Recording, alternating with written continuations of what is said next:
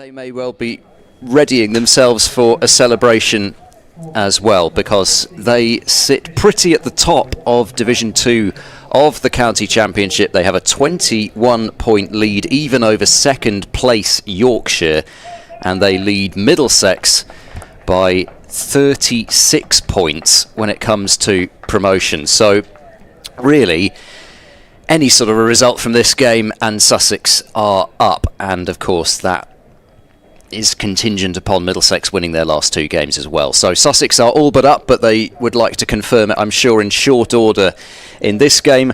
We've got a gorgeous day. It is not at the moment sunny, but there is a lot of blue sky, good temperatures forecast. It should be a fantastic 4 days between these two sides, Gloucestershire and Sussex. The news from the toss is that Gloucestershire have won it, and they have elected to bat first. The pitch pretty central from both sides' selections, and we will run you through the two teams in full as and when.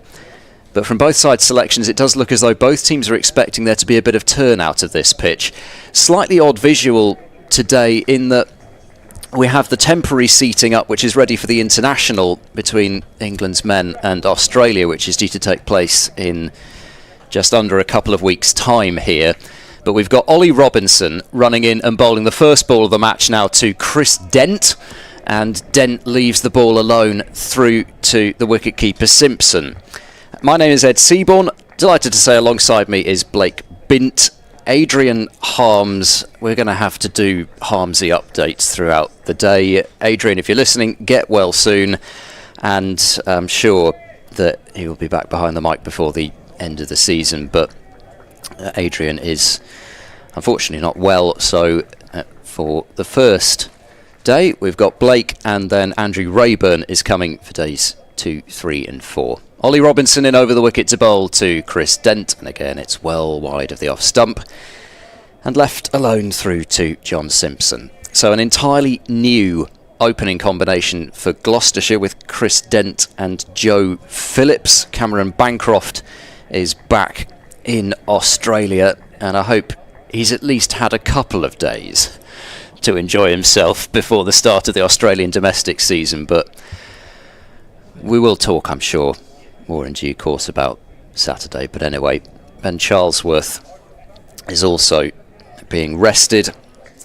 Then it's a bit more standard in the middle order, which I'll get to in a moment, as Robinson is round the wicket now to the left-handed Dent. 3 slips and a leg slip, and that one does move back in off the surface, as it is again left by Dent on length as much as anything else. So Ollie Price, Miles Hammond, James Bracey has the gloves, Graham van Buren the captain, Tom Price, Zafar Gohar and Ed Middleton. So Gloucestershire with 2 spinners, Zaman Akhtar and Dom Goodman. Well, I say 2 spinners, it's 2 spinners plus then also a bit of Graham van Buren and Ollie Price. So plenty of spin options available for Gloucestershire as Robinson bowls. And again, Dent does not offer a shot. Morning, Blake. Sussex, how are they looking? Morning, Ed. Morning, Ed. So we have Tom Haynes, Ollie Carter, who's come in today for Daniel Hughes, who's a late dropout heading back to New South Wales for the domestic season, Tom Clark, Tom Alsop, James Coles, John Simpson, the captain, who also has the gloves.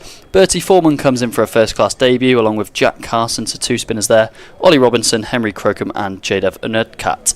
Robinson to Dent, who has to play his first shot of the match, and it's a defensive one which goes back to the bowler.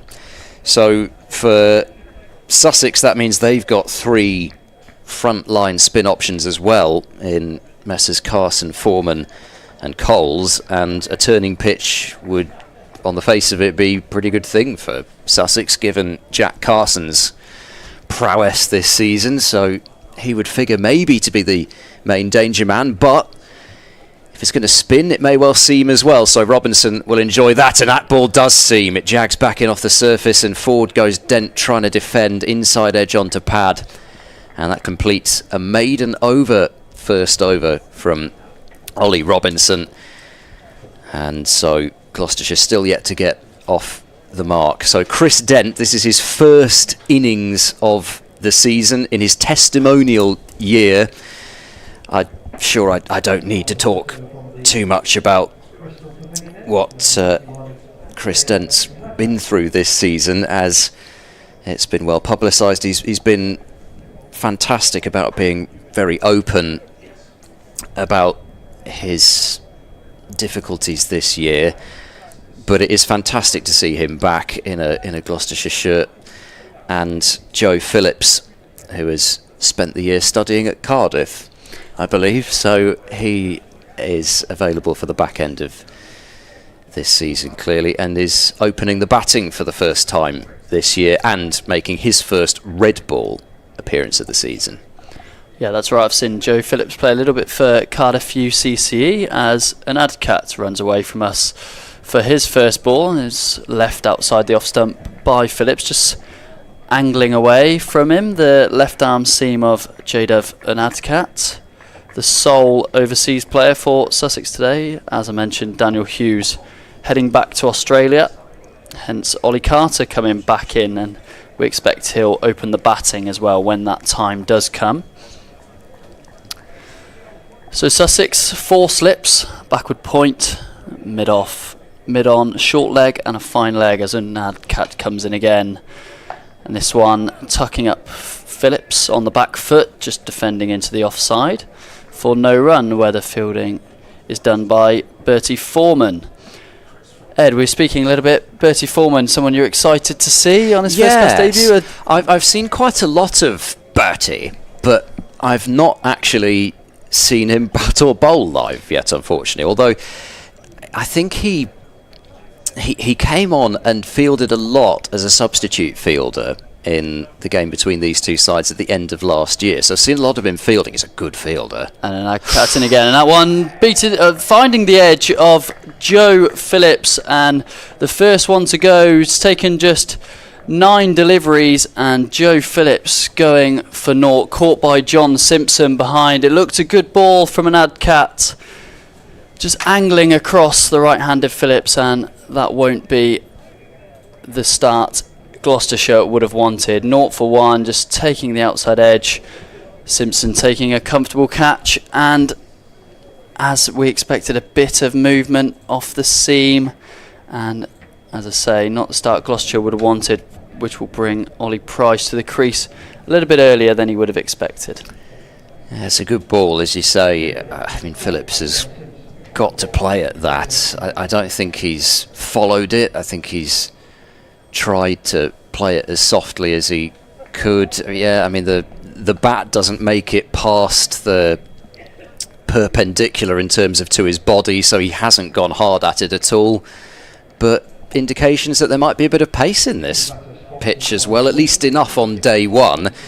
And this might not have been a bad toss for Sussex to lose, as it's turned out, because I suspect both sides, as we've been saying, they've picked spin options, so they're expecting it to turn. So you'd imagine that batting first would be the way to go, so that you're then bowling last. But day one at Bristol tends to be where you get the most pace out of the surface. If you're going to get any pace out of a Bristol pitch, it's going to be on day one on the first morning. So for the seamers, and Adcat and Robinson, they might be quite happy about this. And Adcat comes in again to Ollie Price for his first ball, and that's left outside the off stump. Yeah, as you said, I think it was one of those balls, not a lot you can really do about it, just sort of had to play. It was on that stump line, would have been dangerous to leave by all means, and as you say, didn't seem to chase it or follow it. And Adcat, obviously very skillful bowler here at Sussex, on the back of a 4-foot in the first innings of their last game, as he comes in again running away from us in our commentary position. And that's Gloucestershire off the mark. Ollie Price tucking into the leg sides, that one just coming back onto his pads from an Adcat. Gloucestershire moved to 1 for 1. Slightly different first ball in particular from Ollie Price from the last ball that he faced, where of course he clouted Jake Ball over long on for 6 to win the T20 Blast title, a shot that will stay in the memory as long as there is one, which for me is probably not very long, but you know. And that's what a way to finish. For his final ball of the over, and that one's squaring up. Chris Dent and LBW appeal turned down, but signs of swing and movement off the pitch inside that second over. And Cat's first, and after 2 overs the score is 1-1. Oh, that looked a good shout. We'll have a look at it again. Maybe height. It's just, yeah, maybe, whether it's just done a bit too much. We're getting a look from a bit more side on, which might give us a better indication of height. Yeah, maybe it was a bit high, actually, looking at that. Yeah, you might well be right. I thought to start with that it might have just jagged a bit too much and maybe caught him outside the line, but maybe it was more height. Anyway, there is seam movement in this pitch, so this will not be easy for Gloucestershire up front. Ollie Price to face Ollie Robinson. And this is a drive which skews out to mid-wicket off the bat of Ollie Price, and there is no run. So I think I'm right in saying now that with Ben Charlesworth not playing in this game, that Gloucestershire's iron men for the season remain Miles Hammond and James Bracey. I think they're now the only two to have played in every game this season. It didn't surprise me, I must say, to see both Prices on the team sheet today, as Robinson bowls to Ollie Price, who's forward and blocking this one back up the surface, because when it comes to players that just love playing, from what I've heard from everybody who's coached them, and from what you can see in terms of the fact that Ollie Price is practicing his spin bowling when you arrive in the morning. And you probably have to tell Tom Price that you've got to manage your workload. You can't bowl as much as you'd like. Robinson bowls to Ollie Price, who's forward, playing the ball defensively up towards mid-off. Mid-on has to get round. Might have been able to sprint a quick single there, but to be a little bit watchful about Robinson and his follow-through. But I think it would be very hard, sort of knowing them enough, to say to either of the Prices, sorry, you've got to have a rest. I don't really see them as the type of cricketers that wouldn't just look forward to a chance to go out and play cricket. Not that every cricketer doesn't love playing. As Robinson bowls to Price, that has gone, but it started way too wide to interest Ollie Price in a shot, but serious swing away from the right-hander, and Simpson scuttling across in front of the slips to take that one. But yeah, it's obviously going to be over the last couple of rounds, it's going to have a bit of a different feel for Gloucestershire because of what happened on Saturday. That's just the way it's going to be. Robinson in and bowls, and trying to play this one, I think, down the ground on the onside. Ollie Price gets in a tangle, and it loops off pad, but harmlessly away for no run. But how can I put this diplomatically? There's not so much to play for Gloucestershire here. I suppose mathematically they could still get promoted because they aren't 48 points behind Yorkshire, but as Robinson bowls and left alone to complete another maiden over from Robinson, who's yet to concede a run. 3 overs gone, Gloucestershire 1 for 1. I think when you've lifted your club's first T20 trophy, and you've lifted your club's first trophy in 9 years, a couple of championship matches at the end of the season, it's hard to imagine there's going to be exactly the same intensity. Not that they won't have prepared well for the game, etc., etc., but it's just it is going to feel different. And actually, maybe in relaxing, which is what they may well do, that might not be such a bad thing, because I get the impression that that's basically what they did at Lord's for 4 days. Enjoyed London, still played hard, but then went on to win the game. And now Cat in for a second over to Chris Dent, who plays out into the gully region for no run. As I say, Ed, it may not be the thing that's the top of their minds at the moment after a long season and a hard season. Like I said, Saturday would have been all worth it, but potentially a good chance for someone like Chris Dent to just go out on a high these last couple of championship games. It would have been a nice opportunity for Joe Phillips. And as you said, Ollie Price, he loves playing cricket, and I'm sure he'll take any opportunity he can as well. And Adcat over the wicket to the left-hander Chris Dent, and he'll get off the mark with a squirm, opening the face through gully. Played safely, played down, and he'll come back for a couple out to the deep third boundary. Gloucestershire to 3, Dent onto a couple. Yes, we don't actually have at the moment a functioning scoreboard on the ground, which is a little bit of an issue. But anyway, fortunately we at least have the score up here, so as long as the stream doesn't go down, looking at you, Mr. Healy, as long as the stream doesn't go down, we'll be fine. And Adcat in again, and this one onto the pads of Chris Dent, and he takes a quick single into the mid-wicket region. Ollie Robinson, the fielder, coming round from mid-on as Gloucestershire now move to 4. I think as long as the score stays in single figures, I can add it as we go along. I think when we reach 5:30 p.m, that may become a little bit more difficult. If you're having to score all day, that might be a bit of an issue. I have had to score all day for a one-day game before.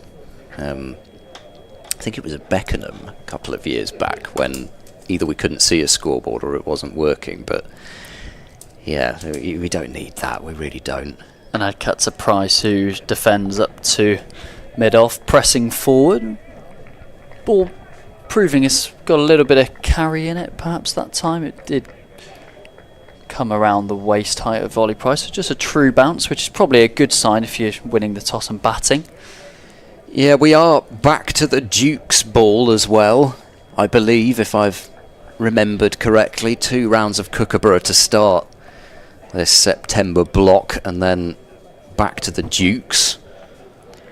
Well, that would have been a reason for picking spin if it was the Kookaburra, as Price drives this one loosely and it finds its way to point, but Foreman does the fielding, and Adcat, that was slightly fuller delivery. Price tempted by that big gap in between mid-off and backward point. 4 slips waiting though, always a dangerous shot. 4 overs inside 4 overs of the opening day, but safe nonetheless.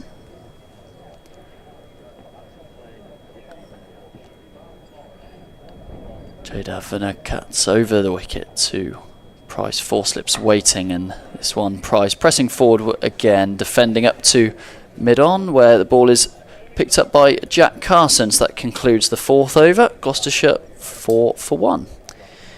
Yeah, and for Ollie Price, he may well be at the back of his mind. I'm sure not right out there in the middle, but at the back of his mind he might well have been thinking about impressing those Lions selectors for the winter as well. A chance to maybe go on another Lions tour as he did last winter, which he spent out at Ahmedabad in that extraordinary 100,000 seat stadium out there, playing a couple of Lions games. As round the wicket to the left-hander is Ollie Robinson, bowls, and Dent again is leaving on length as that one nips back in towards the left-hander from around the wicket. Robinson yet to concede a run. It is a potent opening combination, this, for Sussex. Around about 850 first-class wickets between them.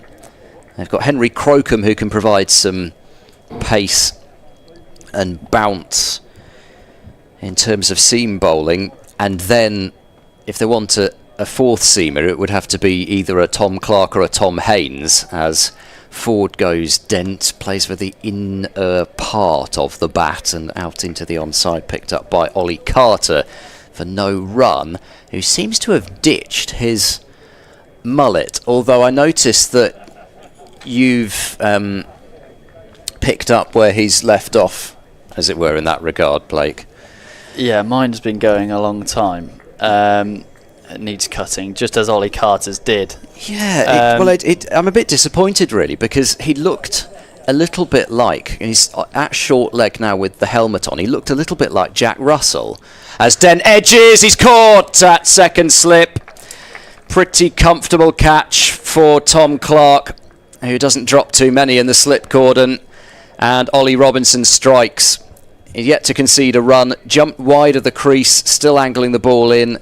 A thick edge. Again, didn't push that hard at it, Dent, but the edges are carrying so far.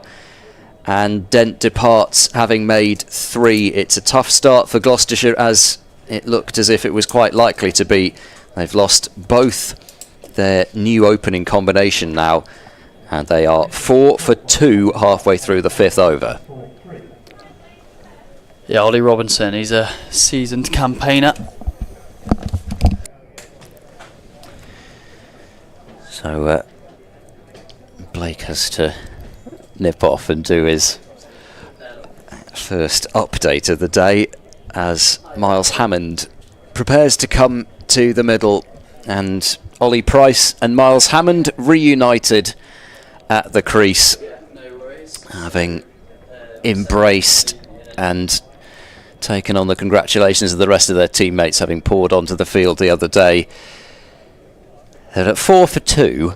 They might have hoped that they were coming out in a slightly different situation, but it has been as probing, as testing a start as you would have expected the likes of Robinson and Unadkat to provide. And Miles Hammond, another left-hander, meaning that there is still the left-hand, right-hand combination out there. We'll see what he can do. What a week it was for Miles Hammond, though, overall. That half-century in the final to see Gloucestershire home. Then, only a matter of days before, a match-winning 78 at Lords in Gloucestershire's successful chase against Middlesex. It has been quite a whirlwind for Hammond, almost as much as anybody else really in this Gloucestershire setup. But he's got a task on hand here as Robinson bowls to him. He comes forward and dabs the ball away confidently into the covers, and there is nobody at cover with Sussex going for an attacking field, and Robinson has conceded his first run. So Gloucestershire are 5 for 2 as Hammond is off the mark at the first time of asking. And really, Hammond had one thing on his mind, and one thing only, I think, facing that first ball, and that was to get straight up the other end. Ollie Price facing, still the 4 slips in. There's a short leg as Robinson bowls to him, and he tries to turn that one off his pads and can't get the ball away. Some Sussex hands went up in the air in anticipation of a loud appeal, but that was just checked. And we'll keep you up to date in terms of what is happening everywhere around the county championship as ever, with plenty of excitement in terms of promotion, in terms of relegation, and of course that title chase that got blown open by Somerset's win over Surrey in the last round as Robinson bowls, and again Ollie Price is trying to flick this ball away, and the ball slams into, by the looks of things, a part of his leg where there was no padding. So a little hobble round the stumps and then up towards the other end to try and shake that one off. But another successful over ends, and for Gloucestershire, who did get bowled out cheaply in their last innings on this ground against Northamptonshire, be looking for a sizable partnership to make sure that that doesn't happen again. Gloucestershire so far not the only side to lose 2 early wickets. Warwickshire are 15 for 2 against Essex. That match taking place at Edgbaston with a couple of wickets for Jamie Porter. But it'll be quite interesting actually to compare overall the wickets that are taken with the Dukes back now compared with the Kookaburras. And Adcat bowls from the pavilion end and beats Hammond's outside edge as he goes reaching for the ball and rehearses more a withdrawal of the bat. But can tell you in terms of the early news from the Div 1 title chase that Surrey have put Durham into bat at the Oval And at Old Trafford, as Hammond has not nicked off there, he went for a drive for a ball that was nowhere near there for the drive in terms of length, and then the ball hooped away from him. And really, he couldn't have got close to that if he'd tried, particularly selecting that shot. That ball has just done too much from Unadkat's point of view. I can tell you that at Old Trafford, Somerset also have put Lancashire into bat. And Lancashire are 19 without loss. Unadkat in now, bowls to Hammond. He's forward and finding a single. Again, with just a firm defensive push out into the covers. And score moves on to 6 for 2.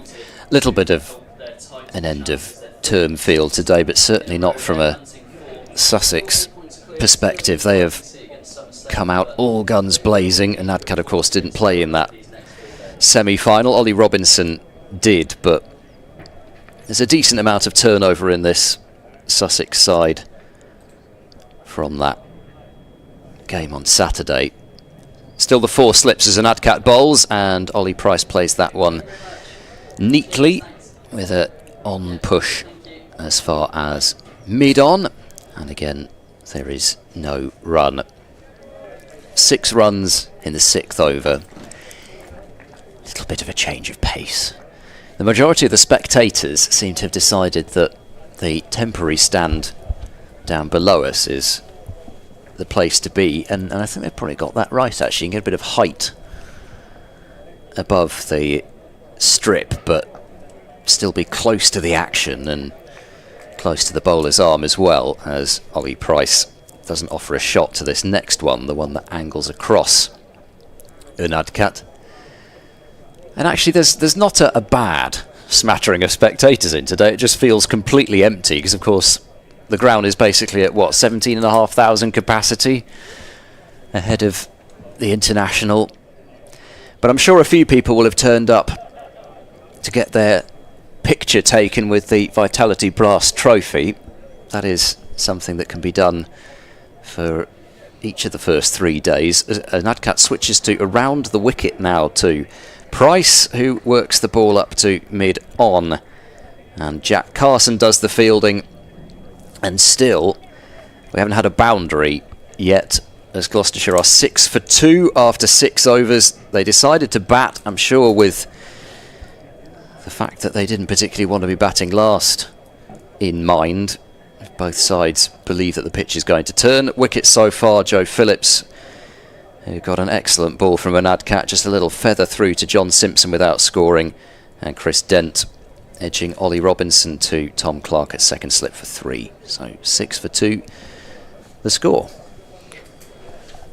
Yeah, 6 for 2, a steady start in terms of the runs per over, and a good start for Sussex in terms of the wickets, as Ollie Robinson back in, this time over the wicket to the left-hander and edging down towards the ground of ahead of 4th slip, and it's Tom Haynes there not carrying to him. I think he just took one on the end of the finger there as he shakes his hand around to relieve the pain. Interesting to see Robinson switch between over and round, potentially a plan specifically for Hammond, or was it a plan specifically for Dent? I don't know. Yeah, I mean, I have noticed that sides seem to like bowling over the wicket to Hammond, but they will vary it. Yeah, perhaps Robinson's trying to get him nicked off, and that one well wide of the off stump, and Hammond has nothing to do with it, leaves alone through to John Simpson. Because he's quite strong, although I can see that Robinson's switching around anyway, so yeah, it's more of a messing with the batter thing, I think. But Middlesex certainly, maybe the feeling is that Hammond will chase those wider ones a bit more than some others, whereas usually from round the wicket he's quite strong at getting across his stumps and will flick the ball from the straight from round there. Well, here he is around the wicket now, Robinson, and Hammond leaves that one dramatically, raising his arms aloft above his head. And the field Robinson has got for his round the wicket bowling looks as though he's going to try get Hammond a bit straighter. He's got James Coles in at leg slip, and he's also got Ollie Carter under the helmet at short leg as well, which he didn't have when he was going over the wicket. Maybe just the natural inkling to angle the ball into the left-hander, particularly from around the wicket, as he continues to do for the 4th ball of this over. And Hammond drives well through extra cover. The diving fielder Henry Crocombe can't cut it off, and that's the first boundary of this morning here at the Seach Unique Stadium in Bristol as Gloucestershire move to 10. Yeah, it's a forcing drive from Hammond. He allowed the ball to come to him still, though, but good firm punch with the hands through the line of the ball.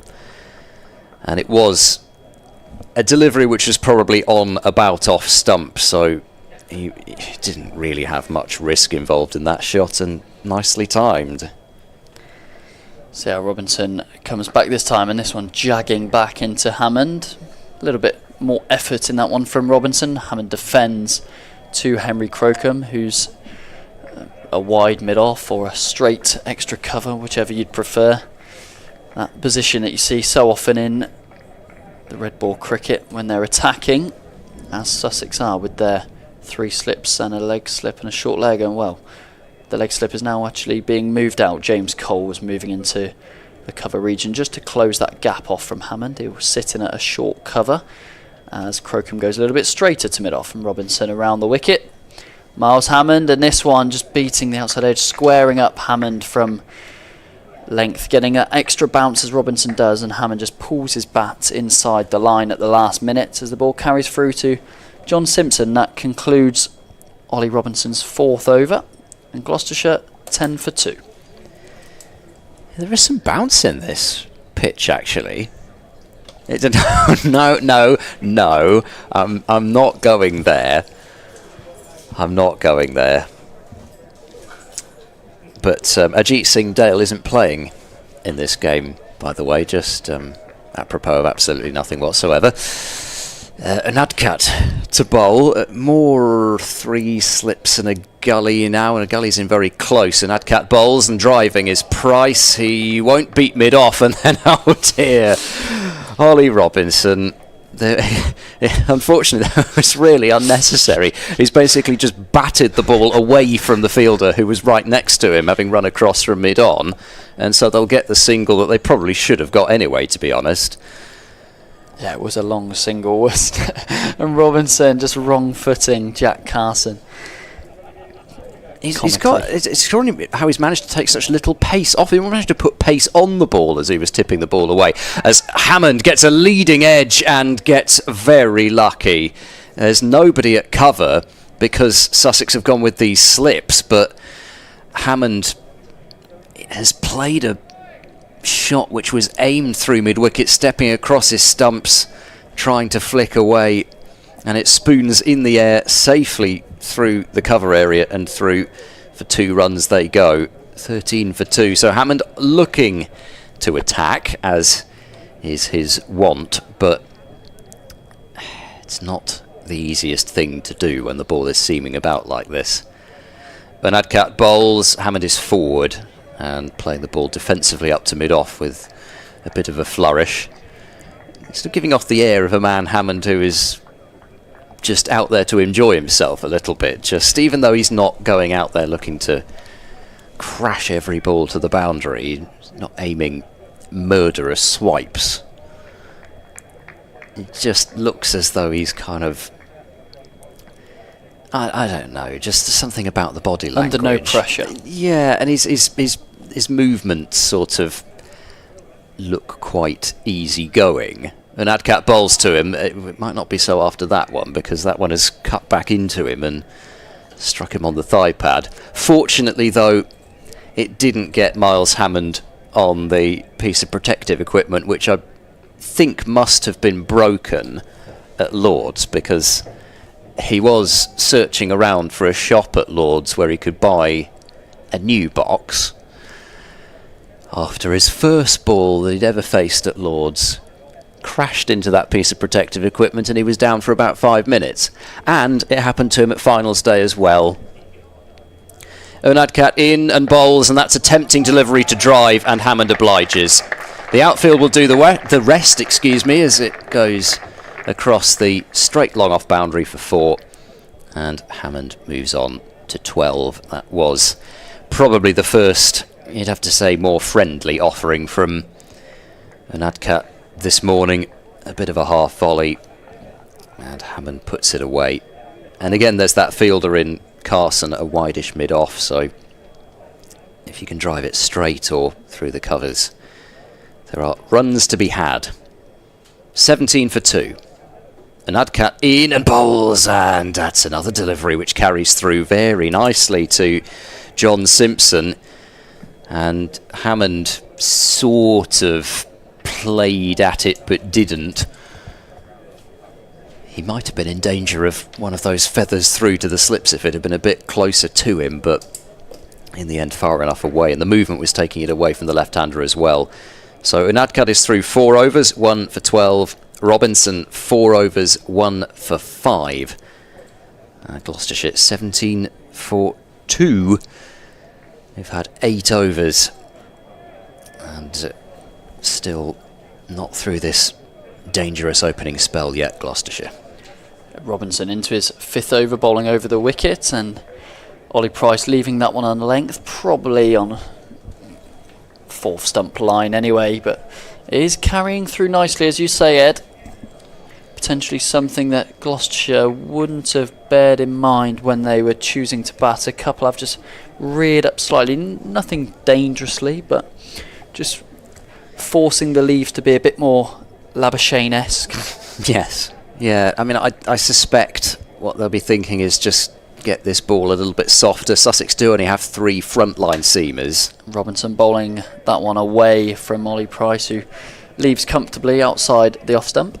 So be hoping it gets a lot easier after Robinson and Adcat. It may well not do. I mean, Tom Clark took wickets the other game, if I remember correctly from looking afar. Tom Haynes has, I'm sure, got wickets against Gloucestershire in the past on at least a couple of occasions. So, you know, they're both dangerous. Henry Crocombe, I'm sure, will be licking his lips at some of the carry that we've seen so far.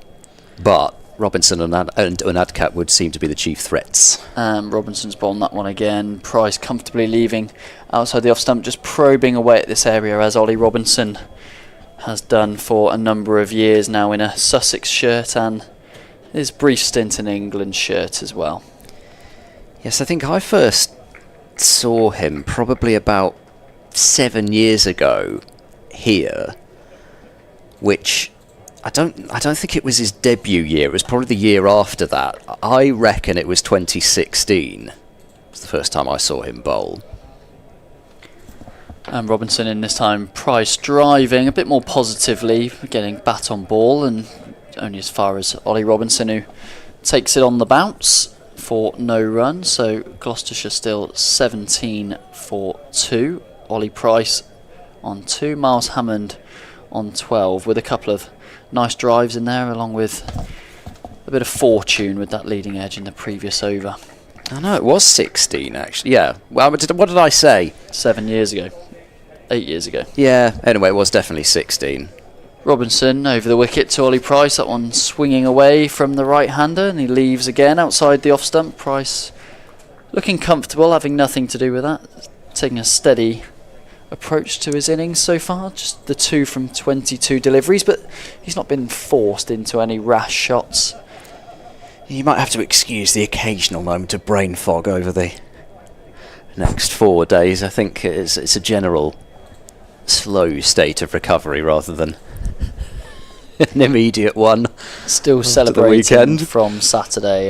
Gloucestershire has Robinson over the wicket. Price defends up to mid-off, and that concludes the 9th over of this morning in Bristol, and it's 17 for 2. But anyway, that game between Gloucestershire and Sussex in 2016, which was around about this time of year, it was right at the end of the season, and Jofra Archer was also playing in that game, which was the first time that I'd got to see him, and that must have been his first year, 2017. Yeah, he must have been really young at that point. Well, they changed the residency, didn't they, for him, so that it was a couple of years for the World Cup, but both Archer and Robinson playing, and actually I'm looking at the card. Robinson only bowled 4 overs in the second innings, but I remember watching him at 2 for 52 in the first innings, and you thought, whoa, there's something really there. And having not seen him before, he was pretty quick, actually.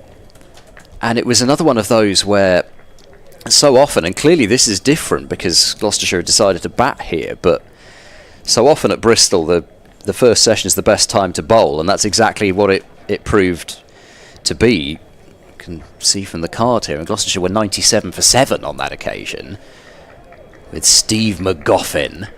Remember him? Aussie seamer. He got 3 for Chris Jordan, couple of wickets. Anyway, change of bowling, and Henry Crocombe is bowling his first ball. A lively enough start, but Hammond prods it defensively up to mid-off. Typically McGoffin-esque figures: 22 overs, 11 maidens, 3 for 36. He was really one of those ball on a string type bowlers. Archer 3 for 39. Almost more so, I remember Archer with the bat than the ball. Short ball swung away into the leg side by Hammond, and for 6. It goes several rows deep into that temporary stand. It's really the Miles Hammond signature shot. If he sees a ball halfway down, he's going to swing like that. Clean pickup, and it travels the distance. 23 for 2. Right there on the hip. And just a free swing. There's a fielder down at fine leg. There was a mid-wicket, but Hammond doesn't really tend to bother about those two fielders when he's in the mood to play that shot. There is some protection now out at deep mid-wicket if Crocombe does drop short again, but that boundary will not be big enough if Hammond gets hold of it. This is on the pad of Hammond that time. I don't think there was any bat involved, as it will be a single down to fine leg, and indeed not. Neil Bainton,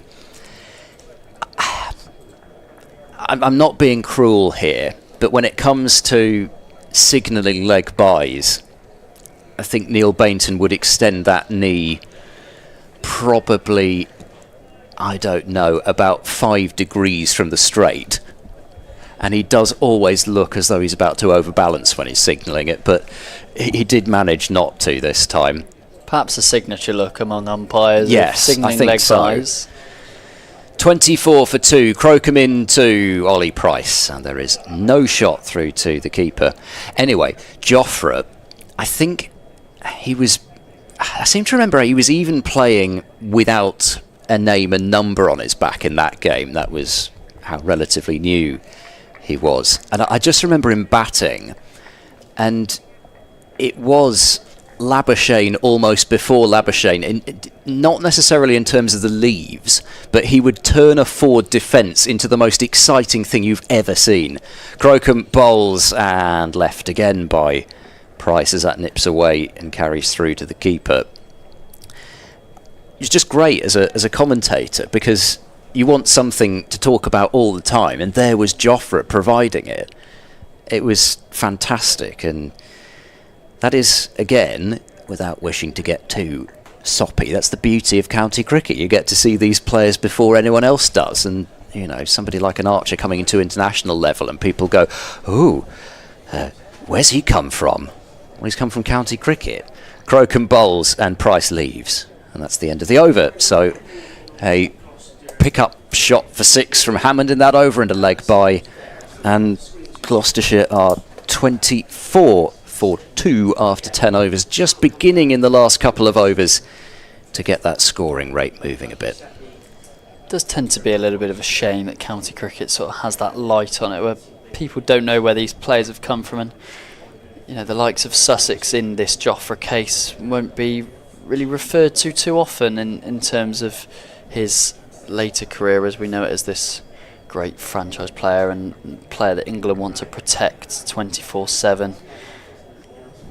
It's a shame, but of course it is exciting when you do see them burst onto the scene. And Robinson in again, round the wicket to Miles Hammond, slightly squared up again, just edging, or outside of the face of the bat, let's say, safely out to backward point for no run. Yeah, and I mean, I remember the same thing happening with Matthew Potts as well. Where they've been hiding this bowler in Division 2?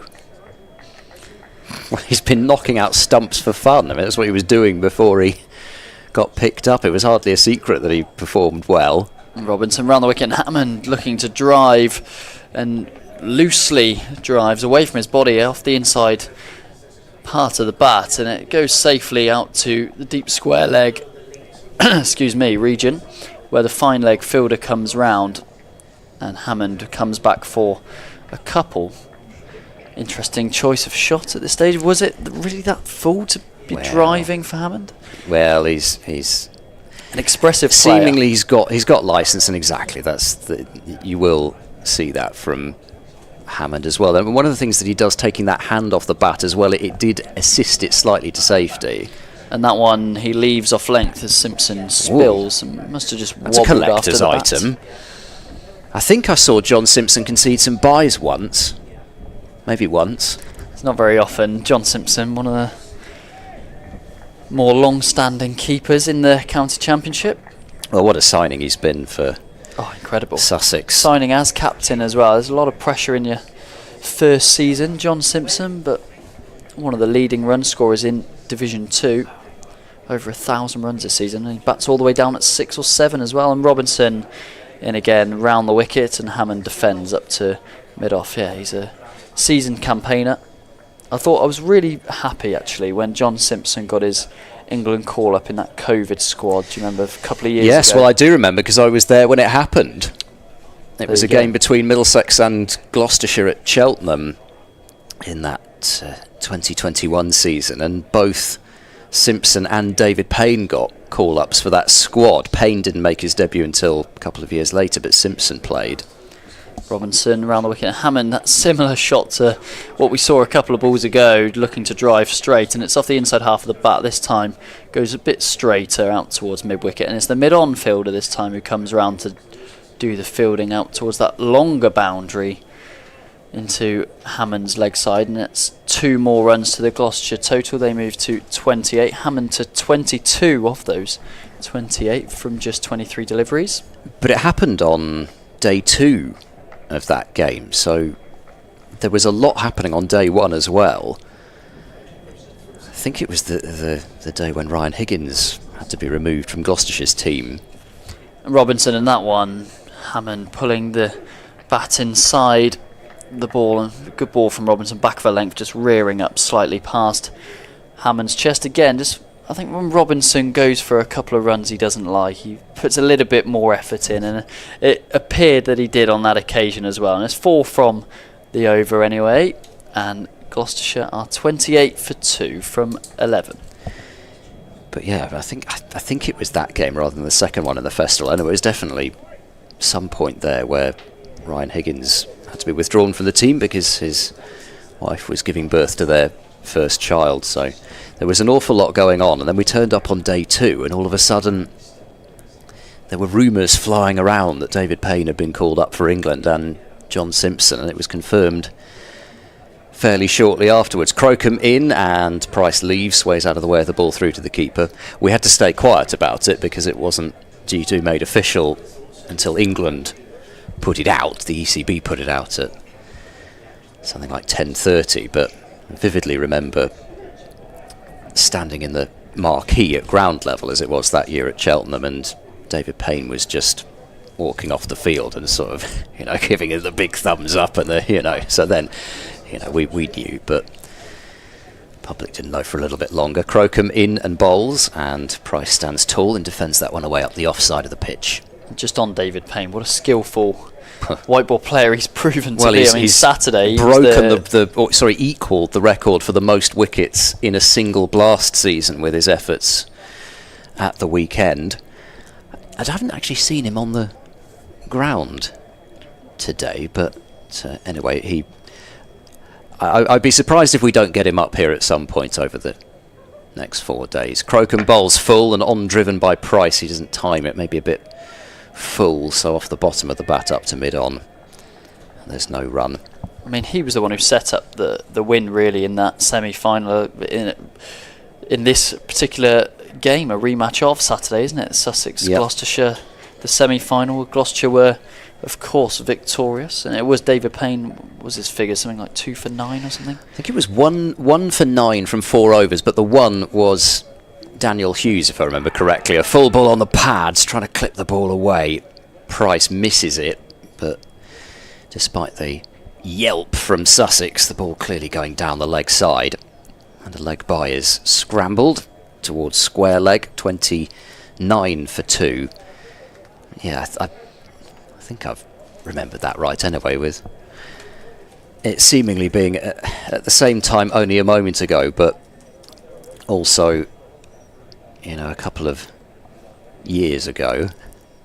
He did now. just have that ball on a string, didn't he? I remember that first over to Harrison Ward. Crocombe Bowles driving is Hammond. He's flashed that one away to backward point, and it's well stopped, I think, by Carter there. So Hammond won't get a run for one of his best timed drives so far. Well, I think his best timed drive, maybe not his best timed shot, as there was that 6 into the temp stand. Yeah, David Payne bowled Daniel Hughes for 1 in the 3rd over. But yeah, his bowling in the quarter-final as well. As Crocombe bowls and angling in, bit of in movement, but it's well covered by Hammond, who plays the ball up to mid-on. And that will be a maiden over from Crocombe, with just the leg by coming from it. 29 for 2 Gloucestershire after 12 overs. I think his spell at the start of the quarter-final was probably, and he's had so many over the course of the campaign, but the spell at the start of the quarter-final was probably his most valuable of the campaign, because Gloucestershire had got that low score. They weren't defending many. What was it, 138 I think Gloucestershire made in their batting innings. And his first over, I think Moeen Ali laid bat on about 1 ball. He bowled a maiden over, so already the Bears had 19 overs to get the runs in. And then with his last ball, Jack Taylor having pushed him to bowl a 3rd over, with his last ball of the 3rd over he got rid of Moeen Ali, and if he'd not taken that wicket, Moeen may well have continued to take the game away from Gloucestershire. So that was probably his most valuable 3 overs for Gloucestershire. I'm seeing an Agcats have a change of ends. Ollie Robinson taking a rest, and an Agcats first ball from that Ashley Down road end is moving away from Ollie Price, the left armour, going over the wicket, and is left alone, taken by John Simpson. So Sussex just opting to keep the 3 bowlers for now. Bit early to see a bit of spin, I'm sure, as the ball is still swinging slightly and seaming as well. And Adcat in again, left arm over the wicket. Price tucks into the leg side off his hip, just comfortably coming through for 1, where the ball is fielded at mid-on by Ollie Robinson coming around. Gloucestershire to 30, Price to 3 from 32 deliveries. Hammond going along a little bit quicker, 22 from 26. Already seen his first maximum of the game to that, pulling to that shorter leg side boundary. It's very much a ground dimensions. I know it doesn't make for great radio, but the ground dimensions are very much one way long, one way short, let's say. Yes, and it's also the same in terms of the ends as well, much shorter to the Ashley Down road end. It's a bit difficult to get a full impression of that when you're sitting high up in this comms box. They both look fairly similar, but it is much shorter towards the flats than it is towards the pavilion. And Adcat's over the wicket to the left-handed Hammond, and that one is played up to mid-on, and it's taken from behind. It was strange to see what happened. Initially I thought it was a bump ball. It was a full delivery, and I think Hammond just missed timing an on drive. Be interesting to see this one again. It's sort of flicking through mid-wicket and just a little bit early on it, and he's gone for a comfortable catch up to mid-on, and Hammond's brief but fast knock of 22 comes to an end. Gloucestershire now 30 for 3, having to rebuild once more. Well, he's still getting a warm reception as Miles Hammond, as he walks off. I think as much because spectators want to congratulate him for what happened on Saturday rather than that particular innings. We saw a lot of dismissals like that on Saturday, with just catches chipped up. I think mid-on, mid-off, taken 3 or 4 catches at least inside the circle in that manner on that day.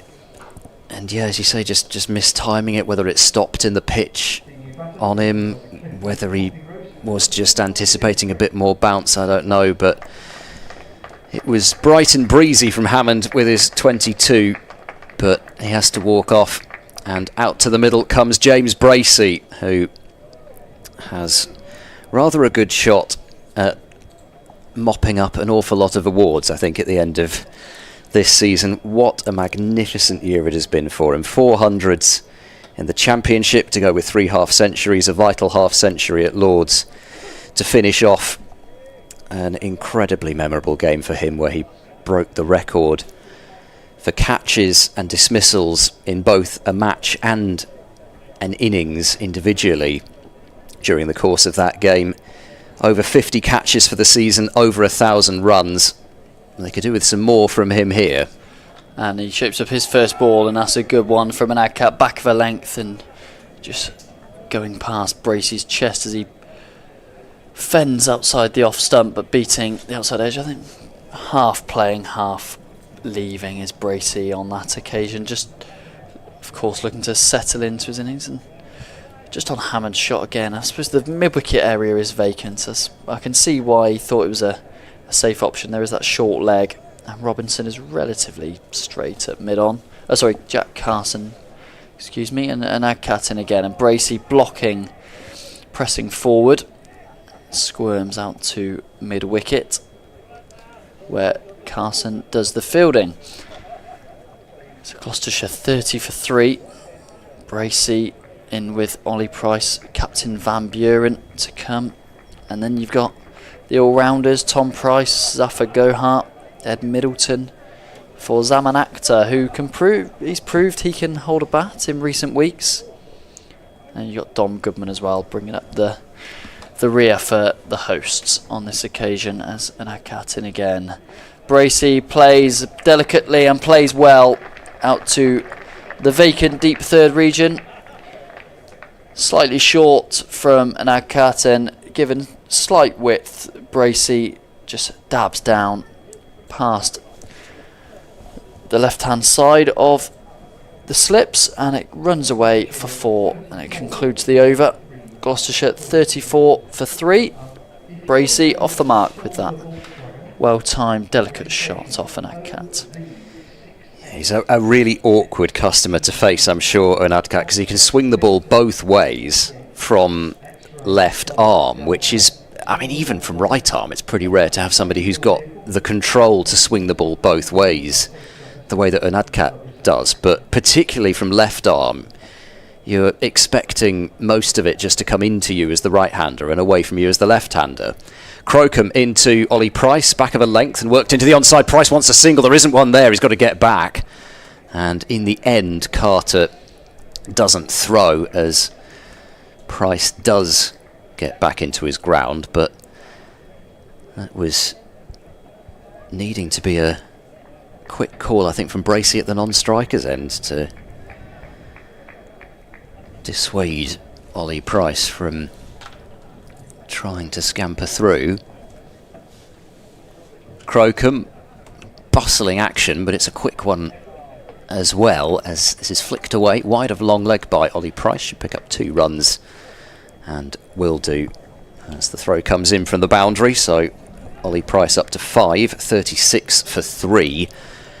But an Adcat, going back to him, there's something a bit awkward about his action as well. He's got quite a quick arm, and I've seen, maybe more so when he's played internationally or in the IPL perhaps, seen some shots of him bowling, and you don't get to see the ball for very often. I think some bowlers, you feel like you can see the ball early off them, as Ollie Price drives right off the toe end of the bat up to mid-off, and Robinson fields.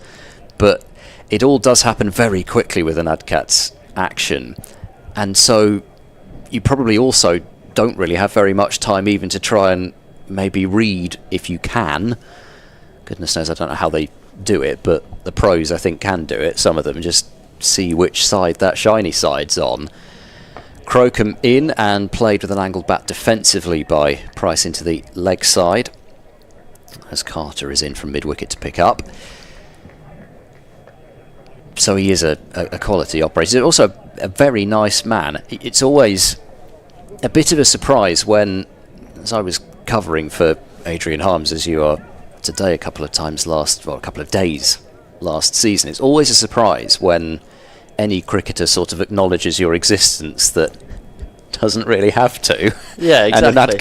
And Adcat was, yes, he gave me a very pleasant smile and a how are you.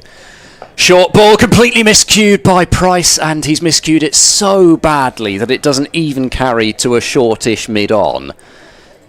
Wow. He saw a short ball that he could try and get hold of, and I think that's probably about the worst hit pull shot that Ollie Price has ever hit, but he doesn't get out to it. Crocombe can't believe his luck, bent over, staring at the floor at the injustice of it all. He almost fell over backwards as well, did Ollie Price, onto his stumps, which I've seen before.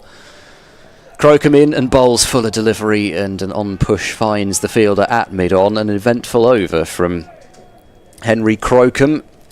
3 overs for 8, but it was unfortunate not to have his first scalp, as Gloucestershire are 36 for 3, 14 overs in, and we've just completed the first hour of play.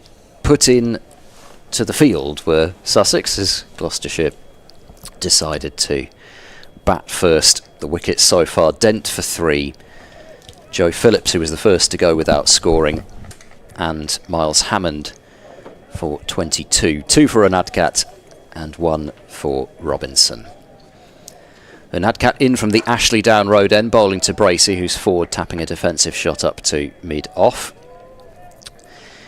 Running through the scores then from the first hour from elsewhere. Yorkshire off to a good start against Glamorgan, a 50-run opening partnership for Adam Lyth and Finlay Bean. Glamorgan decided to bowl first. Wonder if anybody decided to bat first other than Gloucestershire. Leicestershire 32 for 1 against Northamptonshire.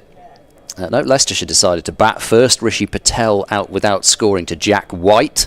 Anadkat bowls. Bracey again is trying to guide the ball away on the offside, maybe hoping for a run fine of backward point, but Bertie Foreman is quickly in, and there is no run.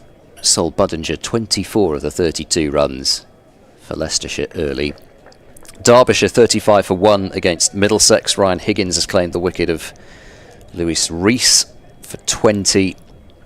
Harry Kame and Brooke Guest together at the crease. In goes Anadkat and bowls, and Bracey works this one away wide of mid-on. And there is no run. In Division 1, Durham, having been put in by Surrey, a 50 without loss. Alex Lees and Ben McKinney opening the batting there. Scott Borthwick out for the season, but Emilio Gay is playing his first game for Durham, signing there next season. No Matthew Potts for Durham, and no Bryden Cass. I guess they're all being rested ahead of the Test series in Pakistan. Both have been picked for that. Anadkat bowls, an appeal for LBW that doesn't look as if it has a massive amount going for it. Maybe a bit high and jagging down the leg side, but Sussex warming up the lungs. Must confess there's a name in that Durham side that I've never seen before, but what a great name. James Minto. It's a good one. So both Currans, by the way, playing for Surrey. In fact, I think the Currans are bowling in tandem at the moment. In goes Anadkat and bowls. That's edged and has fallen short of second slip. Anadkat wheels round in disappointment. There was bounce. Well, actually, it might have been off the glove of Bracey rather than the edge, which is why it didn't carry. Wasn't easy to see first up exactly what that came off. Look at the replay there, yeah, maybe off the gloves and just short of Tom Clark at second slip. There is bounce in this pitch. And, well, if the old thing of if the second slip had been level with the keeper, then might have taken the catch, but everybody was deeper than Simpson. Unadkat in and bowls, and this is played up to mid-on far more comfortably this time by Bracey, but it is a maiden over from Unadkat, who's bowled 6 overs, 2 for 17. In the game between Hampshire and Worcestershire, Hampshire won the toss and decided to bat, and Worcestershire have 2 early wickets, Toby Albert for 11 and Fletcher Middleton for 6. Tom Taylor has both those wickets, and a fine finish to the season it looks to be for Worcestershire, who continue to look to move further up the table. Nottinghamshire are 83 without loss against Kent, with Ben Slater having reached a half-century already, 55 from 50 balls, with relegation threatened Nottinghamshire needing a result there, and they may well be safe. In comes Crocombe, bowls to Price, who turns the ball away out to mid-wicket, and there is no run. They would hope, Nottinghamshire, that probably even with a draw they might be safe, with Somerset visiting Lancashire, and Lancashire 42 for 2, with Craig Overton having removed Harry Singh for 7 and Josh Bohannon for 4. Rocky Flintoff joining Keaton Jennings in the middle. Crocombe in bowls and whipped away down to long leg, this one by Ollie Price. He'll take 1. Takes his score up to 6. Gloucestershire to 37 for 3.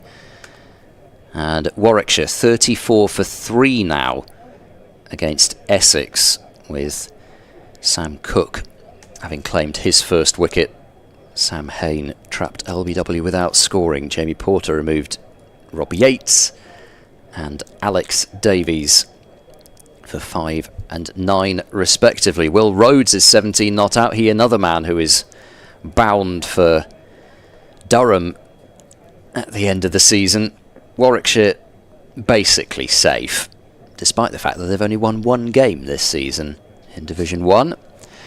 Crocombe coming round the wicket now to Bracey, and again it bounces, and Bracey is caught on the crease, and it strikes him fairly high up on the pad. And again there is no run as Crocombe just carves out at the crease. I'm just looking at the pitch. I mean, we haven't been able to get out there. Strictly speaking, we're not allowed to do such things, but even from the pictures on the stream, it looks as though there are some kind of grooves in it. As Crocombe bowls, full toss, and Bracey drives it away. He's not timed it to perfection, but should still pick up 4 runs despite the pursuit of Carter, and the ball crosses the boundary rope. So Bracey picks up his second boundary to move on to 8, and when you get a friendly gift like that, it's got to go when run scoring is tricky. So it was more off the bottom of the bat from Bracey, but he found the gap, and full toss made it rather easier to time. 41 for 3 as Crocombe loses his run. But I'm wondering if it is those grooves, whatever you want to call them, that is why the teams think that this might turn. It's not as though, it doesn't look as though they've shaved the ends or anything like that, as you see sometimes. Crocombe bowls, again it's over pitched and it scuttles along the floor, and Simpson does well to stop it. Bracey tried to drive but couldn't dig it out of there, and Simpson did well actually not just not to concede byes, but if it had got past him it may even have gone onto the helmet. So maybe even saving 5 runs there. But 2 balls in a row just a little too far up to the bat from Henry Crocombe, who could still certainly have had a wicket by now. That plinked pull shot from Price in the previous over. And speaking of short balls, he is moving deep forward square back to the boundary now as Crocombe bowls, but it's the bluff as Bracey leans forward and defends out into the covers And that ends over number 16. So still just the 3 bowlers used by Sussex. 6 overs, 1 for 9 from Robinson, 2 for 17 from his 6 overs by Unadkat, and he'll have a 7th. And Crocombe 4 overs for 13. So if we are expecting this pitch to turn, it's the seamers who are doing the damage at the moment. Yeah, Crocombe slightly looser over from him. He's probably been the one showing the most pace, I would suggest, so far. And Adcat's no slouch by any means. And Robinson, as I mentioned earlier, does like to push one through with a bit more effort now and again, particularly after conceding some runs he feels he shouldn't. But an Adcat, you spoke about him a couple of overs ago, Ed, just how difficult he may be to pick up for the batters. His left arm's difficult enough, and this one he bowls over the wicket to Ollie Price, who pushes it back to an Adcat for no run. Ollie Price looks like he's just settling in. Faced 41 balls now for his 6 runs. The only lapse of concentration, if you can even call it that, more just mistiming of that Crocombe pull shot, is the only thing of note really from his innings. Yeah, they haven't always found timing easy so far of Gloucestershire, and it's sort of similar in terms of Hammond's shot as well. Okay, this time Price does drive nicely, no more than a push really off a fullish length, and Adcat driving down the ground towards the Ashley Down Road end, and it will get 4 runs for it, Ollie Price, which is his first boundary of his 42 ball innings thus far to take him into double figures, and Gloucestershire to 45.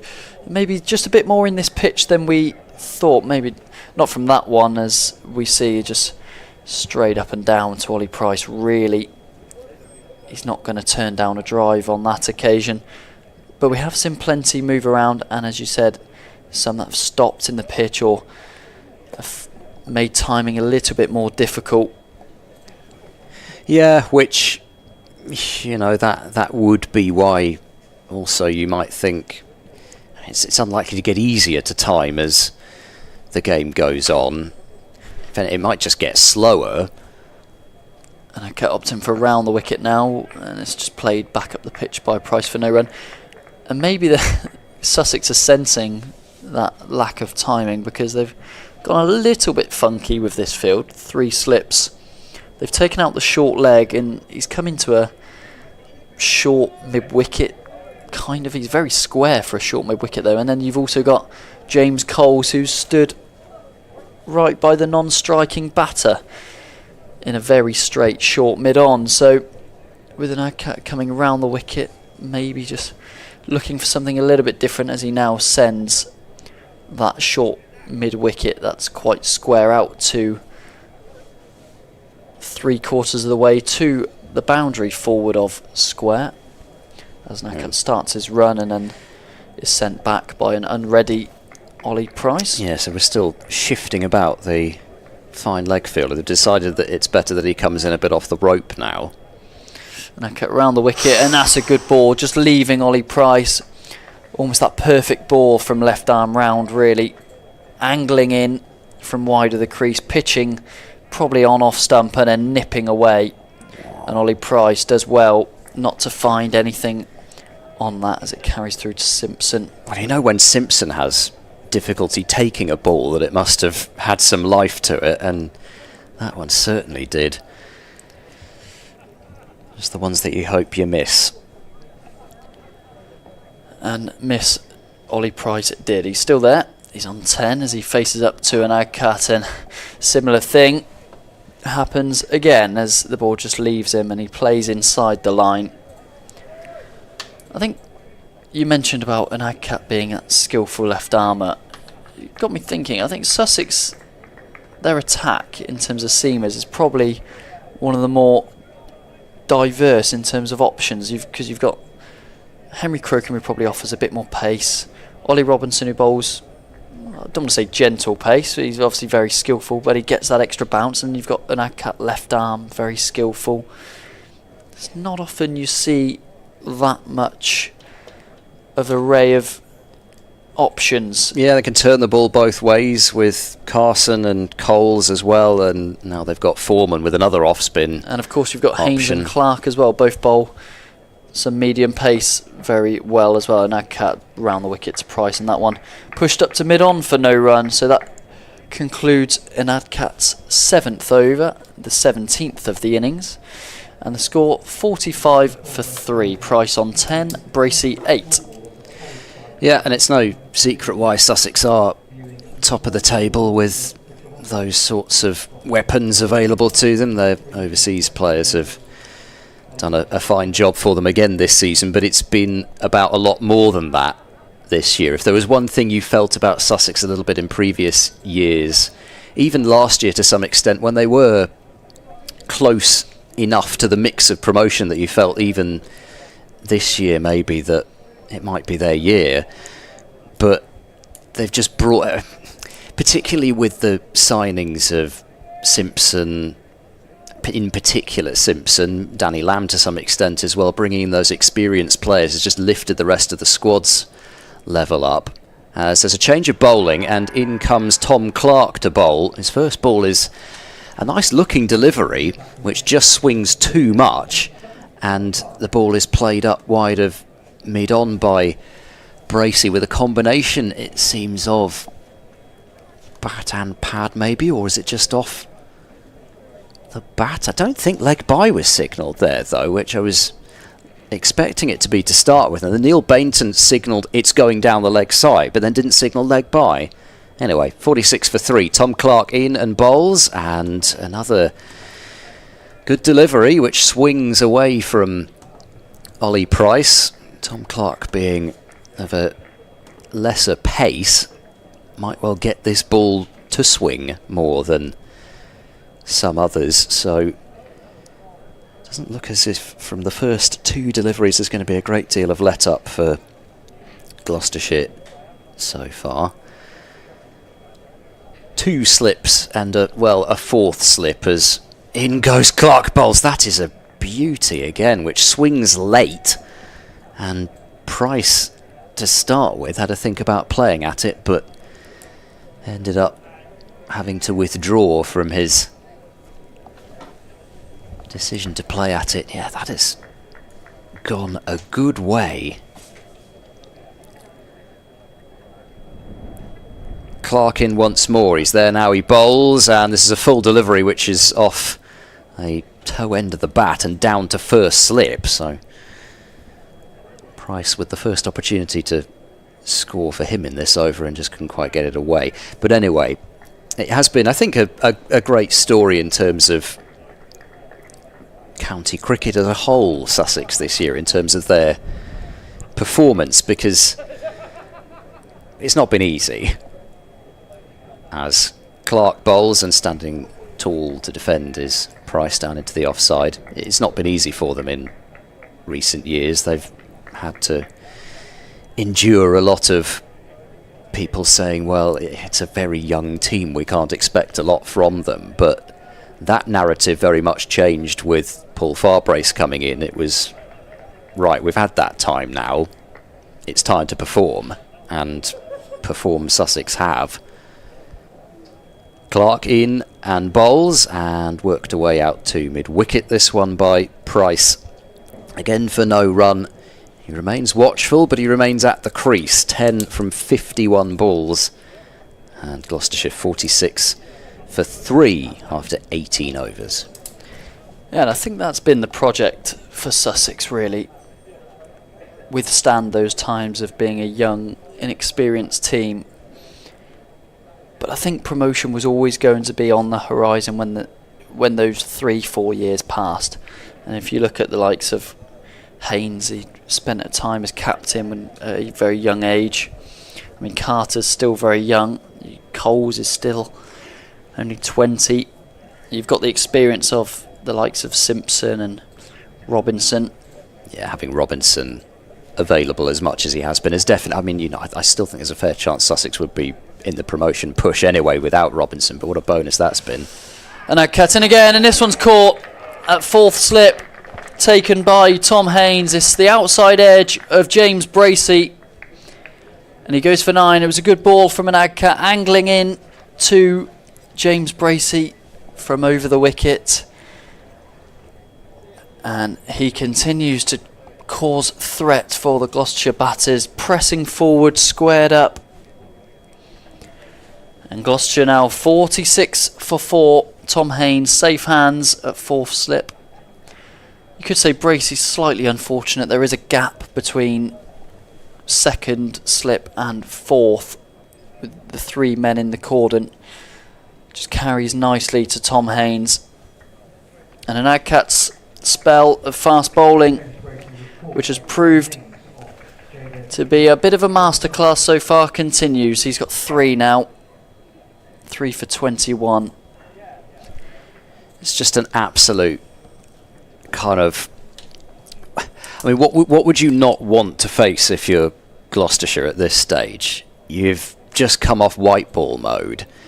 You don't want somebody who's nipping the ball about both ways, who's naggingly accurate, who's coming from a slightly awkward angle, bowling left arm with a Duke's ball on a pitch that's offering a bit of assistance. It's just exactly not what you want after you've had what you've had only a matter of days ago. But all credit to Jaydev Nadkat. He has bowled superbly. He's had the ball on a string. And for the second home game in a row, Gloucestershire find themselves 4 down early, with Ollie Price being joined by Graham Van Buren at the crease. Those were the only 2 to make any appreciable runs in the one innings of the Northamptonshire non-match. So will Van Buren come out with the same sort of mindset as he did there, which was a typically counter-attacking one? And 4 slips now for an Agcat, who comes over the wicket to Van Buren's first ball, who opens the face and is played nicely down to deep third. And in pursuit, the point fielder is Bertie Foreman, who does well to keep it in as they come back for 2. Graham Van Buren off the mark, first delivery.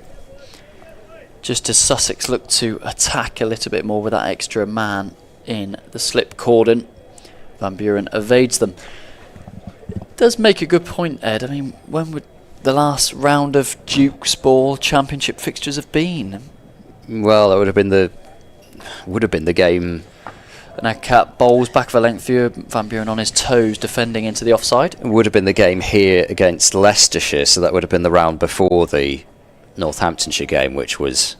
And this is one of the things about this Kookaburra versus Dukes debate, and it may be that teams are actually trying to put more in their pitches knowing that it's a Kookaburra round, but actually the ball doing far more in a couple of games that I've seen with the Kookaburra than in, for example, that particular match which was played with the Dukes. It was a fairly standard draw in the end, that one. And an Agcat at the top of his mark, going round the wicket now to Van Buren, angling it into him. He's cramped up for room, defends back up the pitch. Sussex on the attack, 4 slips and a short leg. Jaydev Agcat got Gloucestershire batters in quite a large bit of trouble as Van Buren, the last of that top 6, and then you're into the all-rounders. Tom Price, Afa Gohar, very capable batters, of course. But when the top order struggle, you only fear that it's going to continue, really, if the ball continues to move around as it has. And Agcat again, and this one angling away from Van Buren. And Agcat got the ball on a string, but not quite as controlled as previous, as that one is far away enough from Van Buren for him to comfortably leave. Yeah, things haven't really got much easier for Gloucestershire in the way that Sussex have used their bowlers. They've made sure that there's at least one of Robinson or Nadkat bowling from the start. Nadkat might not be able to go, well, he certainly shouldn't be able to go all the way through to lunch, but Tom Clark has already looked threatening in the 1 over that he's bowled. Henry Crocombe caused problems in his 4 overs. They've backed up 2 international opening bowlers. And an Agcat on the pads of Van Buren, who pushes up to mid-on for no run. He set off initially, but quickly realised there was no run, and that concludes an over containing a wicket and 2 runs from Jaydev and Agcat. Gloucestershire 48 for 4 from 19, and Agcat 3 wickets to his name from his 8 overs. So Clark for his second over. Well, maybe they just picked 3 spin options, Sussex, because they were that confident in the 3 frontline seamers plus Tom Clark being able to get the job done anyway. I'm perfectly happy with Tom Clark as a 4th seamer. Certainly that first over, you wouldn't have known that he'd not been bowling fully all season. As forward goes Ollie Price and takes a single. There's a deep backward point in place, who is providing a bit of protection for Tom Clark. 49 for 4. Well, just below us at mid-off as well, Ollie Robinson I just saw loosening up. Mind you, as is Henry Crocombe, so maybe Sussex just keeping their options open. But if the ball does get to Bertie Foreman at some point, I mean, he's sort of a dream debut, no pressure. Clark bowls. Van Buren does get a bit squared up, but that is so often the way that he plays, and still manages to get it back up the surface, playing it straight, no run. But you have to feel Jack Carson will probably be an option before any other of the Sussex 3 spinners. I mean, depends. They may want Coles bowling left arm, turning away from the right-handers whenever that time may come. Clark in and bowls, and Van Buren hops into line and defends away again. Yes, he might almost have been hurt a bit, Carson, by the fact that Gloucestershire's 3 top-order left-handers are already gone, Dent, Hammond and Bracey, but I don't think Sussex will mind too much about that when you've got somebody like Carson, who is the leading wicket-taker in Division 2 at the moment. You bowl him against both hands. A shorter ball from Clark is dug in. Van Buren thought about pulling, but ended up, I think, really dropping the hands on that, as Tom Clark, who's not the shortest, he may not be express pace, but that one, I think, well, it's a half pull, half drop of the hands. It's that bounced much more than I expected type shot. He didn't get his hands up high enough to play it. Clark bowls short down the leg side. Oh, has he been strangled here? He has. What a way to go. And it's so often the way when your side is struggling that you see a dismissal like that. It was shortened down the leg side, but it was still swinging, which may have been what caused Van Buren's downfall. It's not the first time he's been out like that this season. He was out in exactly the same way when Gloucestershire were 88 for 8 at lunch at Cheltenham this year in that epic tied game. A short ball, he's had a pull at it, and he's just got a little something on it through behind the stumps to Simpson, who again, because the ball was swerving so much, had a really difficult catch to take in the end. And Tom Clark has struck, meaning Gloucestershire are 49 for 5, and Tom Price will be coming out to bat. Well, what a dismissal. Van Buren's not going to be able to believe what he's done there. So Gloucestershire struggling to see lunch at this point, with Tom Price. As you mentioned, there is batting behind him, Zafar Gohar, Ed Middleton, Zaman Akhtar, but Price brothers reunited at the crease again, having spent a bit of time together at Lord's as well, and a serious job on their hands to try and recover something out of this innings. Things not quite as bad as when Tom Price walked out to bat on that famous day at New Road last season. 45 for 7 the score was when he came out to the crease there and did what he did.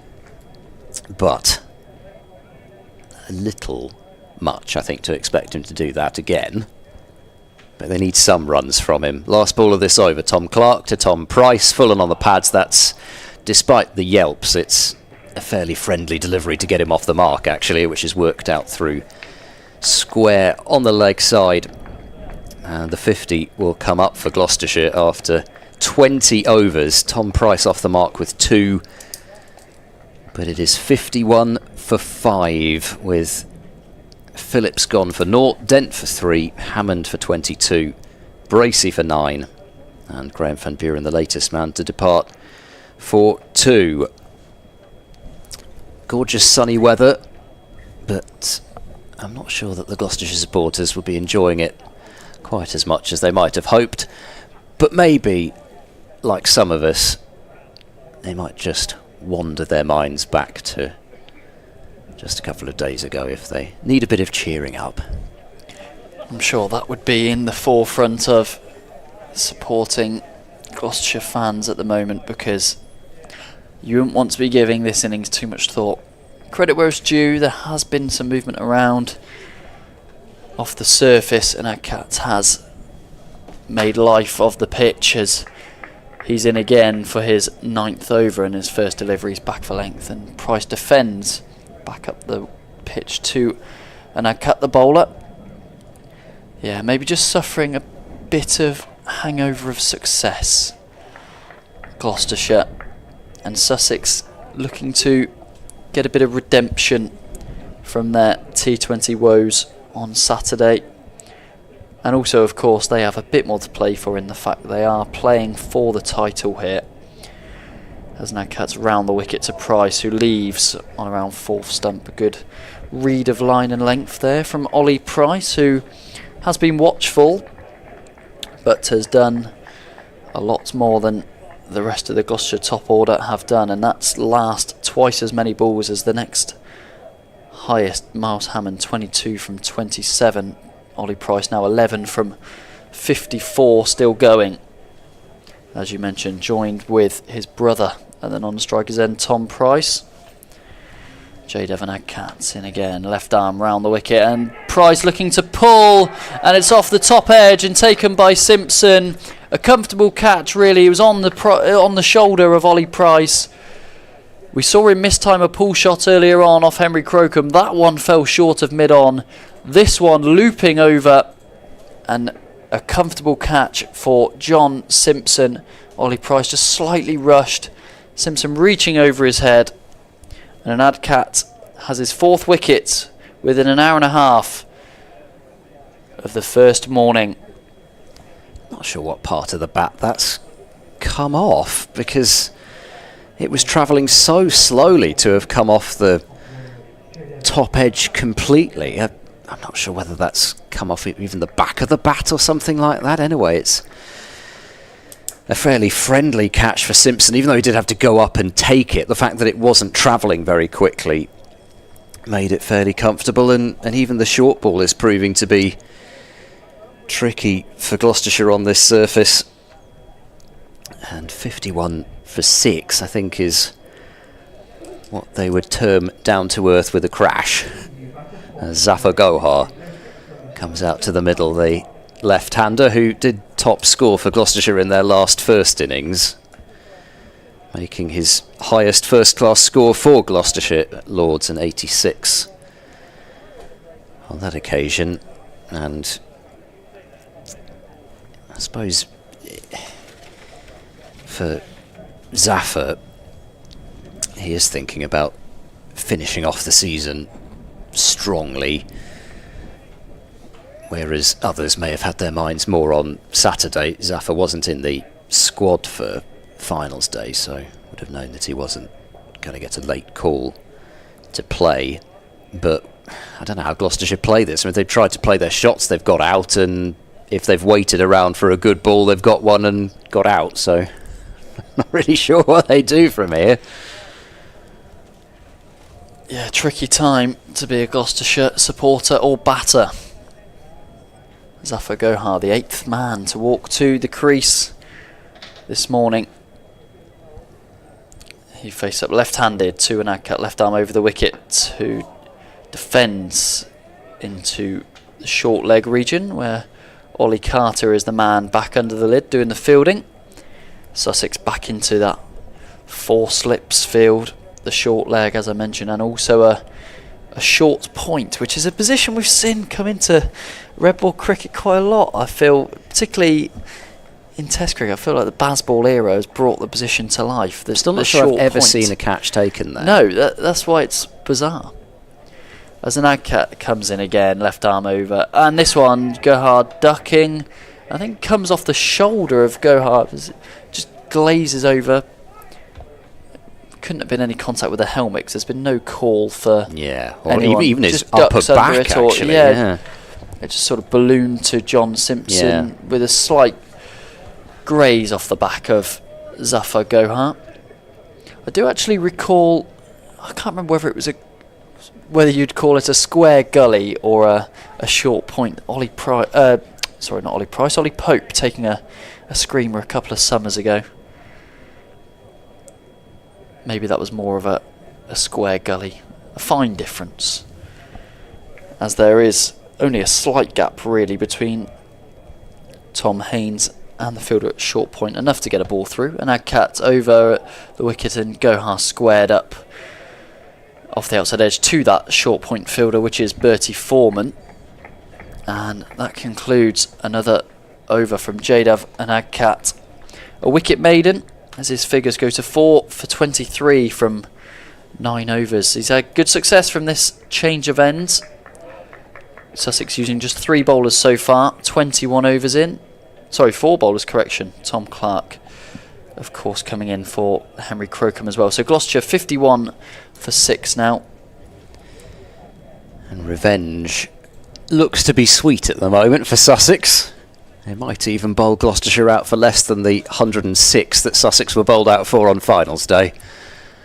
Gloucestershire are going to do quite well even to get to that mark from 51 for 6. They do have batting left, but nobody seems to have been able to make sense of the surface and the bowling so far. Tom Clark to Tom Price, it's short and wide, and Tom Price to start with was looking to pull that, and then it was way wide of off stump and ended up not playing a shot at it at all. So Sussex continue to be quite happy to test out the middle of the pitch, where they're finding some joy. 2 slips and still more of a 4th slip than a gully as Clark bowls full to Tom Price, who drives sweetly through the covers and for 4. It's probably the time when you've got a bit more licence for that sort of shot.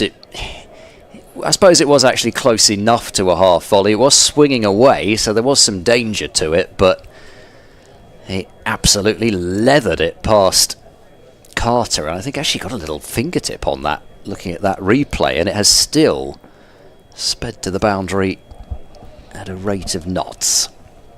Clark in and turned away by Tom Price, this time out to Henry Crocombe. Toms and Ollies. There's an awful lot of them about, aren't there? There is. I'm delighted to see that there is an Ed in this game. I think it'll be a long time before we see a Blake. Blake Cullen?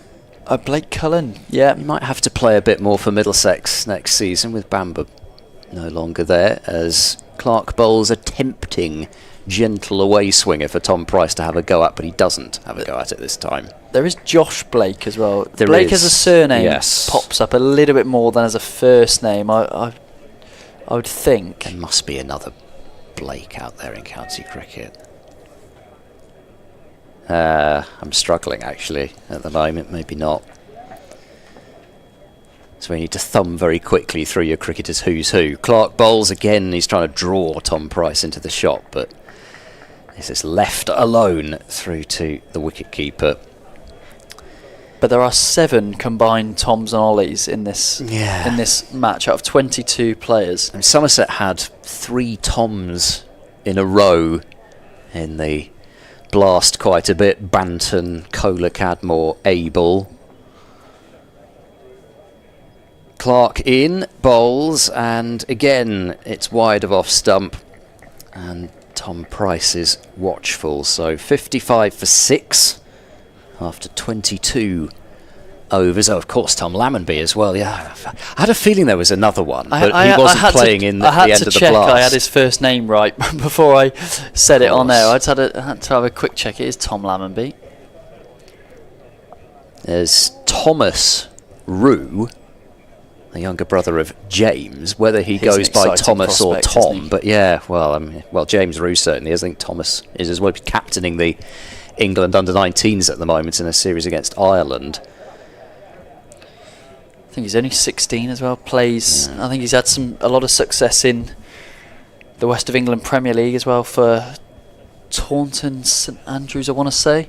And Adcat in for his 10th over, and is tucking up Gohar on his rib cage, and he fends away. Played relatively safely in the end, evading the short leg fielder as he gets one backward of square. He's off the mark as Gloucestershire move to 56 for 6. Yeah, I don't know. I did feel as though Blake was more of a common enough name nowadays that there would be somebody else coming through. I'm still cogitating. If you can, it's happening very slowly as ever. The steam coming out of my ears. Zanagkat comes around the wicket to Tom Price, who defends off the back foot up to mid-off. The fielding is done by Jack Carson, who we're yet to see introduced into the bowling attack, but no need thus far. 4 seamers getting the job done for Sussex. Of course, Alex Blake, but he doesn't. Alex Blake, yeah. Play anymore. He'd been cut loose by Kent. Even Josh Blake hasn't played a great deal of first team cricket. I don't think. No, mostly in the one-day cup. And Adcat bowls a short ball, and that's way over the head of Tom Price. It's been allowed to get away with that one. For the over is signalled by umpire Rob Bailey from that Ashley Down Road end. Yeah, Josh Blake did play in the 50 over game this year at the Oval. Spends a lot of time captaining Surrey 2s, I believe, in the it's sort of the job that nobody wants, isn't it? Second team captain. He's then sort of stuck down there. And I cut round the wicket, and Tom Price leaves as the ball comes back in, and Adcat expresses some emotion of how that's missed the off stump. His hands on his head. Tom Price will claim that was well judged, as it just angled back. It's always brave leaving. Actually, it probably went over as well as wide in the end, but it looked as if it was crashing into off stump. Yeah, always brave leaving from left arm round, angling back in, but that is well judged from Tom Price. Not as close as I probably first thought as I called it, but an Adcat is switching to over the wicket now, so we'll see how he plans to. Tom Price here, 4 slips and a short leg, as it's relatively full, and Tom Price drives positively up to mid-off. There is no run as Jack Carson does the fielding, but Tom Price looks like he's not going to go out there without trying to play some shots. Yeah. 6 from 11. He's probably got to. I reckon that there's a fair chance that Sussex just put the ball in Robinson's hands. Once an Adcat finishes this spell, they're thinking it's going to be a short innings, so just push them a bit now, and then they can hopefully, from a Sussex point of view, have their feet up for the rest of the day. Yeah, and Adcat is in his 10th over now. It's essentially been the same spell. He had 1 over off as he changed ends, as he bowls over the wicket and defended, pressing forward by Tom Price. Ball angling across him as he plays out to point, and that concludes an Adcat's 10th over, 4 for 24. Remarkable figures as Gloucestershire 56 for 6 from 23. It's probably one of the more unsung heroes of finals day was Tom Price, and there was thoughts maybe Graham van Buren might come into that number 7 role, but Tom Price, 4 overs in the final. He broke that Tom Abel-Lewis Gregory partnership that could still have taken Somerset up to a score of 150, 160 that might have been very hard to chase. And also, he took that steepling catch off Tom Kohler-Cadmore, who'd hit David Payne for a couple of sixes. Tom Clark bowls short and wide, and oh my word, I mean, even those deliveries, even a ball that looks like a friendly delivery to put away, and Zafar is as nonplussed as I am looking at that. It's hit halfway down, it's bounced, and then it has suddenly decided to swerve sideways as well. And Clark is I say he's tall, but he's not that quick. Wouldn't really expect the ball to bounce that much, but it has. Clark into Zafar, it comes back in towards him. He's completely cramped up there, but gets bat on it back up the pitch.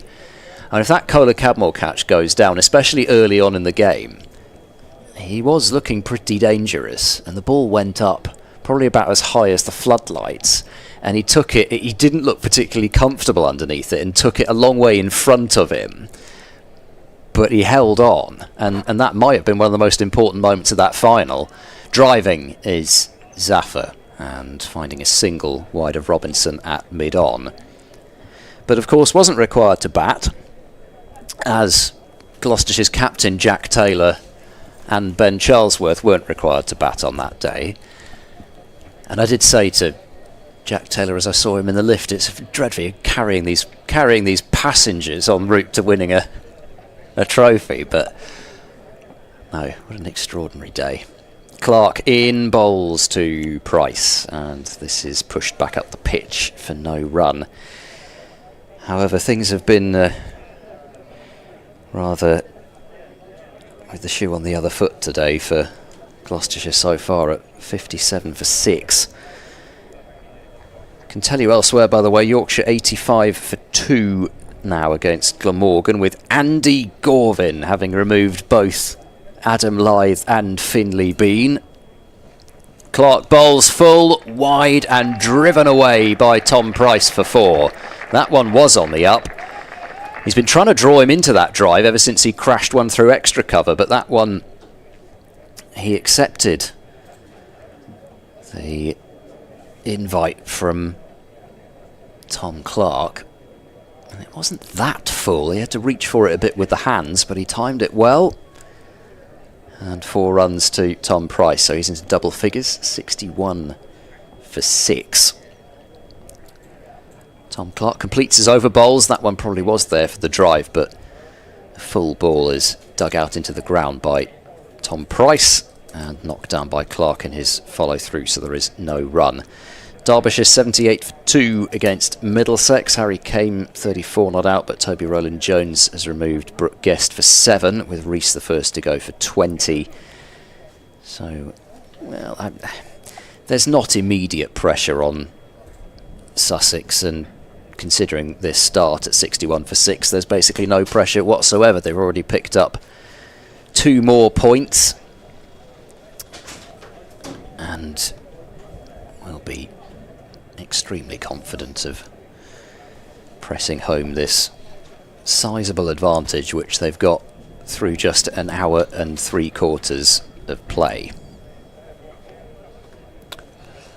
And it looks like Jade Evan-Agcat's going to continue into his 11th over this morning, over the wicket to Gohar, who plays nicely, driving up past mid-off for 4 runs. It was full enough for Zafar to put his hands through, and he does. Not quite as much movement as we saw earlier on from an Agcat, and Zafar just evading the fielder, getting it straight enough. Just the 2 fielders not in the cordon on the offside, one at short point and one at relatively regulation mid-off, as an Agcat comes in again over the wicket. And this one looks as though it beat the outside edge. There was an appeal from behind, just a couple of the slips, but Simpson and an Agcat not really interested, beating the outside edge of Zafar Gohar. These Gloucestershire 65 for 6. These 2 were at the crease at the end of Gloucestershire's last game against Middlesex, after they'd had that wobble where it looked as though they might actually not get there. 3 quick wickets from Josh De Carey's, and these two had just over 50 to get, but knocked them off. And our captain bowls and Gohar defends, pressing forward into the offside where Bertie Foreman picks up the ball. And Jack Carson just loosening up at mid-on, and loosening up a bit more than just turning his arm over, so probably expect to see him introduced maybe from this end after this over from an Agcat. Spinners do often prefer I was going to say, what end do they tend to bowl? Yeah, because of that longer straight boundary. Here in Bristol. And Agcat this time though, and this one beating the outside edge again of Zafar Gohar, angling in from left arm over to the left-hander. And it carries through pretty low to John Simpson on this occasion, where there's been decent carry so far throughout this morning. I mean, each time you think, well, maybe this is the last over of an Agcat. Maybe now finally they've seen him off, and then the heart must sink as he strolls back to the end of his mark and prepares to send down another testing over. And this one whipped. It was a half volley on leg stump really from an Agcat, and it goes down to fine leg. Henry Crocombe does the field, and I got a little bit excited. I thought it was racing away to the boundary, but Crocombe at quite a wide fine leg picks up and chucks it into Simpson for just one. 66 for 6. And Agcat 1 ball left in his 11th over, and if you are a Gloucestershire batter, that must be what you're thinking after every delivery. Just get to the end of this over, there'll be someone else in the next one. Ollie Robinson. Only for Robinson to return with his test average of 20 or whatever it is. Not much more in first class cricket either. There's an Agcat over the wicket to the right-handed Tom Price, who looks to drive, probably not quite as full as he would have hoped, and it only goes as far as Carson at mid-off. There's no run, so concludes the 25th over this morning, 66 for 6. In terms of Division 1, Durham now 79 for 2 against Surrey, with McKinney for 23 and Emilio Gay without scoring on his Durham debut. Trapped LBW by Tom Curran. Alex Lees has 36, David Beddingham has 8. So there's 2 batters who can win a game for you on their own. Ollie Robinson still to come, Colin Ackerman, Durham. Oh, well, I say that. Alex Lees has just been dismissed. What a shame. Bowled Worrell for 36, so Durham is 79 for 3. Can never keep him out of the game, can you, Dan Worrell? He's such a skillful bowler. Still to have Dan Worrell at Gloucestershire. Fair to say, I think he's enjoyed bowling on oval pitches probably more than he has bowling on Bristol pitches. But the other huge difference is that at Surrey, he's playing as a local player, not going off to Australia in the winter to play, so that he's not effectively playing 2 seasons and having to save himself a bit for the winter. He can just open up the taps and do what he does best, which is get the ball to swing probably more than anybody, certainly if not in this country, maybe even in the world. It is extraordinary what he does with a cricket ball. Jack Carson is into the attack, so time for some spin, and Zafar Gohar gets a ball on his pads, which he tries to find a single into the leg side with, but it is stopped at mid-wicket. Lancashire once again providing very little resistance to an opposition's bowling attack. Carson bowls, short ball punched off the back foot by Zafar for a single out to deep cover, so 67 for 6. Keaton Jennings has scored 56 of the 87 runs that Lancashire have managed to muster. Sounds a familiar story for Lancashire. It does, doesn't it, really? Jennings was about the only one who turned up for that quarter-final with the bat for Lancashire, with a few boundaries at the start, and everybody else so far in single figures. Harry Singh gone for 7, Bohannon for 4, and Rocky Flintoff also for 7. Luke Wells has come in down at number 6, which seems to be their latest move to try and get some runs from lower down in the order, move one of the openers down, as this is played back to the bowler by Tom Price. Matty Hurst and Luke Wells at the crease, 2 wickets apiece for Craig Overton and Casey Aldridge, so pressure on Surrey continues to be applied. Carson in and leaning well forward, head over the ball, defensively playing that one. Tom Price out into the offside. Warwickshire are in pretty much an identical position to Gloucestershire. They are now 65 for 6 against Essex, with Shane Snater having taken 3 wickets. Carson in, and again forward to block this one out is Tom Price, yet to open his shoulders against the off spinner. Will Rhodes, 29 of the 65 runs for Warwickshire, and Nottinghamshire making it an even worse morning for Lancashire because they're 121 without loss against Kent.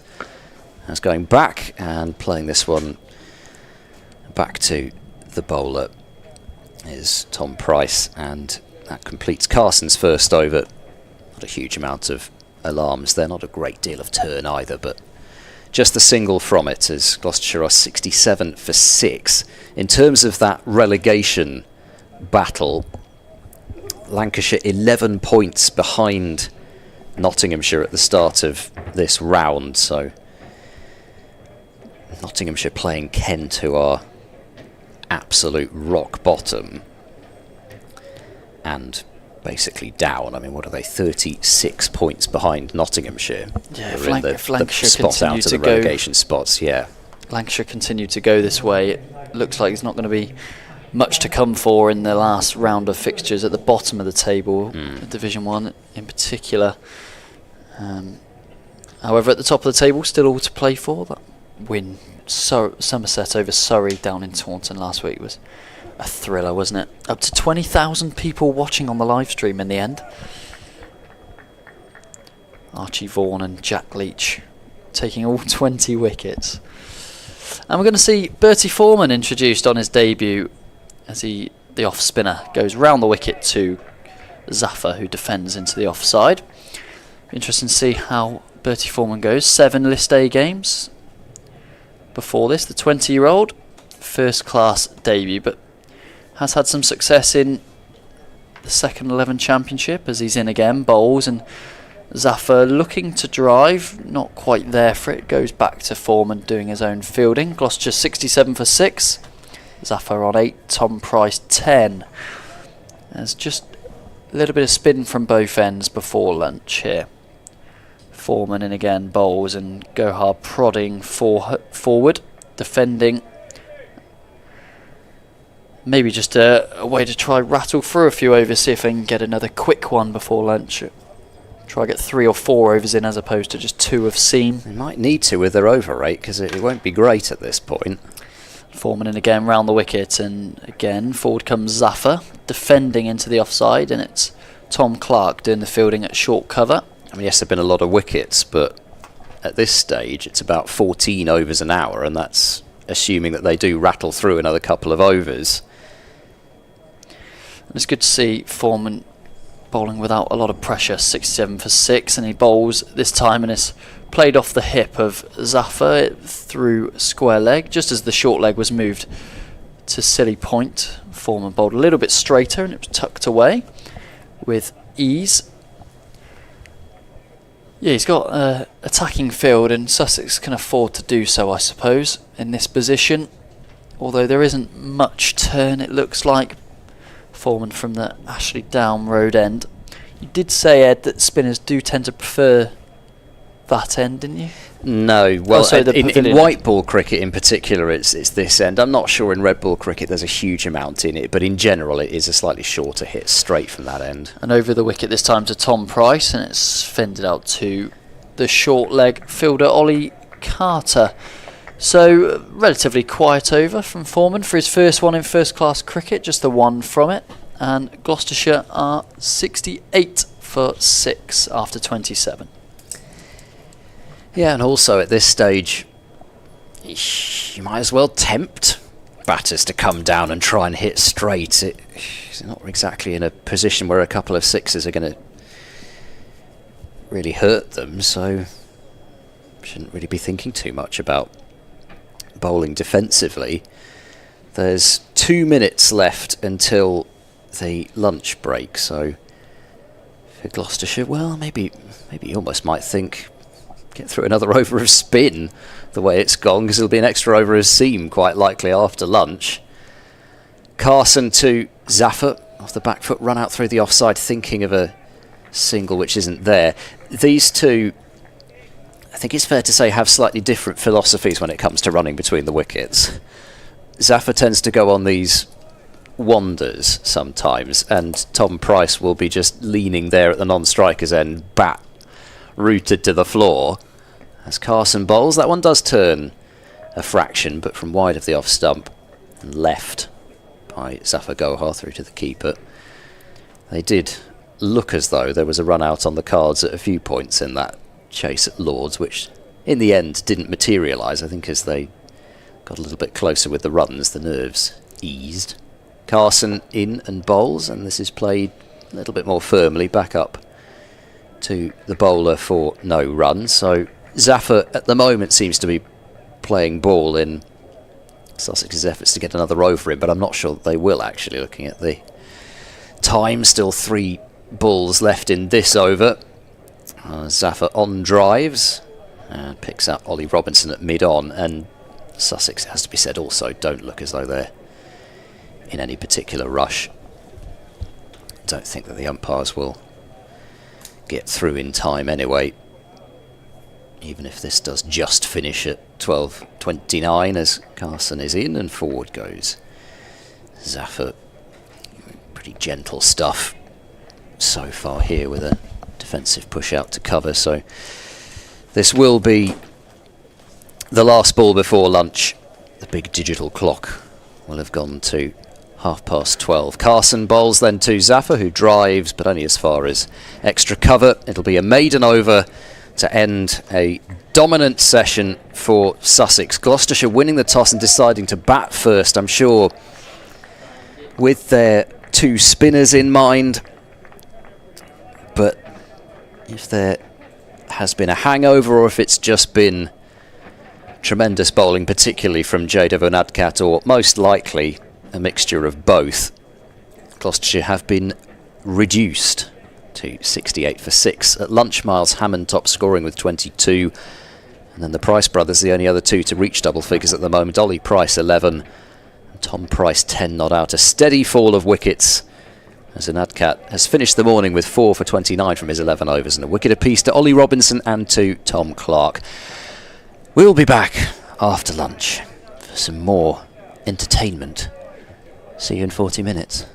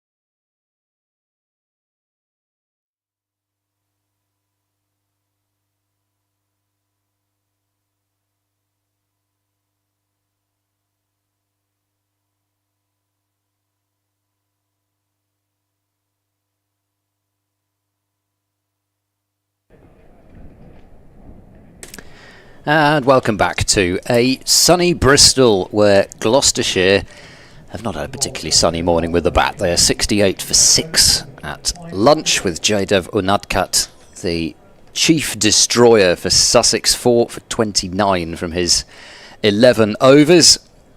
And a wicket apiece for Ollie Robinson and Tom Clark as well. But not much of a surprise, even though we finished with spin from both ends in the morning session, that it will be Ollie Robinson to take the first over from the Ashley Down Road end. Following the resumption, Tom Price on 10 and Zafar Gohar on 9, the two not out Gloucestershire batters at 68 for 6. Ed Seaborn and Blake Bint, your commentary team for day one. And here goes Ollie Robinson bowling the first ball after lunch, and it's an away swinger which Tom Price lets go through to the keeper.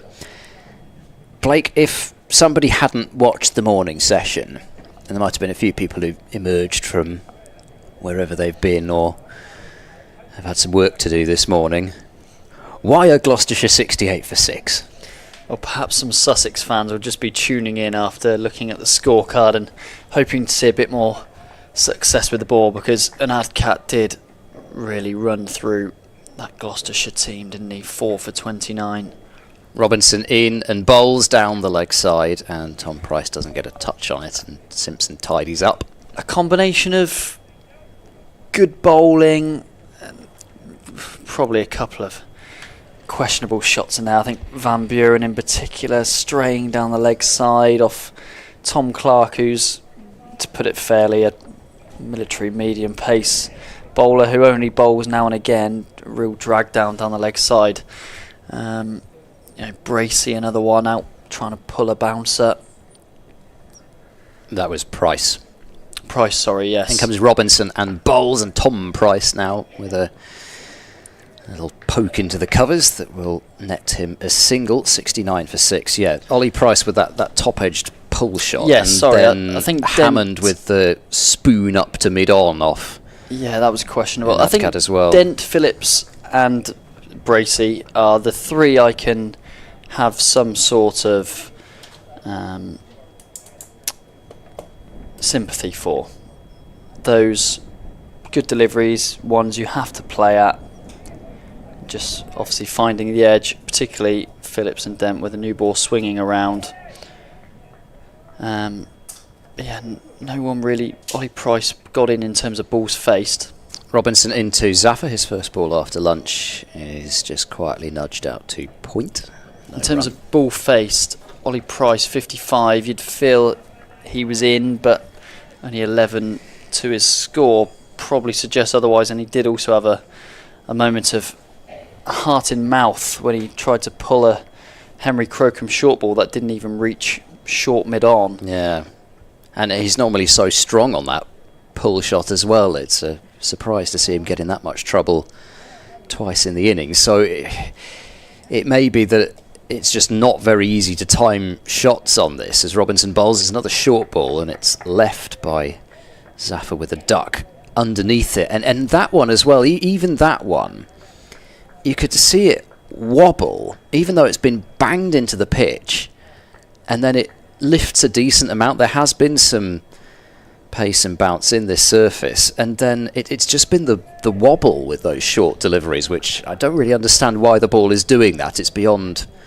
my cricketing knowledge to have any explanation for why it would be doing that, but it does seem to be doing it, and that may have been partly what caused Van Buren to get that edge down the leg side. Zafar, to this Robinson delivery, plays well inside the line of it, and it goes through to the wicketkeeper. So 69 for 6, just the one run from the first over after lunch, and Gloucestershire in need of some lower order heroics to get at least something on the board in this first innings. Tom Price and Zafar Gohar in at the moment. Ed Middleton, Zaman Akhtar and Dom Goodman the batting to come, so all can hold a bat in some shape or fashion, but they're going to have to succeed where the top order hasn't. So far, Miles Hammond's 22, the top score. A rather swashbuckling 22 as well, for as far as day one mornings in red ball cricket go. Just 27 deliveries, 2 4s and a 6 as well, pulling a Henry Crocombe short ball into the stands. The temporary stand, I believe it is as well, isn't it? Yes, that's the stand Ready for that's the ready for international? the international, yeah. On the 29th. England versus Aussie. Just in time for Ashley Down Station to be open. Yes, we were having a look at that over lunch. Henry Crocombe in first over after lunch from the Bristol Pavilion end and is driven up by Tom Price to mid-off for no run. Yeah, the new Ashley Down Station, which is due to be opened, by the looks of things, the day before that international. So, James Healy thinks it's the 30th. Oh, no. Well, Google's wrong. The oracle of all things has lied. Oh, dear. Okay, so it won't be ready for that then. What a shame. Ready for next season. Crocombe in again and bowls full delivery, which Price prods on the back foot, playing out towards mid-off, and it's actually cover coming around to do the fielding. I believe it's James Cole's in there. It is James Cole's doing the fielding. But anyway, it will be easing access to the ground a bit closer than Montpellier, and I'm sure maybe a bit slightly more frequent in terms of the trains. And Crocombe bustling in, driving his Price, a full delivery. Probably feels he missed out there. Rather full delivery, only finding Coles at cover. Gloucestershire 69 for 6 after a struggling morning. After winning the toss and batting first. But probably offered a little bit more with the ball than they were expecting. I think both sides went spin heavy in their selection. Gloucestershire obviously wanting to bat first to bowl last. Crocombe in again and driving again is Price to Coles for the third time consecutively in this over. So Sussex picked Carson, Bertie Foreman and James Coles, of course, bowls left arm spin. We've seen two of those just briefly before lunch, where as Gloucestershire picked Ed Middleton to come in. Zafar Gohar, of course.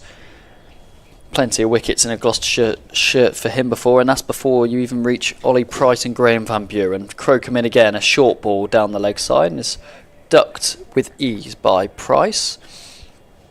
One ball to come from Crocombe's first over after lunch.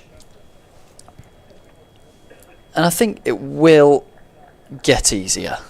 I think if Gloucestershire can just weather the storm, particularly Ollie Robinson back in, and you know he's not going to give you any freebies really. If they can just weather the storm, I think it will get a little bit easier. We haven't seen much turn as of yet, really, as Crocombe in. Last ball, the over short and pulled, and Price again will probably feel he misses out because it goes only as far as mid-on where Jack Carson fields. So end of the over. A damageless one for either side, really. 69 for no loss. 69 for 6, no loss so far in this afternoon session. Made a nice sound off the bat as it cracked away, but as you say, pretty much hit it to the one man who was in position to stop it. But the sort of authoritative shot that we've not seen a great deal of so far today. Miles Hammond swung pull shot.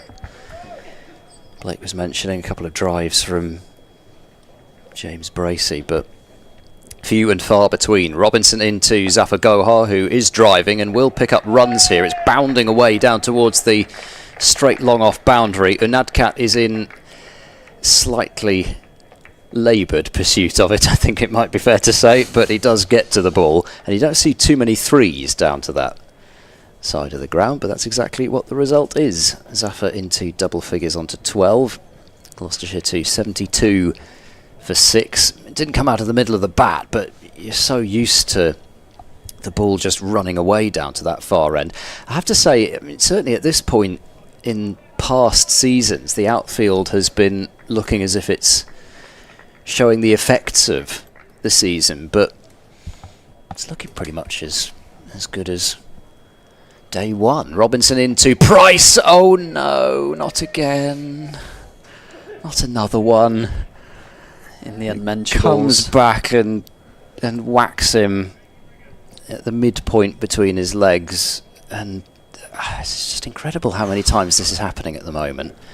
It doesn't look as if that one's struck him a blow quite as bad as that one from Hammond the other day, but He was up on his feet quickly, wasn't he, Price? Not showing any pain. Perhaps they've got a new consignment of reinforced boxes for the game after the last couple. Robinson into Price, who comes across his stumps, and Robinson decides, rather than follow him, he's just going to keep it on about that line of off stump and pushed away for no run into the offside. Yeah, I think he's still, by the looks of things, taking a couple of moments just to regather himself out towards the short leg fielder who's still in place, Ollie Carter, under the helmet. 2 slips and a gully. Robinson into Tom Price, who looks to drive. It skews away. It's gone between deep square and fine leg, but they are only going to take the single. The score ticks up to 73 for 6. And yeah, I mean, eventually Gloucestershire have to hope that it does get a little bit easier, but with the way that they've manoeuvred this attack around Sussex, they've always had one of their opening bowlers, and Adcat and Robinson bowling at all times, and Adcat will surely be ready for another spell in another, 8 overs, something like that. Robinson bowls, Zafar is forward defending into the covers, and when you know you've got Jack Carson as well, somebody who can just rotate the other bowlers around if it gets to the point where they need that. That is the luxury of having a quality spinner in your attack. It just rounds it out and makes it all the stronger. 4 slips now for Zafar as they've gone coverless. Robinson into Zafar, who ignores the lack of a cover and just defensively off the front foot, playing this one up to mid-off. 4 runs from the over. 73 for 6 are Gloucestershire. 5 runs have been added since lunch. Still not been easy progress at all. No, Sussex bowlers still plugging away.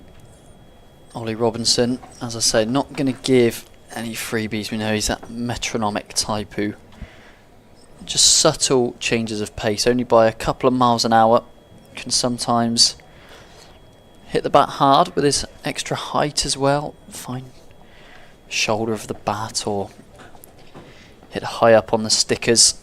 And Henry Crocombe, he's pretty sharp himself as he comes in again away from us from the Bristol Pavilion end. A bouncer, which an attempted pull shot from Tom Price, finds thin air and straight through to John Simpson. It just does seem really variable, that short delivery, in terms of which ones take off and others.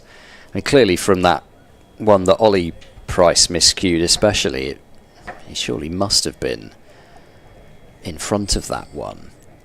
And there has been joy in bowling short here, as well as just pitching it up and taking advantage of the swing. Crocombe in bowls again, this one back of a length and on his toes, defending into the point region is Price.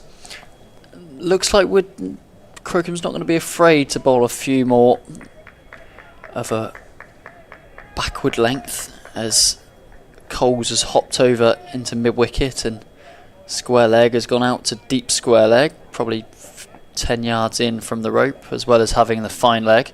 He has still got 2 slips and a gully though, so plenty of options for Crocombe as that one is relatively full. And Price forward defending back up the pitch to Crocombe. It's a real split field here, still coverless, but options for that short ball as well has Crocombe. We also saw Tom Clark get success out of a short ball earlier. Van Buren gloving down the leg side, and Crocombe in again, bowls and clipped off the pads of Price, and Coles is deep enough at mid-wicket for them to take a comfortable single. So just when I thought he was more on the single but also awaiting a catch, Coles, he was deeper than I realised as they take one to him with ease. Gloucestershire 74 for 6 now. Zafar and Tom Price, the two men occupying the crease. This partnership worth 23 so far, but I've not been afraid to play a few shots, driving and looking to pull as well as Crocombe round the wicket to Zafar. And here is a drive from Zafar, and it's a loose one out to fine leg off the inside edge. It was almost just as I spoke, Zafar, as he practices shadow batting at the non-striker's end, how to play that shot if it were to come out again. Yeah, just a bit loose. I think that's the difference between perhaps a number 8 and someone of a top 4 batter, Zafar, but perhaps there is still a little bit of movement to cause that mistiming. Crocombe over the wicket to Price once more, and a bouncer again to carry through to Simpson. That one did take off this time, and it concludes the over. Gloucestershire 75 for 6. Well, they're doing at least a little better than Warwickshire, who have been bowled out by Essex for 78. 2 batters achieved double figures, Will Rhodes and Michael Burgess. 5 for 13 for Shane Snater, and 3 for 15 for Jamie Porter, and 2 for 31 for Sam Cook. And the game wasn't even at Chelmsford. Been rolled over for 78 at Edgbaston.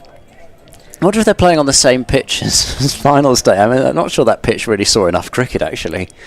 In comes Robinson bowling to Zafar, who's forward, tapping that one away, hoping for a single, but he won't get it because he's hit it too close to mid-off. Lancashire have already slipped to 114 for 6 against Somerset, with Hurst out for 11 and Wells for 14.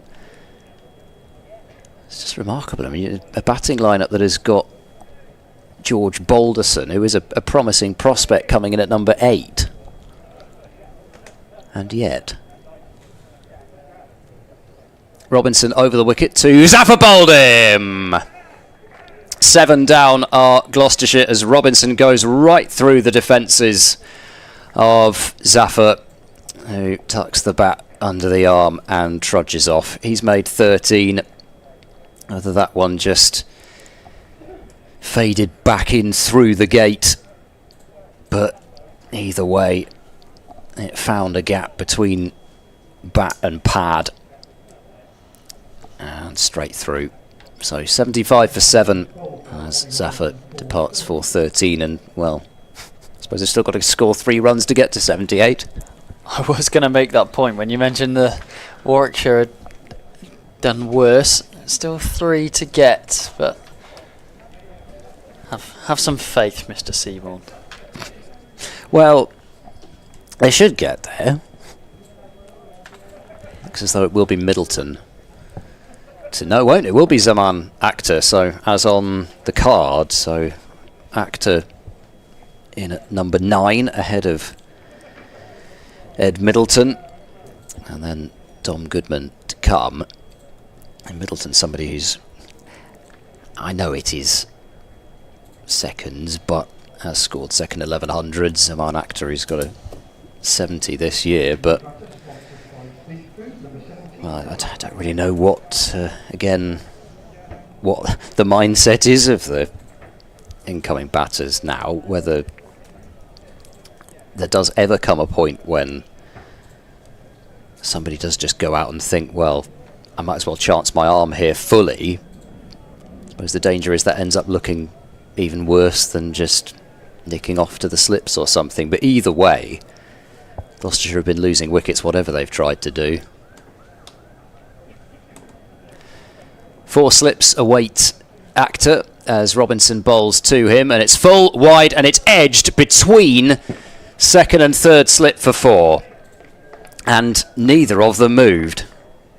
It's gone between Tom Clark and James Coles, who's got his head in his hands. That went very quickly. It was quite full, it was quite wide. Akhtar is somebody who does like a drive, but that has just flashed right between the two of them. And if you're Robinson, that's got to be annoying, because to start with, they're standing really pretty close together. They're not the closest together cordon that I've seen, but there's not much of a gap there, and the fact that neither of them moved. Robinson bowls to Actor, clipped into the onside, and they'll take one as Anudcat fields from mid-on. So 80 for 7. Wasn't easy, but they've got past 78, so they're not going to have the lowest first innings score of the round.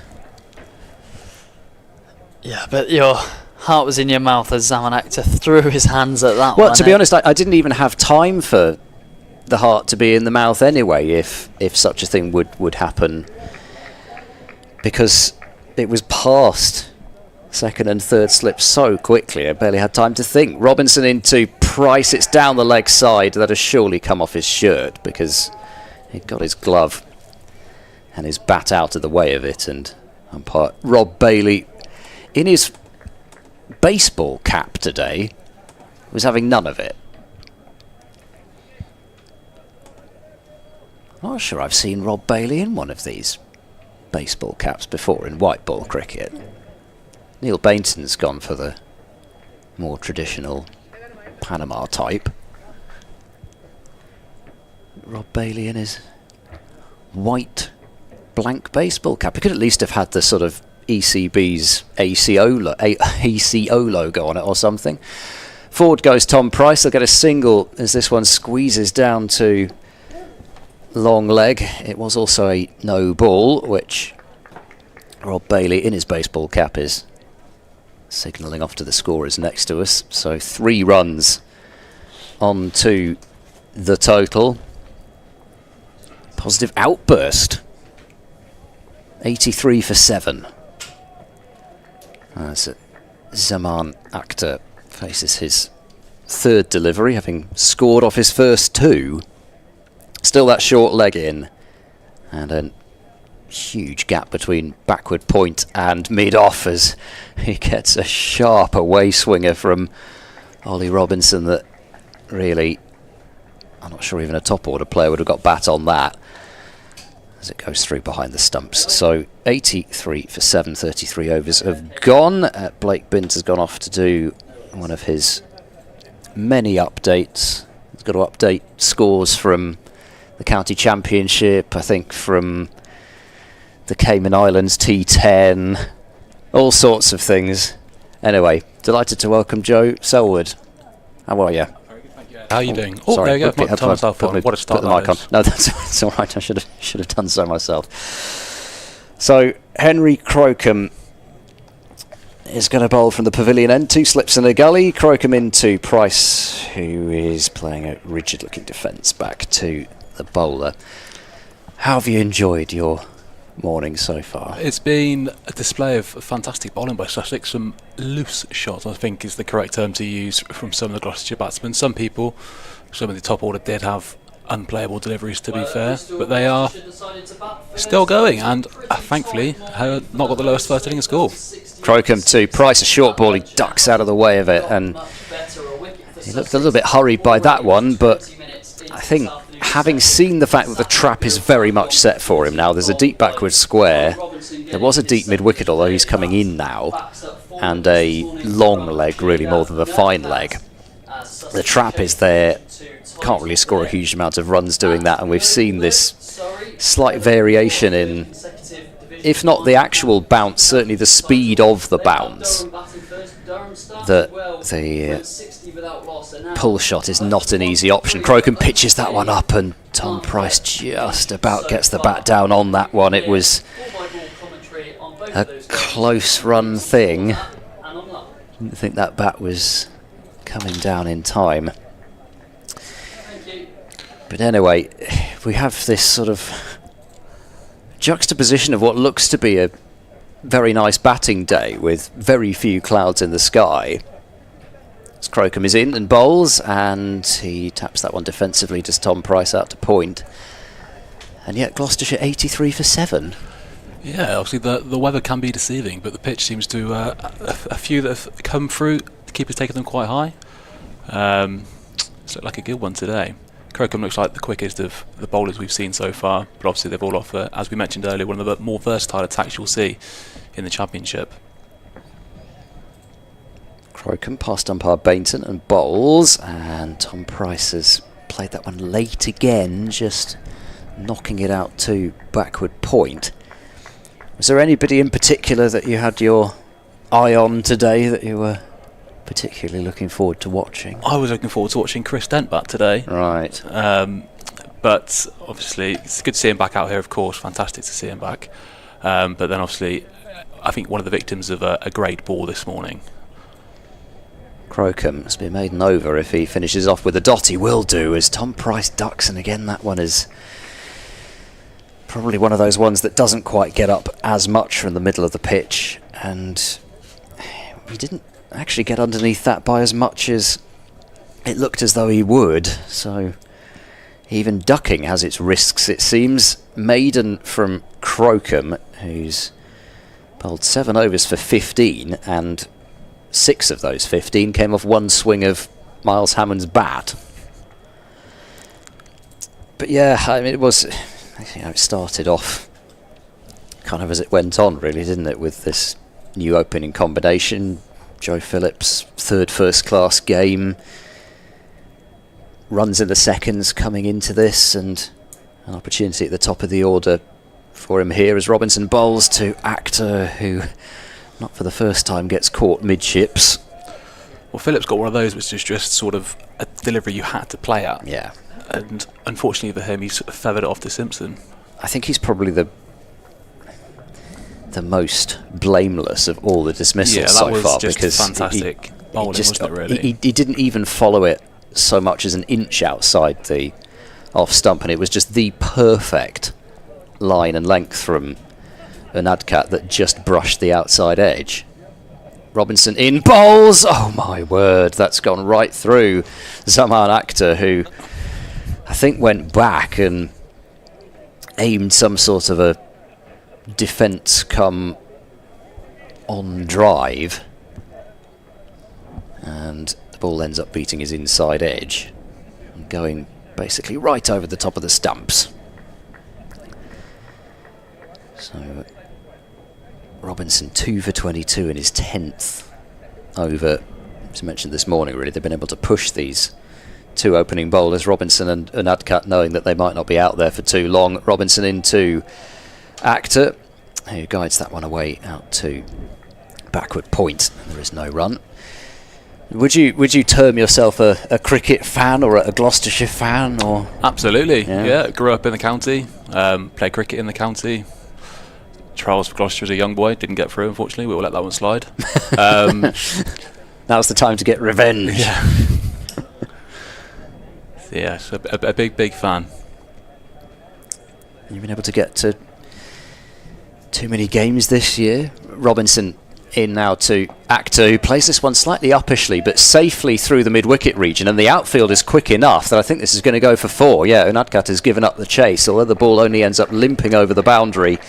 It does get there to move the total to 87 for 7. That was one of those teasing ones as you're chasing it, thinking, I could get there. Oh, no, I can't. So is this your first day this year in terms of watching live? In person, yes. Obviously, I've been watching on the streams, following on the radio, as much as possible. Yeah, but yes, it's the first time at the county ground this year, or the C8 Unique, I should say. Robinson to Zaman Akhtar, who wafts and misses. Well, actually, it was more than a waft. It was a booming drive attempted by Zaman Akhtar. Let's give him his dues. He really put both cheeks into that drive. The only issue was that he missed the ball. That's the big saying, if you're going to flash yes. hard. Well, he's already got one through the slip cordon, and that would have taken some catching, even if he nicked it, for anybody other than Simpson. So again, perhaps that is just the way to go. At 87 for 7. Robinson in bowls, and this is a slicing drive this time from Actor. Again, he's found the gap, but this time it'll only be for a single. Bertie Foreman, his legs move at the speed of road runners at full tilt. I remember this from watching him field before. I did also remember that he was part of that extremely young Sussex side that played here in the One Day Cup this season, and that game didn't last particularly long either, as Sussex made 6 changes, I think it was, going into that game. It was that point in the One Day Cup campaign where they'd run their race, really, and we're looking ahead to finals day and the run-in in the Championship as well, and rested a few players, and I think Bertie Foreman didn't even really have much time to bowl in Gloucestershire's innings. So I don't think he did bowl. I'm going to have to check that later on, but certainly played, but I think only as a batter in the end. Here comes Crocombe bowling to Actor, who is defending this one towards the bowler. Well, we saw Bertie Foreman's pace a little earlier on. I think the ball was flicked onto third man. I think we were expecting a signal from the umpire, and then out of nowhere he pops up and saves a couple of runs. Yeah, live wire in the field, making his first-class debut today, Bertie Foreman. Crocombe bowls a wide ball. Actor has a go at it, and you can't really blame him for doing so at this stage, but again, this one has passed the edge. His weight was all moving backwards there, and the ball was continuing to move further away from him. But again, an edge on that shot, and it's probably quite likely to go over the top of the slips cordon. More of a 2 slip in a gully for Crocombe, who bowls to Actor at back of a length and dug in, and getting just about on top of that one though is Actor. Uses his height to get up tall and play it down into the ground. Well in behind that one there. So actually, I mean, again, I mentioned it before, it's not a bad crowd actually, when you consider that a lot of the people who are sitting in the temporary stand down below us would be scattered about. It's probably a better crowd than we had for the 2 games during August. Crocombe bowls, and now that one was, I'm going to term, a waft from Zaman Actor, back of a length and outside the off stump, and he tried to sort of run that one away somewhere. I think a waft is the correct way to describe that one. That one was more of a waft, yeah. I undersold it last over, but there we go. He's in double figures, which is something, and still there. Crocombe into him. Oh gosh, that is a testing delivery for a lower order batter. Pacey, dug into the middle of the pitch, and Actor didn't really know where that one was going. It spooned in the air for a bit as he tried to fend it off. Probably about the maker's name that one hit. Yes, but he's managed to keep it out and play it relatively well. As long as he gets it on the offside, just don't bring short leg into play. This could be another maiden from Crocombe. It won't be though, because he's just strayed onto Actor's hip. They're thinking about 2 here, but it's quite a short throw for an Adcut coming in off the long leg boundary. And I think wisely they settle for just the single. So 89 for 7. Actor has moved to 11. Tom Price has 14. Lancashire continue to subside at Old Trafford. They are 121 for 8 now, so already the pressure is being heaped on Surrey, who still have 3 wickets, but 128 for 3. David Beddingham and Ollie Robinson, 2 dangerous customers. So they bat quite low as well to Durham as well. They do. We got Ackerman and Badge the lead to come in as well. Yeah, it's probably not as deep as some incarnations of the Durham side, but yes, yeah, definitely. Robinson bowls to Actor, and he's nicked off. That's the end of Zaman Actor. A pretty thick edge through to Simpson behind the stumps, and Robinson has a third. 89 for 8. And that one, whether it was the away swinger or whether it just squared Actor up, yeah, I think it's probably gone fairly straight on, but Actor just had the ball continue to angle in towards him. Feet were sort of hopping back and to the leg side. Slightly off balance, isn't he? Trying to fend it back, and he's taken the neck, and it's been well taken by Simpson. So 3 for Robinson. And Ed Middleton surely will come out at number 10. So a man who's certainly not a number 10 in terms of ability with the bat. It's only his 4th match of the season. Middleton, who probably had his best moments in his professional career so far, when it looked as though for a while Gloucestershire might be pulling off the victory at Grace Road, when Middleton took wickets, particularly in that first innings. Just a bit of a flurry of wickets to give Gloucestershire some hope of removing Leicestershire after they'd set the all-time highest record score for the county in the first innings. Does seem quite a while ago at 89 for 8. They could have spread some of those runs out maybe, but no. I know you're excited to see your fellow Ed Yes, today. of course. So he'll do better than the fellow Joe, who got a second baller, was it, or a third baller? I did see too much of another Ed really this season, when Ed Barnard came here and scored 150 and took 3 wickets in the One-Day Cup. As prolific as he is in that competition. In comes Robinson and bowls to Middleton, who has squeezed that one somehow down into the ground and just about to safety, as Tom Haynes stops it from 3rd slip. But again, Robinson finding the edge, that time not an edge that looked as though it was going to bring a wicket, but continuing to seam the ball about Robinson and miss very rarely in terms of giving something for Gloucestershire to score off. Robinson bowls, and this is played on the bounce by Middleton to short leg. Carter thought about shoveling the ball onto the stumps out of the side of the hand, but didn't let go of it in the end. A bit of sleight of hand from Carter. It's something that I'm sure short leg fielders didn't used to do that as much as they do now. Now it seems that it's absolutely coached into them that as soon as they get the ball, you look for the run out. Robinson over the wicket, bowls to Middleton, and that's left behind the stumps. It's a position you don't want to be good at. Well, it's funny you say that, because I would have said exactly the same thing, and yet Gloucestershire's overseas player Cameron Bancroft seemed to love it under the helmet at short leg. We saw it with the England Test team, didn't we? Ollie Pope Yes, had the role yeah. for many a year. It was sort of Gets the captain's follow-on armband. from Ian Bell as well, who would often be... Gets the captain's armband and gives it to someone else straight away.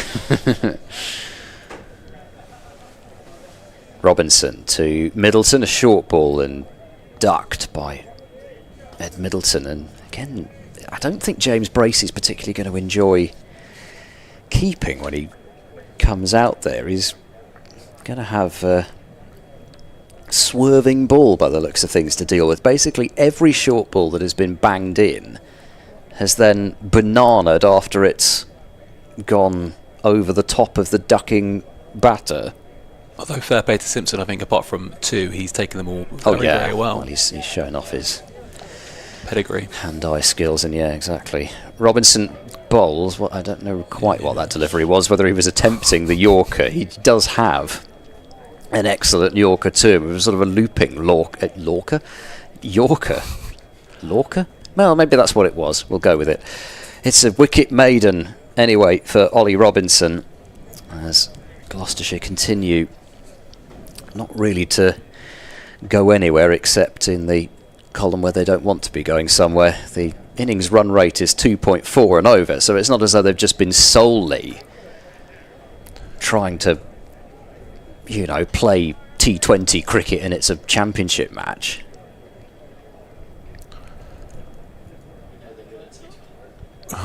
Well, suggesting that they should have just gone out and played T20 cricket. There's a deep backward point, 3 fielders deep on the leg side as well. Tom Price, though, takes on the short ball and clatters it away wide of mid-on, and it goes to the boundary for 4. So at 8 down, I think Tom Price might have had enough of being cautious with a short ball and climbs into that one. Saw it early enough to hit it in front of square, and it is 93 for 8. Raced away for his third 4 of his innings so far. Takes him to 18 off 47.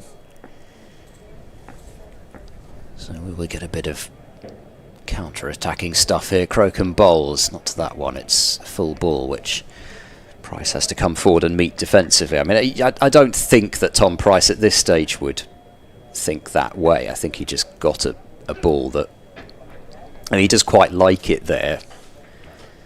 Those pull shots through wide mid-on. I don't think with Ed Middleton at the other end, Tom Price would be thinking in terms of, well, I better make the most of this while I can. Maybe a bit more so when Tom Goodman comes out, but again, only mostly because Goodman is at number 11 and then it's the last wicket. Crocombe bowls and Price plays that one late down into the gully. There is no fielder at gully, so Foreman has to tidy up from backward point on the boundary, so another single, 94 for 8. And it's one of those things about the game, you can have the strongest number 11 that there's ever been, but still if one wicket falls, that's the end of the innings. Yeah, you can have the Don Brabham at number 11, but if you're coming at 94, then it's not really going to help out too much, is it? No, and it's also just the mindset of whoever's at the other end, because you do start to think, well, I want to score some runs here.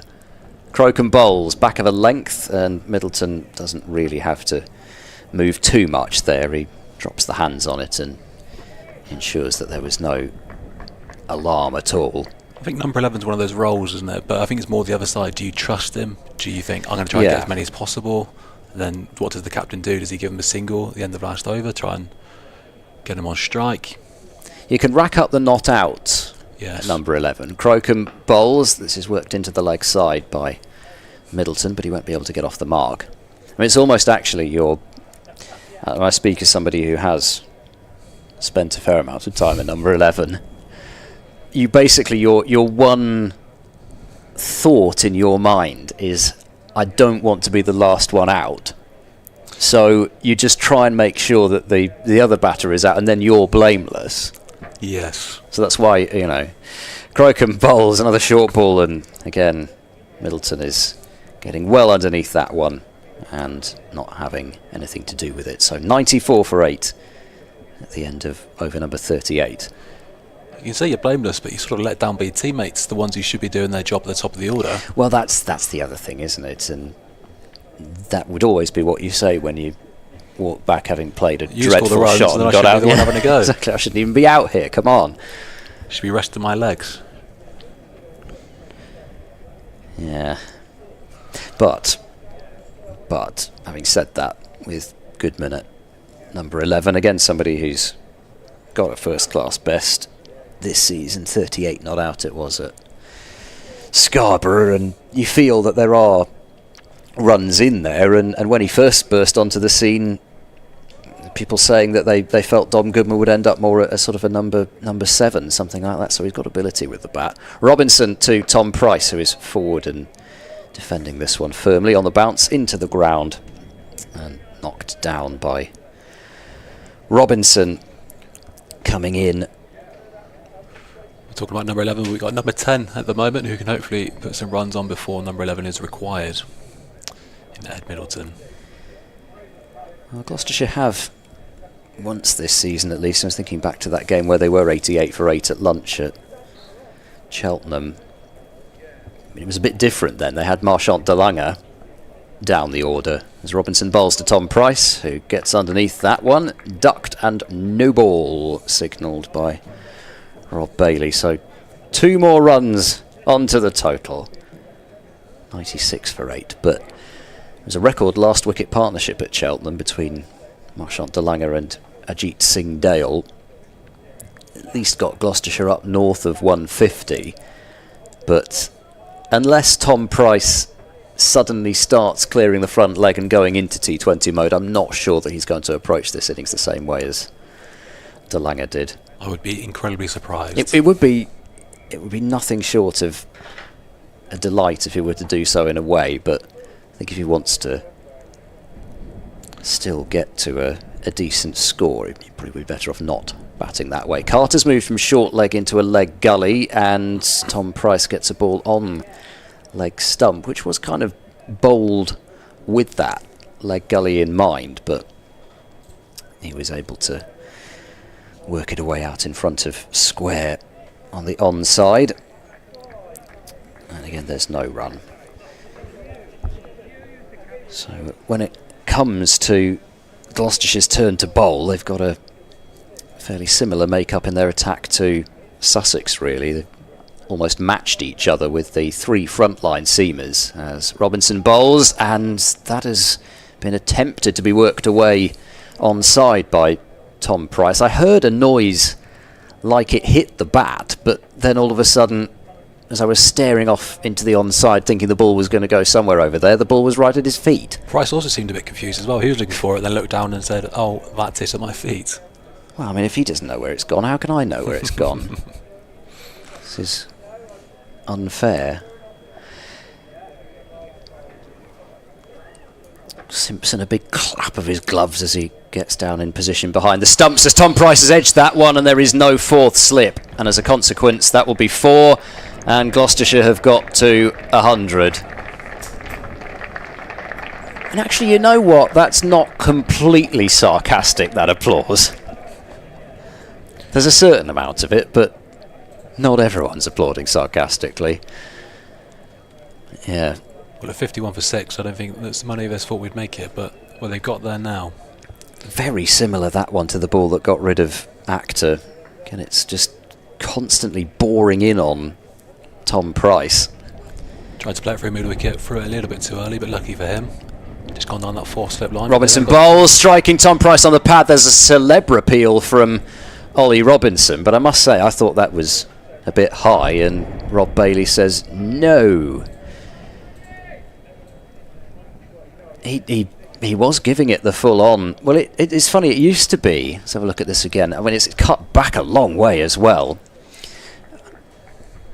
Did we see that on twice speed? It felt very, very quick. It's like sort of one of those old black and white sped up films. It's like Charlie Chaplin running in and bowling. Robinson in, bowls, and Tom Price with a little more comfort covers up and defends this one. So one way or another, 6 runs from the over, and Gloucestershire have reached 3 figures at 100 for 8. Tom Price to 23. I don't know, if you're Sussex and Robinson, I'm sure you're ruining not having that 4th slip in, because they've had a 4th slip quite a lot of proceedings, or at least actually second. Even with Crocombe, they've had a 2nd and then a 4th, and that's where the gap has been. But with Robinson, they went with 3 and no gap, and I don't know, I always hate gaps in the slips, but clearly Robinson does, and maybe Crocombe doesn't, because we're back to 2 slips in the 4th. Crocombe into Price, who leaves. It's like one of those things where you're sort of just tempting fate, aren't you? If you are there as the catcher and you move ever so slightly, you've had it as day. I've had it as day as captaining a Saturday league team. As soon as you move a player, you know the ball's going to go through there. Yep, and then, you know, maybe that's also just a fact of Tom Price being on when he was 19 at that stage. Middleton's facing Crocombe and driving out to backward point, still unable to find his first run. And I don't know, Sussex, I'm sure, would know that Middleton can hold a bat. They wouldn't be thinking in terms of, well, we've got a number 10 out there so much, but at the same time you've got somebody that you probably want to be bowling at a little bit more than the other, so thinking in terms of keeping the runs down. Crocombe in, bowls, a full ball on the pads. Middleton still can't get off the mark. He's looking hopefully out into the leg side, but only sees the ball go as far as Coles at mid-wicket. But the longer you're on naught as well, the nervier you get. And obviously you've got Tom Price on, having faced 56 deliveries, so he is in. So he is the one you wants to be bowling to. A couple of quick wickets have fallen at the Oval, by the way, where Robinson, Ollie again, out for 17, and David Beddingham has been removed for 37. I haven't been drinking, I promise. Short ball ducked underneath by Middleton this time. Didn't take it on. So the amazing thing about the two Ollie Robinsons is that they share the same birthday as well. It's not the same year, but it's the same birthday. It's enough to confuse anybody, isn't it? There was a while when people thought that the former Kent, now Durham, Ollie Robinson was going to Sussex. So we would have had two Ollie Robinsons on the same team. That's Crocombe bowls, and that's left by Middleton through to the wicketkeeper. But I think the only reason people thought that was because Adrian Harms, who, again, get well soon, Harmsy. I hope you're back on the circuit for the next round if you're listening along. But Adrian and I think we had the discussion a couple of years back in a game at Hove along the lines of how fun would it be to have them both on the same team. Crocombe in and bowls, and Middleton's forward finding a comfortable single. They pretty much gave that single to him off the last ball of the over, so perhaps they are thinking in terms of Middleton's a number 10, we want him on strike, because they've just gifted him a single to get off the mark. Backward point dropped out, yeah. Obviously you'd rather bowl at your number 10 than your settled number 8. Just a straightforward defensive shot brings a run at the end of the over, 101 for 8. But anyway, I think Harmsy and I basically started this rumour that Ollie Robinson was going to Sussex, because all of a sudden we had people emailing in going, what's this I hear about Ollie Robinson going to Sussex? And then I think maybe some people just caught on just for the laughs of it and just kept it going. And for a while this whole thing was... Yes, exactly. Would they have played together for the Lions, potentially? Good question. They've both been in squads. Yeah, I'm not sure. I think Ollie Robinson, the keeper, might have come in at the same time as Ollie Robinson, the bowler, was playing in the main squad, possibly. Don't know. That would be one for a bit of research at some point. We have a change of bowling. It's not going to be any sort of a let-up because Anadkat is replacing Robinson from the Ashley Down Road end, and Middleton played that one nicely down into the ground, hoping for the gap wide of the slip cordon, but a diving stop made by Tom Haynes there prevents the ball from squeaking through. So Anadkat 4 for 29.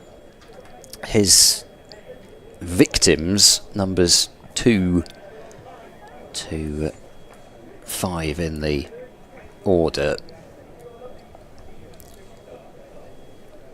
He does have 2 slips and quite a close sort of 4th slip, and there'll be a single here as Anadkat for once strays a little bit in line. It won't be a run that will go to his figures, but it will be one more onto the total as a leg by squeaks out towards a backward square. 102 for 8. I'm sure I'll be hoping for more. Another one of those deliveries that got Joe Phillips earlier. One of those where he could literally do nothing about it before he feathered it to Simpson. Yeah, coming round the wicket now to both these right-handers.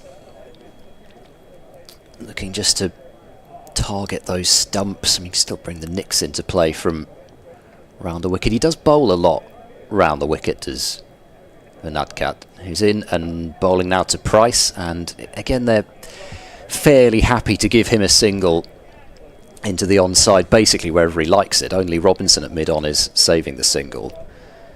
And for all his prowess in other departments, Ollie Robinson would not be the quickest off the mark in the field. So 103 for 8 as Tom Price moves on to 24. But having watched a fair bit of Anadkat bowl around the world, I mean, even in T20 cricket, he seems... A lot of left-armers like to do it anyway, but he seems particularly at home bowling around the wicket. We've seen both him and Ollie Robinson flit up between over and around throughout the day today. Anadkat in and bowls, and that's played down through the gully this time by Middleton. It won't have enough pace on it to go to the boundary. And tracking back from backward point is James Coles under the sun hat. And Middleton moves up to 3. So 105 for 8. Nothing wrong with that shot from Middleton. Perfectly entitled to score runs through the gully and the deep third region as the wind just gets up a little bit. Well, there's a man down there in a tank top. That's brave. Tank top and a sort of a felt hat, which is an interesting combination. Anadkat switches back to over the wicket now for Middleton.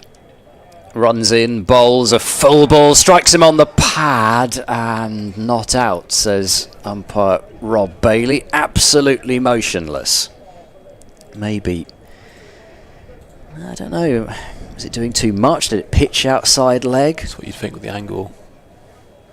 I must say, I thought that looked quite good first up, but maybe he got some bat on it, I don't know. We'll never know because there was no signal with a run not having been taken, but I must say I was waiting for the finger to be raised there and Anadkat to have completed his 5 foot. He's into Middleton, who tries to flick that one off his pad, strikes him on the hip, and there is no run. Joe, do you want to stay on for a bit longer? Happy to. Right, well, in that case, I'm going to use the opportunity to jump off and Blake Pint will come back alongside you. So a few more words from you and then Blake will be in. Fantastic, yes. Gloucestershire 105 for 8 so far today. Recovering from 51 for 6. And is this a change of bowling? Or is this still Henry Crocombe? No, this is a change of bowling. We have got Clark back on. Is that Clark or am I being deceived by my eyes? It is Tom Clark. Thank you, Ed. Enjoy your rest for 25 minutes before I have to do updates for Radio Sussex. In comes Tom Clark running away from us. Bristol Pavilion end, and it's wide away from Tom Price. Not wide enough for umpire Neil Bainton to outstretch his arms, but wide enough for Price to have nothing to do with. There is a slip and a gully, a deep backward point. Cover, mid-off, mid-on, mid-wicket. Deep forward square leg and a relatively wide fine leg as Tom Clark is in again, and this one full outside the off stump. Tom Price shouldering arms, allowing it through to John Simpson with not quite as much carry as we saw this morning. Joe, do you think it's just the ball getting a little bit softer? Yeah, I think that's sort of the case as well. We've seen that one as well. The ball's shaped away a little bit after the bat as well, which we've seen quite a lot more from the ones that have pitched quite short, gone over the batsmen's heads. That one's moved away. Yes, and Clark in again over the wickets, and this one Price does oblige to the full wide one, driving through the offside, relatively square, so deep backward point is able to come round and protect the boundary, and it's just one run. Not quite getting the value for the shot I thought Price would get on that one. I think he was for it a little bit too early. A nice theatrical dive in the deep as well. Yeah, that'll be Bertie Foreman on his debut, trying to impress the skipper with a little bit of getting the whites dirty as Gloucestershire move to 106 for 8 and Ed Middleton to strike as he's on 3, driving this full one into the offside, and that's well picked up at cover, just protecting a single as Ollie Robinson was looking to come round from mid-off and Price initially set off, but good work by Ollie Carter in the cover region. As we mentioned earlier, not sporting the mullet anymore, even though I just came across the Sussex social media post, and here's the cover, the face of the graphic with his mullet, and Clarkson again onto the legs of Middleton, who happy to clip down to fine leg for a single. Well, I'm sure he would have walked in to Hove when he had that haircut, and the media man or person must have shook their head in disbelief. What have you done to me? What have you done? I think it's a strange time to cut it all off. You'd think you'd want it. You'd want the hair on your head for the winter to keep you warm. And then come and March, cut April, it shear it off and go from there. That's what I would have thought as well. Mind you, we're not particularly getting September weather today. Sun out here in Bristol as Clark bowls another one full of length, and Price just happy to prod forward and defend into the covers. He's on 25 from 61, Middleton 4 from 21, and that concludes Clark's return. 2 from the over, 107 for 8 to Gloucestershire from 42 overs, so going along a little bit better than they were in the morning session. Just the 2 wickets lost so far in this hour, coming up to an hour gone now in this session.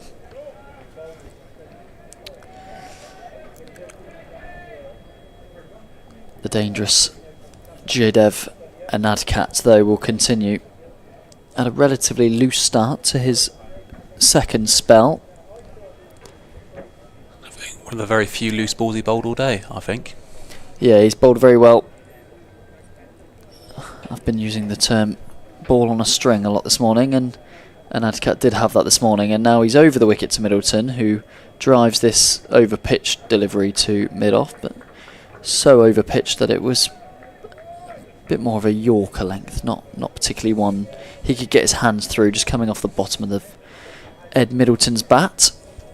Into the side today, Ed Middleton replacing, well, take your pick of Singdale or Archie Bailey. Dom Goodman replacing the other one.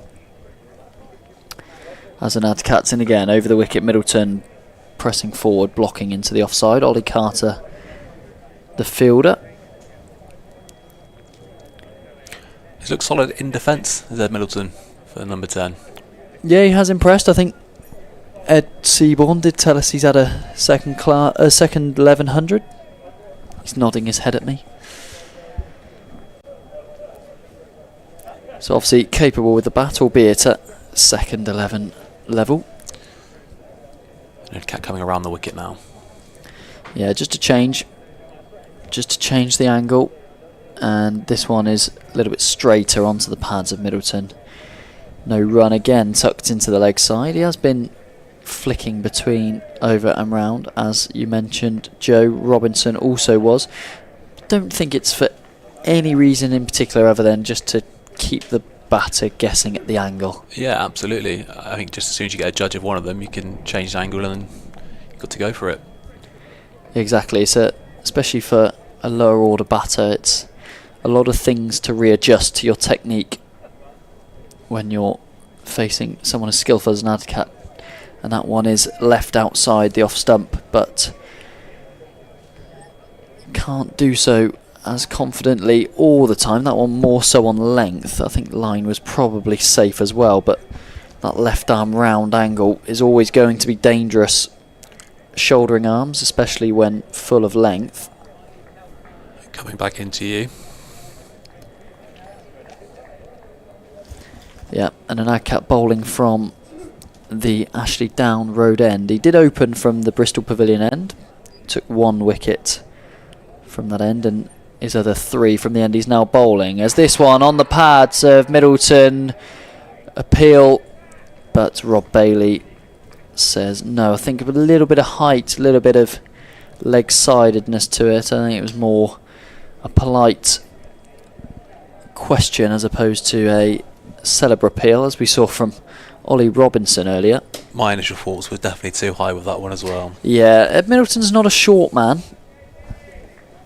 It definitely looked above the knee roll, which is normally the rule of thumb. Very much so. He's taken a step forward as well. Yeah, hard to tell from our angle, but it looks like he is batting in his crease. Obviously the keeper John Simpson is back, and this one onto the pads again, and Middleton looking to set off for the single into the leg side, but Tom Price firmly on his bat handle, so there is no run, and that concludes the over. A maiden from Anadkat, so a slightly tighter one from his perspective. One he'll prefer. 4 for 32 from 13, his figures. Gloucestershire 107 for 8, going at just shy of 2.5 runs and over. Price 25, Middleton 4, but looking comfortable, I would say. Very much so, very much so. I don't think the ball's doing as much as it was this morning. And as we mentioned earlier as well, Tom Price has now faced over 60 deliveries. He's well in. He's got a start at the moment. Hopefully he can build on that from a Gloucester point of view. Yeah, I'm sure it won't be long before we see a bit more spin again. But for now, it's Tom Clark, and that's a brilliant diving catch at slip. Just the one slip in place. I just need to confirm who that is. I believe it's Tom Haynes Superb grab. Sorry, Tom Alsop, acrobatic dive to his right. He was stood relatively wide at slip, was Alsop. And it was a length delivery outside off stump, and Price has just prodded at it. Clark has looked to move the ball away from the right-hander all day with his natural swing going that way, but that one just holding its line. It was no more than length, and Price prodding really. But a superb catch. Tom Alsop, that's the difference between a wicket and what you can almost guarantee was going to be 4 runs. And Tom Price has to trudge off for a well-made 25. Yes. Just as we were saying, he looks set. I believe that's what you call a commentator's curse. Yeah, I can't really defend myself on that one.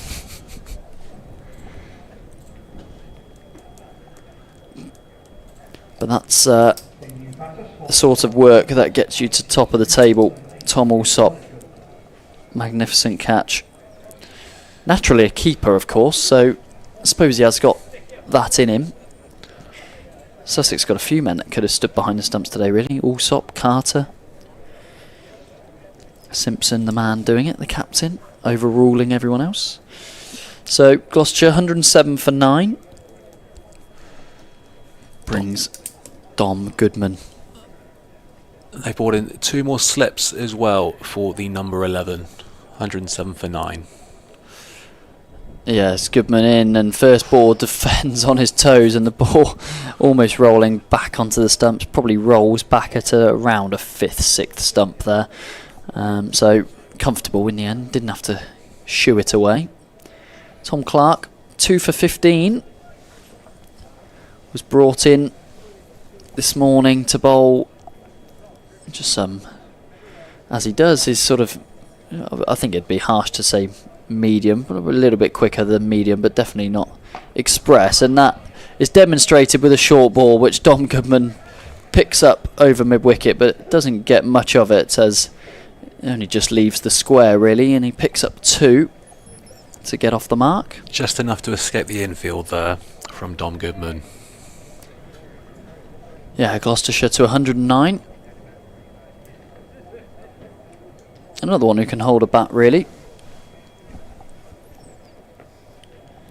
Dom Goodman. And another similar shot, clipping leg side, but this time it's caught by Henry Crocombe at mid-wicket, backpedaling. Obviously didn't get as much on this one as the previous. Tom Clark again, another ball short of length really, and just looking to help it on its way. Goodman just clips it up in the air, and Henry Crocombe, despite the backpedaling, takes a rather comfortable catch, as Gloucestershire are dismissed for 109 after being 68 for 6 at lunch. A slight recovery with Tom Price towards the back end, and Ed Middleton trying to offer him some support by sticking around, but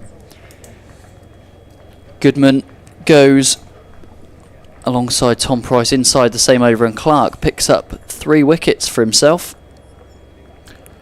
Another great catch there at mid-wicket to remove Goodman for 2. Leave Gloucestershire 109 all out. Just 43.4 overs that they've faced. Some fantastic bowling really from Robinson and Adcat and Clark as well towards the end of the innings. Some fantastic catches we've just seen too in the last few balls as well. Yeah, the Sussex bowlers did do well. They brought in an extra spinner, thinking that would be what was required here in Bristol. Jack Carson just 2 overs, Bertie Foreman just the 1 over. Those both bowling their 3 overs combined before lunch. James Coles, the other spinner, not even needed, and 43.4 overs was all Gloucestershire lasted. Run you through the scores. Chris Dent 3, Joe Phillips 0, Ollie Price 11, Miles Hammond 22, James Bracey 9, Graham Van Buren 2, Tom Price top scoring at number 7 with his 25, Zafar Gohar with 13, Zaman Akhtar rather swashbuckling 11 with a couple of slashes through the offside. And then Ed Middleton 4-0 out before Dom Goodman fell for a very brief 2. And just as the teams turn over, we will take a brief break. We'll be back in around 10 minutes as Sussex will start their first innings. Gloucestershire 109 all out.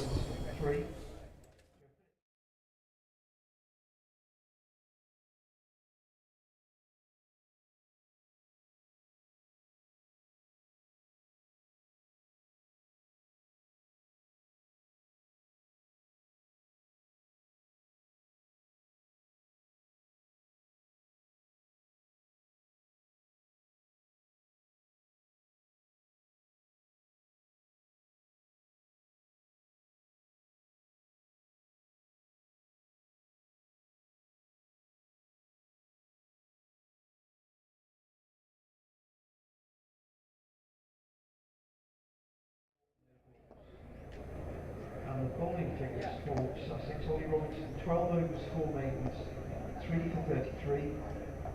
Jane Gunavkat, 13 overs, 3 maidens, 4 for 32. Henry Crogan, 10 overs, 3 maidens, no wicket for 22.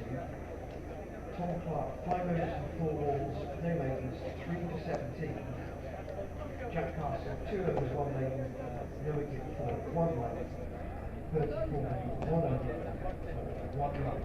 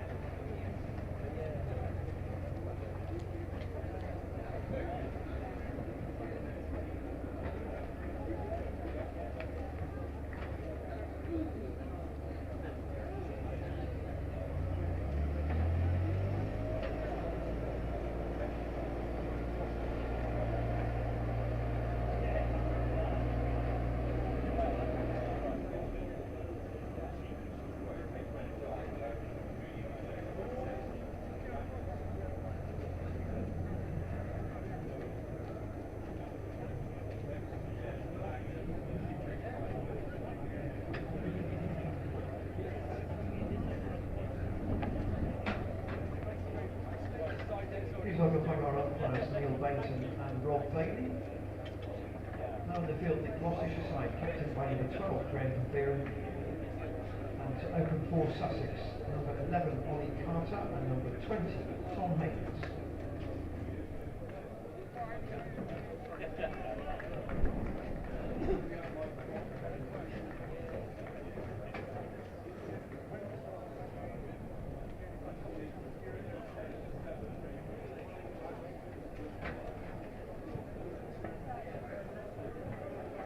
Open for Gloucestershire from the Bristol Pavilion end, sponsored by EPOS IT Solutions, number 83, Dominic Goodman. So as you will have heard, Dom Goodman is going to open the bowling for Gloucestershire with the opening pair for Sussex in the middle. Ollie Carter it is who's going to take the first ball, and Tom Haynes at the non-strikers end. No Daniel Hughes for Sussex, was called back fairly late by New South Wales, so Daniel Hughes is not in the 11. However, with just 109 runs, as it were, to chase for a first innings lead, may not matter too much, but we will see. Perhaps the cascade of wickets will continue. 3 slips and a gully for Dom Goodman, and the tall figure runs away from us and bowls, and that's a good start. An away swinger, which Carter will probably say that he played inside, but it was on an excellent line and length to start off with, and certainly at least interested Carter briefly in playing. Joe Selwood and Ed Seaborn to start you off with this Sussex innings, and Blake will be back in a short while once he's done his latest roundup of the county championship scores. Goodman bowls, and this is turned away up to mid-on by Ollie Carter for no run. So Gloucestershire's mindset coming out here. Do you almost forget how many runs you've got on the board and just bowl? Yeah, are you in your head thinking, let's pretend that we've not batted and just go from there? We've seen some fantastic pace bowling this morning. 2 great balls from Dom Goodman to start off with as well. Goodman in and bowls, and this has come off the outside edge of Carter's bat, a thickish edge which is well stopped down in the gully, and there is no run. Looks like Dent at first slip, Ollie Price at second, Ed Middleton standing at third, and it looks like Miles Hammond, who's the only Gloucestershire player other than Chris Dent to go with the cable net. Miles Hammond in the gully. Goodman bustles in and bowls. This is left by Carter through to the keeper.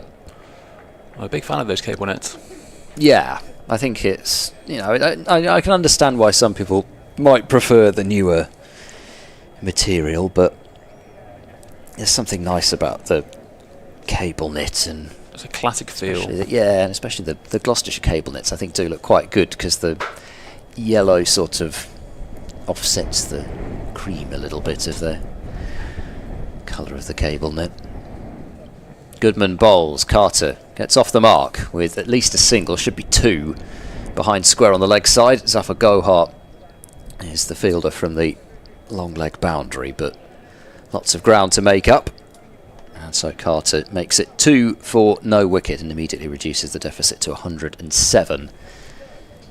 I'd imagine it would be Tom Price to take the new ball from the Ashley Down Road end. He did take the new ball in both innings at Lord's, but actually only bowled a couple of overs and then switched ends. Goodman to Carter, who's watchfully leaving that one through to the gloves of Bracey. Tidy opening start from Goodman, who has just gone for a couple of runs in that over, but wickets are needed by Gloucestershire, and plenty of them, as it's going to be a fairly long stint for them before tea. There will be still another 17 overs until tea, so we're not going to be having tea particularly on time. In fact, what will it be, basically at the halfway point of the day after this over. I'll be hoping to get a few before tea for sure. Road sponsored by Future Stars Coaching. Number 53, Tom Price. So Tom Price indeed from the Ashley Down Road end. Coming off the back of a 5-wicket haul at Lord's, and that really was his primary target in the rehabilitation from his back injury. He was talking about having a kind of road to Lord's up on his wall throughout that. Made it back and made it onto the honours board. Here he comes bowling and tempting Haynes briefly into a shot. It was just a little flinch at the ball, but nice start again from Tom Price, pretty much similar fashion to Dom Goodman, where Carter just had a brief dalliance with the ball. 3 slips and a gully also for Tom Price, in a bit closer, with Goodman being just that bit quicker as Tom Price bowls, and this is pushed away towards Joe Phillips at point, and Haynes will get off the mark with a single, which moves the score to 3 without loss. Yeah, quite some injury comeback for Tom Price, although he did actually make it in that abandoned game against Northamptonshire. Yes. But the real comeback started at Lord's at the 5-wicket haul, and then that event which I'll probably get some stick for mentioning yet again the other day. Did something happen on Saturday? Something did. There were some Premier League games happening, I think, and Rachel Hayhoe-Flint Trophy semi-finals. In comes Tom Price, and Carter works this one to forward square leg, and there is no run. Yes, the Sunrisers won on Saturday. Sunrisers and the South East Stars meeting in that Rachel Hayhoe-Flint Trophy final. Still plenty of cricket left this summer internationally. Conclusion of that England-Australia men's series, county championship run-in. Tom Price bowls to Carter, who stands up onto his toes and blocks this one down into the ground. In fact, it's in consecutive days this weekend, which we've got the Rachel Hayhoe-Flint final on Saturday, and then the one-day cup final on Sunday, Somerset versus Glamorgan, in that one at Trent Bridge, as the 50-over finals continue to be held at Trent Bridge. Price bowls, and Carter's forward and blocks this one neatly back to Tom Price. Are you a fan of 50-over cricket? I'm a big fan of 50-over cricket. Sort of just cricket in general, really, Ed, if I'm being completely honest. It's hard to be a Gloucestershire fan and not be a fan of 50-over cricket, really, especially growing up probably when, dare I say it, when we probably did. And those 50-over sides of that era just about in the childhood.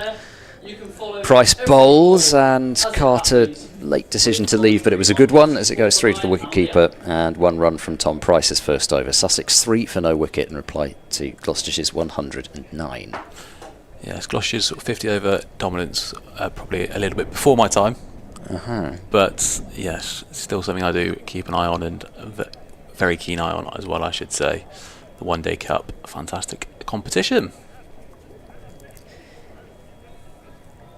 Yeah, and in fact, Rob Bailey, who's standing at square leg, was one of the umpires in that 2015 final. No carryovers from this particular Gloucestershire side in that side, the last 50-over trophy win. Goodman looks as though he's motioning to somebody to move, and I can't see exactly who is moving. He's either been ignored, Yes. or they've not got the attention. I think the slips are just trying to work out exactly where they should be standing.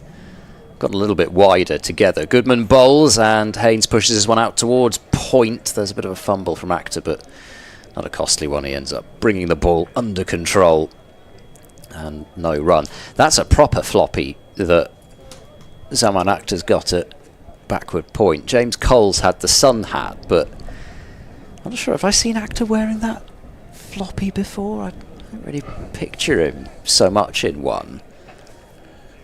Ed Middleton has always gone for the sun. That's almost like a cowboy hat he's got on. Here comes Goodman. Bowles. Haynes chops this one away to the right this time of Actor, who again gets across to field. Some classic jumpers, some floppy hats, some fantastic attire out there.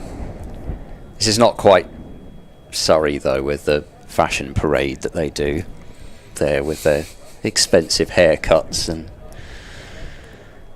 whatever else they come out with. Haynes, fairly attacking player, has liked to send off those drives into the offside, and this time he's just tapping this one defensively up to mid-off, excuse me. But he's sort of, I don't know, he's a player, Tom Haynes, who in the modern style can take the game away quite quickly from you at the top of the order. If you don't get it right, he's not going to just watch deliveries go by. He's, at least my impression from what I've seen of him over the years, as Goodman bowls, that time he does leave outside the off stump, but he's more somebody that would like to feel bat on ball. And the danger is in this situation, with so few runs on the board, that all it takes is somebody just having a good 5 or 6 overs at the top of this order for Sussex, and all of a sudden it is really getting away from Gloucestershire. Goodman starts his run in now and bowls, and Haynes plays that one down into the ground and just past off stump. There's soft hands, and then there's almost playing the ball too late. I think he had his heart in his mouth for a moment there, Tom Haynes. It's that awful moment, isn't it, where you just don't know where it's gone. You're thinking, am I going to have to try and kick this away, or just watch as it trickles into those stumps?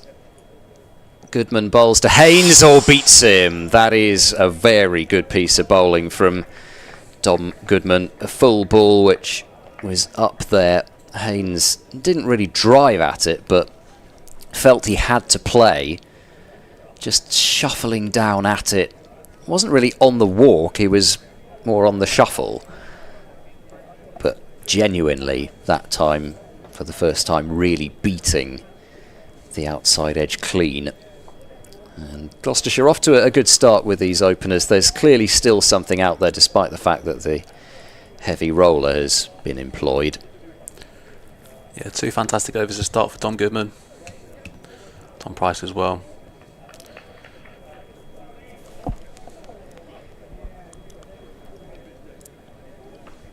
So still a pretty attacking field for Gloucestershire. They've basically got no choice but to try and take wickets. Tom Price to Carter, and this is steered away to the left of backward point. Goodman will get there quickly and keep it down to just the single. So 4 without loss.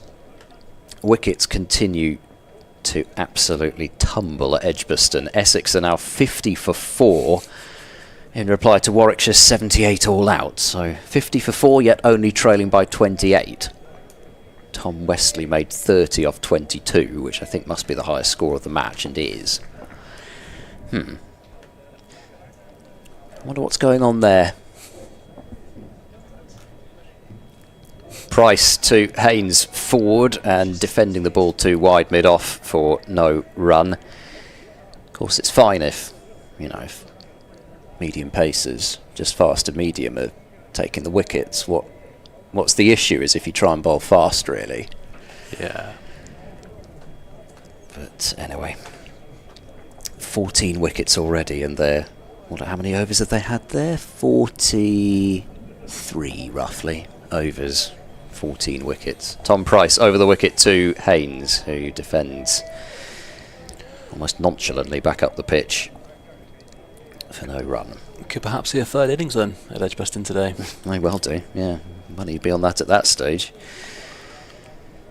Hannon, Dolby, Barnard, Rushworth for Warwickshire. nibbling it about. Porter, Cooks, Nater for Essex. Harmer didn't even bowl. Tom Price into Haynes, who drives and just past, having gone into the ground. The swan dive from Zaman Akhtar at wide mid-off, and that will go to the boundary. So Tom Haynes gets his first 4. Pleasant way to pick it up as well. And Sussex 8 without loss. Slightly uppish, but just wide of the man at cover.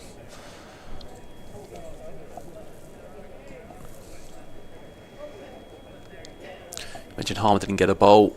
I think we were both expecting some spin today. I think Gloucestershire expected some spin. Yeah. Sussex was expecting some spin. And then you got the top wicket taker only bowling 2 overs with no wickets for Sussex today in the league.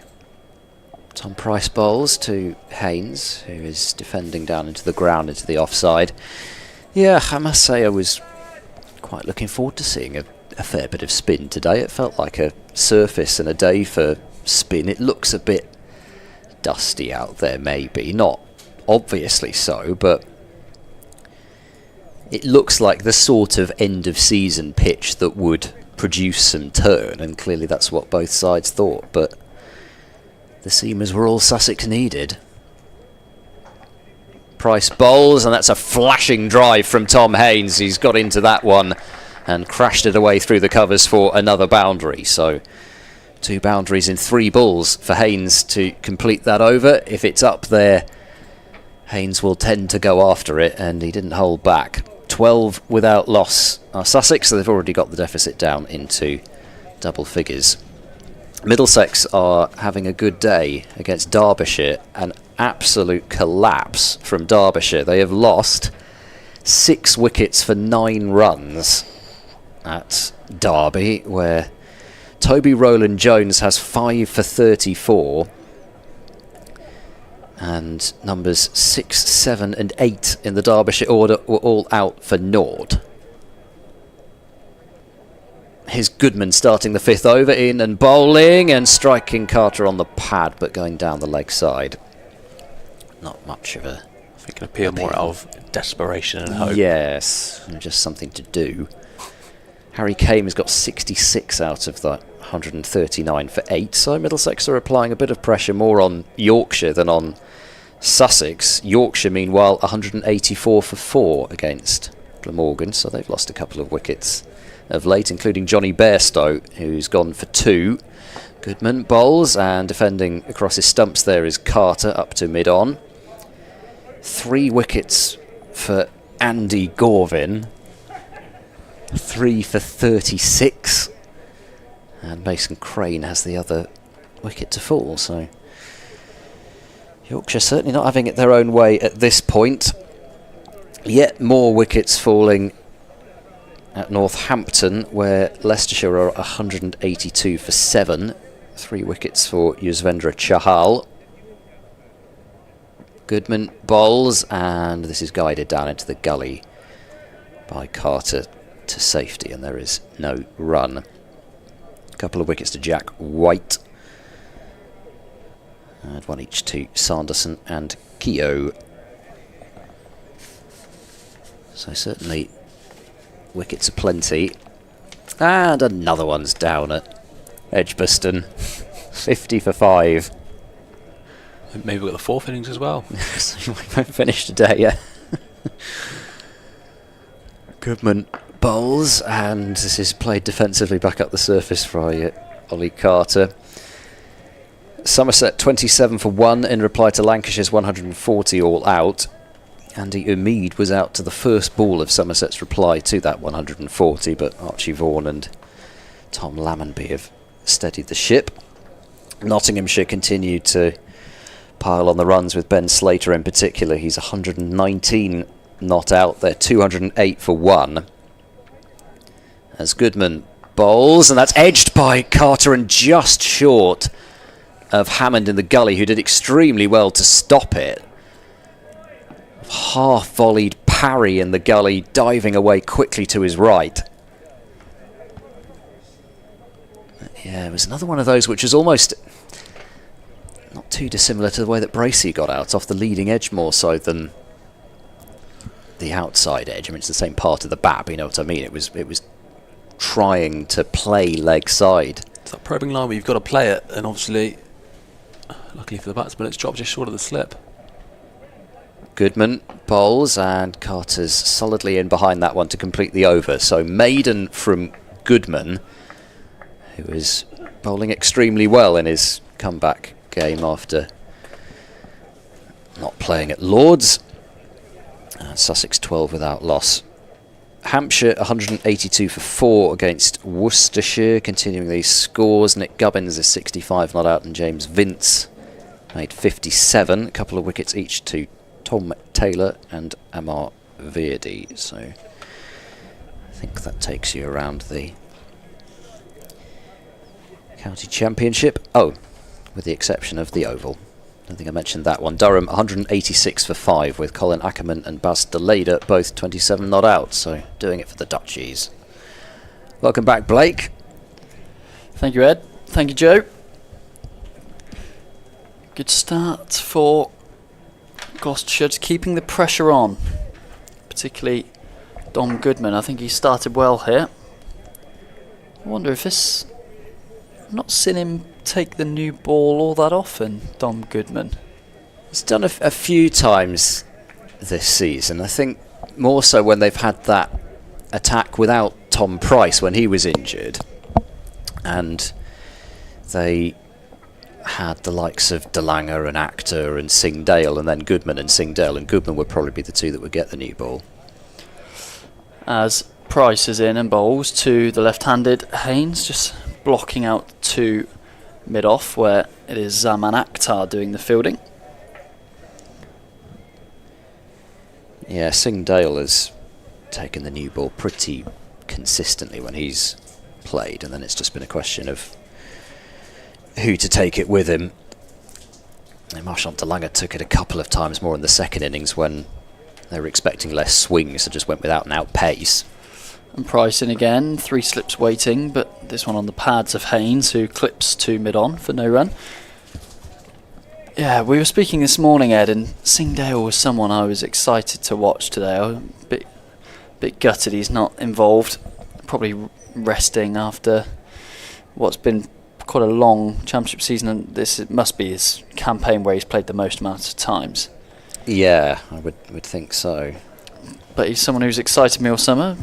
Bit more pace than most as Price bowls again, and this one driven by Haynes through the offside, but it's quite a long way out to that offside boundary, as it were, for the left-handed Haynes. So it's chased out by mid-off Zaman Akhtar, and Haynes comes back to complete a couple. Moving to 11, Sussex to 14. Yeah, no, he's an extremely exciting prospect, and again, I don't think the wickets this season really tell the full story of how well he's bowled. And Price in again, and Haynes this time defending up to mid-off. I agree. I think I looked at his average, and it's something in the 30s or 40s, but every time I've seen him bowl, he's looked, you know, someone who's going to cause problems and can be quite destructive, if that's not too strong a word to use. Yeah, and I think unfortunately it's just one of those things about trying to bowl quickly on slow surfaces. Yeah, and Price round the wicket now to Haynes, who has a bit of a loose wipe at one outside the off stump, and it carries through to James Bracey. Yeah, I think this may be pushing it a little bit far, but in the Bazball era, he's the type of pick, if they go off, Yes, you know, something they see on social media, which they have done, I wouldn't be Social surprised media.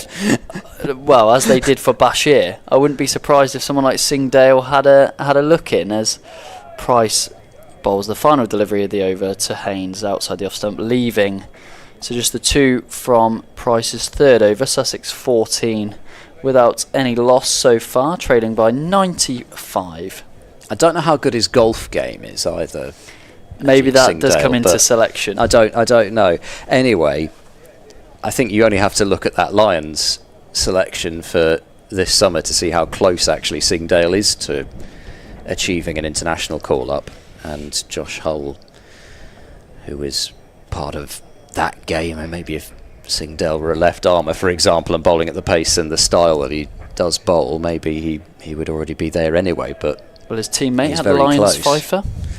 Yes, indeed, Zaman Akhtar, who we'll see later on. Goodman bowling to Carter in the meantime, and this is nudged up to mid-on, where Tom Price fields. So, yes, it goes beyond the raw numbers, as it should really, because he's a young bowler, he's bowling quickly, and what you can see is that actually, for somebody who's bowling at the pace that he does, he is very accurate. So, yeah, certainly exciting. Goodman in to bowl, and Carter defends away up the onside of the pitch. And of course the quickest pitch in terms of bounce that he had to bowl on this season, he only ended up bowling a certain number of overs on it. You know, he couldn't really take advantage of what the hybrid pitch here was giving him. Goodman bows his head and starts his run and goes into his tall action and bowls, but Carter just pretty much without any fuss at all plays it defensively out into the onside. But particularly if you look at the players that have been selected and this whole mantra of looking forward, you know, I'm not saying these players are old by any stretch, but Atkinson isn't as young as it's probably thought. He's 27. He started quite late, didn't he? Is 29. Archer, you know, he's 29 now. Goodman to Carter. This is played down into the gully and stopped well to his left-hand side by Hammond. I feel like it's still very much thought that Archer's only 24, 25, and when he actually came on the scene in that 2019 Ashes, he was, or 2019 World Cup, whichever came first, he was actually World 24 Cup, yeah. then. Yeah, I mean, I don't know.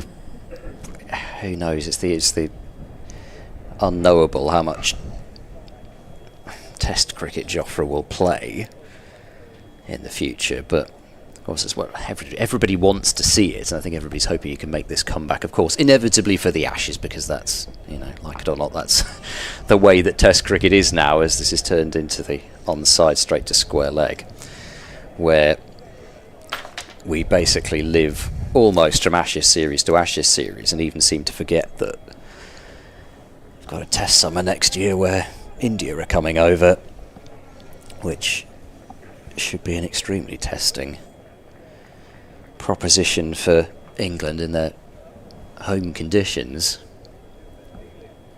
Goodman to Carter, who is well forward again, and Sussex are just negotiating safely these opening overs here, and Goodman couldn't fault anything that he's done so far. 4 overs for just the 2 runs, but at the moment Sussex are not finding it as tricky as Gloucestershire were, at least in terms of consistently the ball beating the bat. They haven't got the ball away, and that's much to the credit particularly of Goodman, but at the same time Gloucestershire must get wickets, and it just doesn't have the same feel about it as it did this morning.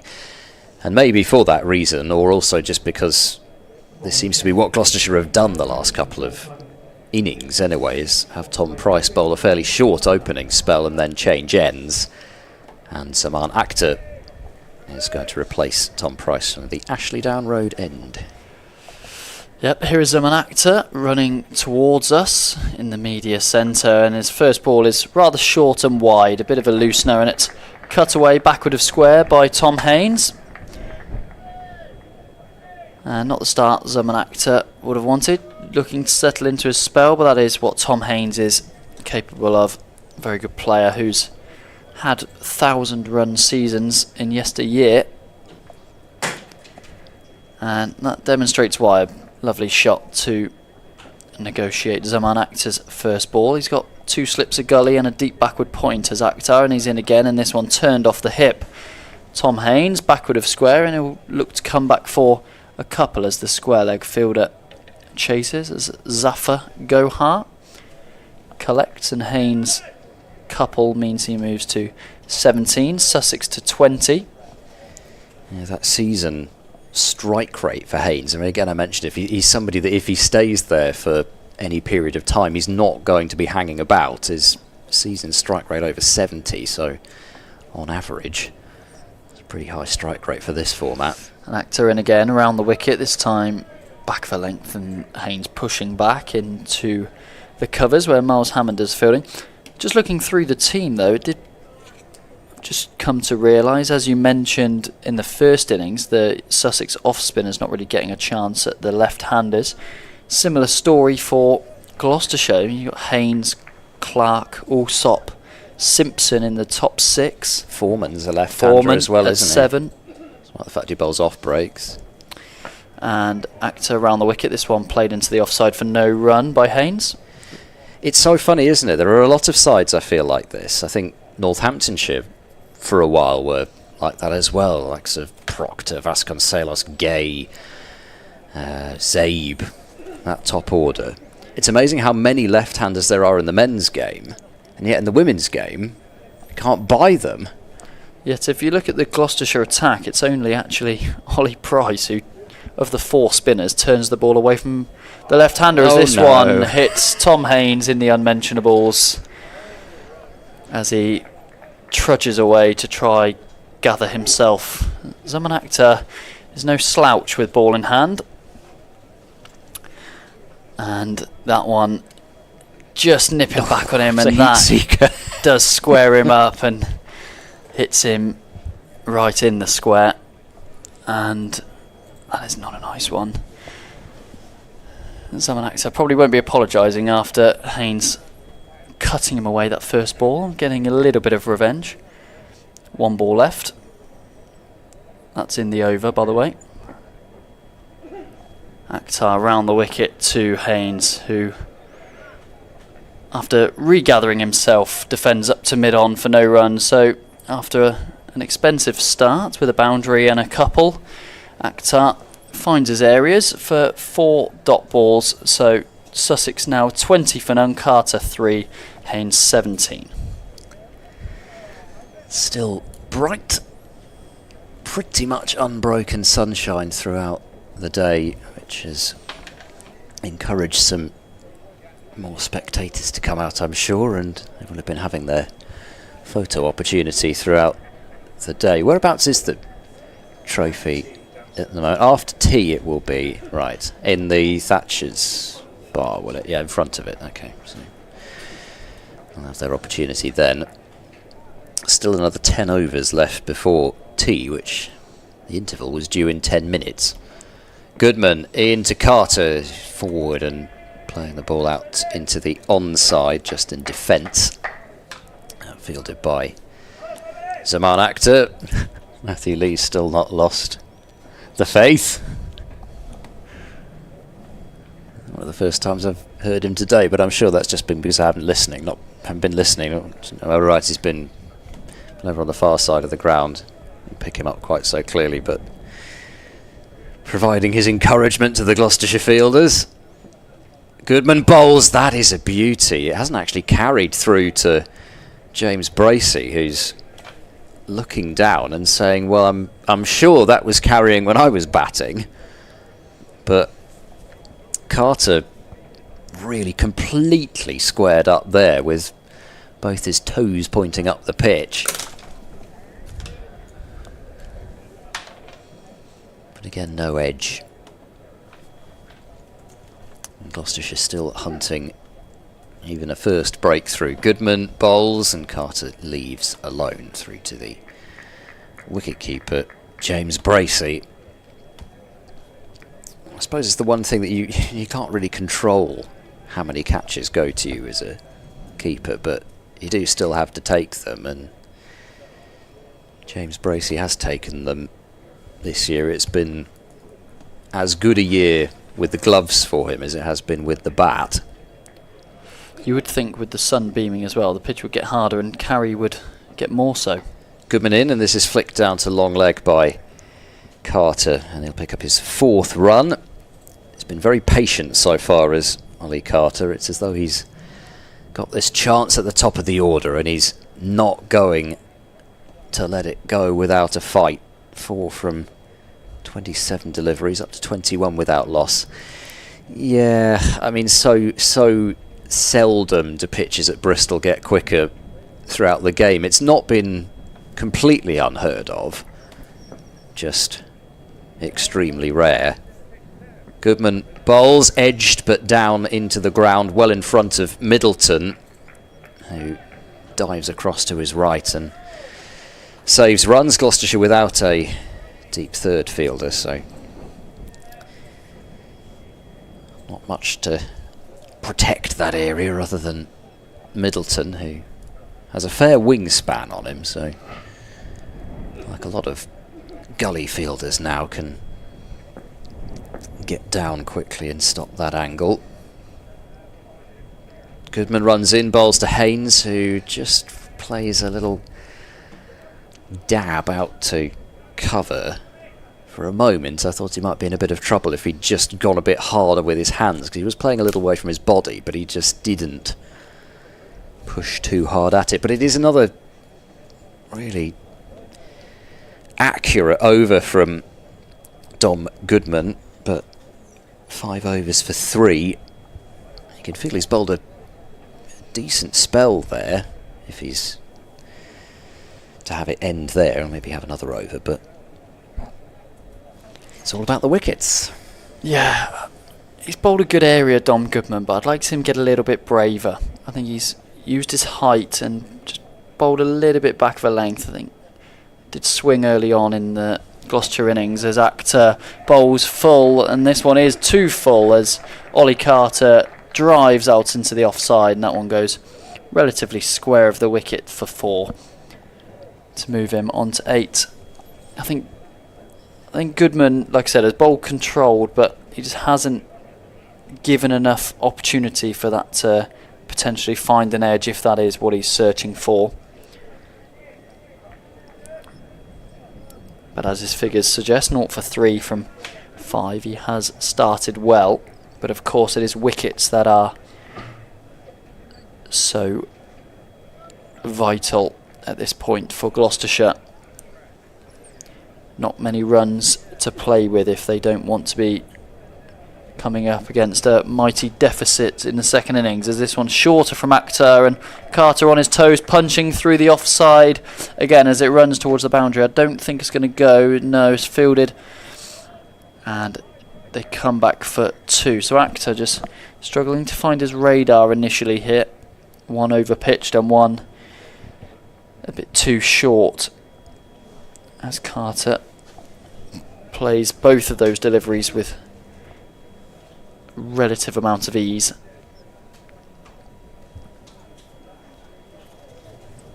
And we know what Zaman Akhtar is capable of, as he's in again from that Ashley Down road end, and Carter leaving this one outside the off stump. That's more like the area Akhtar will be aiming for, as this one does carry through to Bracey.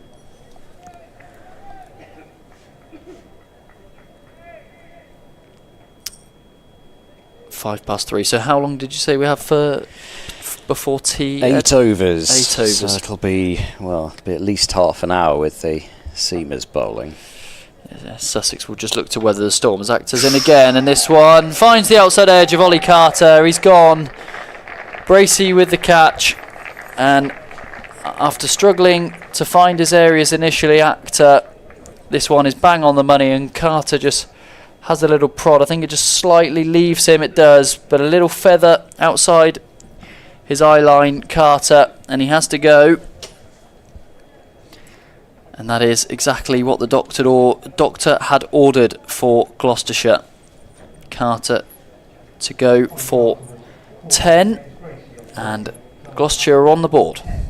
And yet another catch for James Bracey, as if he haven't been getting enough already behind the stumps. Is there a certain amount of fantasy cricket punching of the air going on to my left, yeah. Oh, I gave up with that after week 2, I think. right. No, I must say I didn't really keep up with it this year either. It's but because anyway. the schedule messes up your plans too much. You need that week in, week out regularity of picking your team. And when you're changing format all the time, it's hard to keep an eye on.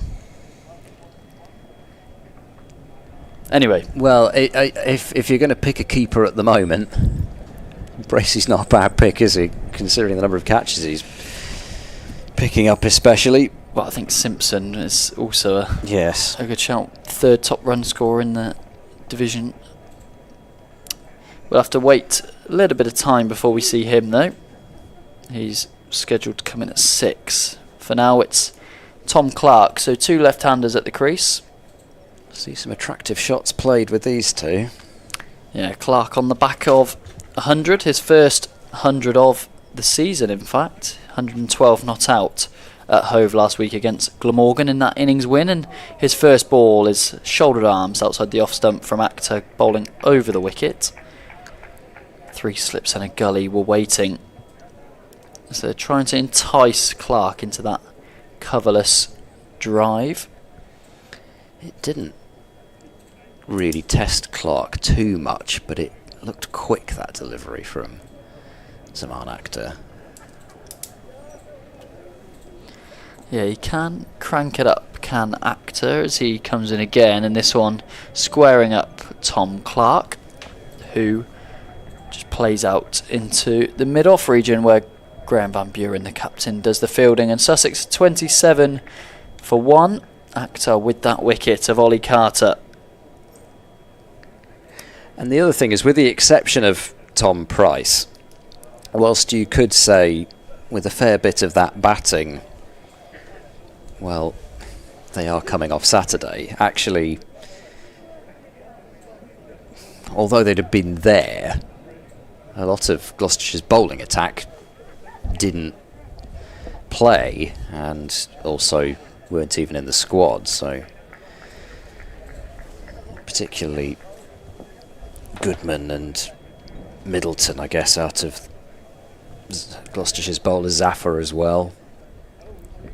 Goodman into Haynes, and this has worked down fine on the leg side, and Haynes will get off strike, so Clark will have his first look at Goodman pretty quickly. 28 for 1. And a bit more pointing and ordering about from Dom Goodman, who seems to be setting his own field, which is good to see. He's very much a thinking cricketer, is Dom Goodman. Tom Clark faces him as Goodman bowls, and Clark leaves. Good leave, 3-2. Keeper, he's got a very stylish way even of leaving, as Tom Clark is. Tall left-hander, and that so often leads to stylish play. Especially with Goodman, you've got to ride the bounce a little bit. I saw that quite a bit in the morning session, players raising their arms aloft to leave the ball. Goodman runs in, he bowls, and can't draw Clark into a shot there either, as he is statuesque in his leave alone through behind the stumps. Basking in the September sunshine at the far end of the ground. And actually, whilst it's still getting down pretty cold at night, it's, I'm sure, very nice watching conditions out there, and so often that is the way in September. The games can move faster, and the weather's often still pretty good. As Goodman's round the wicket bowling, and Clark leaves again. And actually, September is often treated, I feel, equally to April in terms of why are we playing cricket in this month, but I don't think I agree. I think that the difficulty with September is the light. Even if you start at 10:30 towards the back end, it becomes very tricky if you get cloud cover. So I do get that, but overall I think the cricket that you see in September's often some of the best.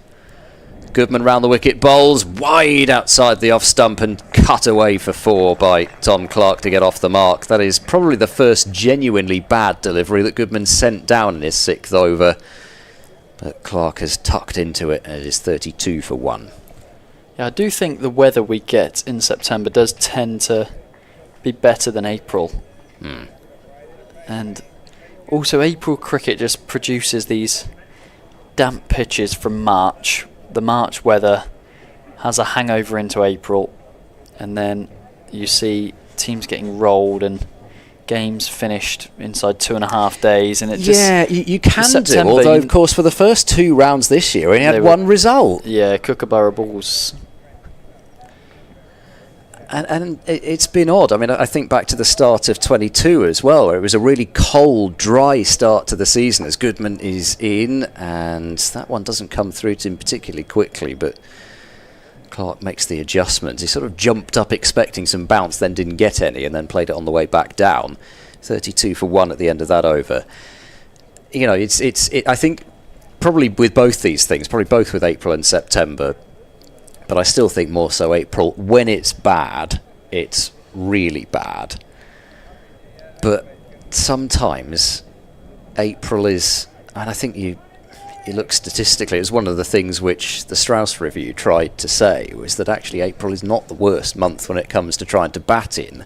But I think it is that thing of, when it's bad, you know, But I think this really is where this argument has been. I know a few people want to see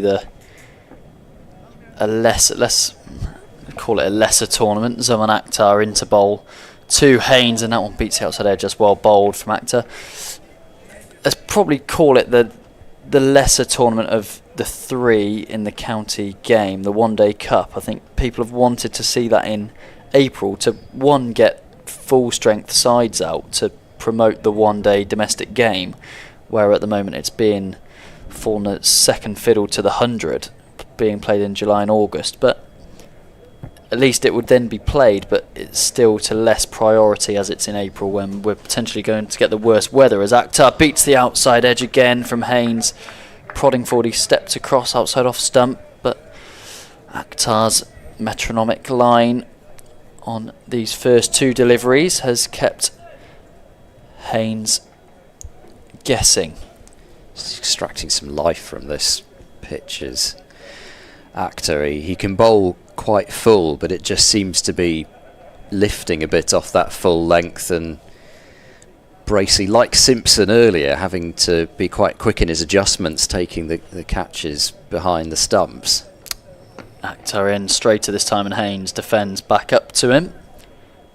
Play with a bit more confidence and positivity this time, Tom Haynes.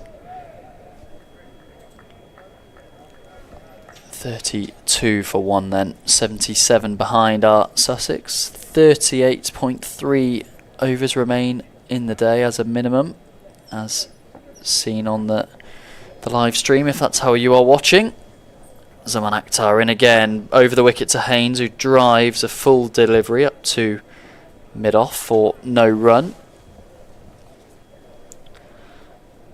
But I think coming back to the whole scheduling, I think everyone will have their own opinion when they end. Weather, you can never predict the weather. We've had severely wet July. Well, that's it, isn't it? If we've been playing Championship cricket all throughout July, I'm not sure we'd have seen very much. No. Akhtar in again on the back of 4 dots. And this one, Haynes pulling out to fine leg. Just had to have a quick look to my view, slightly restricted to see how square it went. Just the 1 run down to the fine leg fielder, which is Zafar.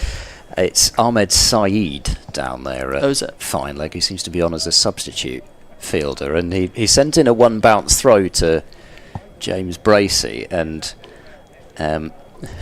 James Bracey didn't look particularly happy about that, because Gloucestershire wasn't too pleased. They're trying their best to keep this ball in mint condition.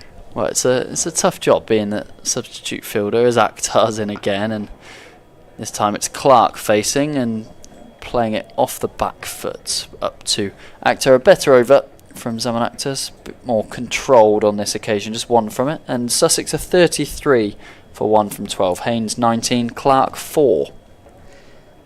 And again, it's the other thing about Championship cricket in September. And I know, yes, you've got the fact that it's lovely weather today, and I'm sure that there's probably a few more who've come in today because of the fact that they can get their picture taken with the Blast Trophy, etc. But there's more people in here than there were over August bank holiday, and there's this clamour on social media all the time. We want to have Championship cricket over the weekends, we want to have it when we can go and watch, and yet people don't go and watch because there's so many other things that they have to do, family commitments and seeing grandkids, children, that sort of thing. It's just, there's a lot of demands on people's time there, so I don't know. There's just so many different directions it gets pulled in. Change of ends for Tom Price. He's back on from the pavilion end now and drawing Haynes onto the front foot and forcing him to defend the ball away only as far as Zaman Akhtar at mid-off, who's using his shirt to shine the ball. There hasn't been another wicket at Edgbaston. That's probably the main bit of news from elsewhere. They've gone 8 overs now without a wicket. Pure seam though. At Edgbaston. 5 seamers. Tom Price bowls. Oh, he's gone past his inside edge there, Tom Haynes. That ball cutting back in off the surface. I thought maybe it might bowl him, but it's clearly gone over the top of the stumps, and then no inside edge either. That was a very tasty bit of bowling from Tom Price that has not got him a wicket. Oh, right over the top of middle stump even, never mind off stump. And Haynes thinking that was another one that was just going to go on with the angle, and it comes back into him. Tom Price into Haynes, who drives a square drive just from the crease, and well played, finding the gap at point, and a single taken out to the deep point fielder makes it 34 for 1. I think, if I have another look at that Surrey-Durham score, yes, Surrey can trump that. They've had 6 seamers bowl.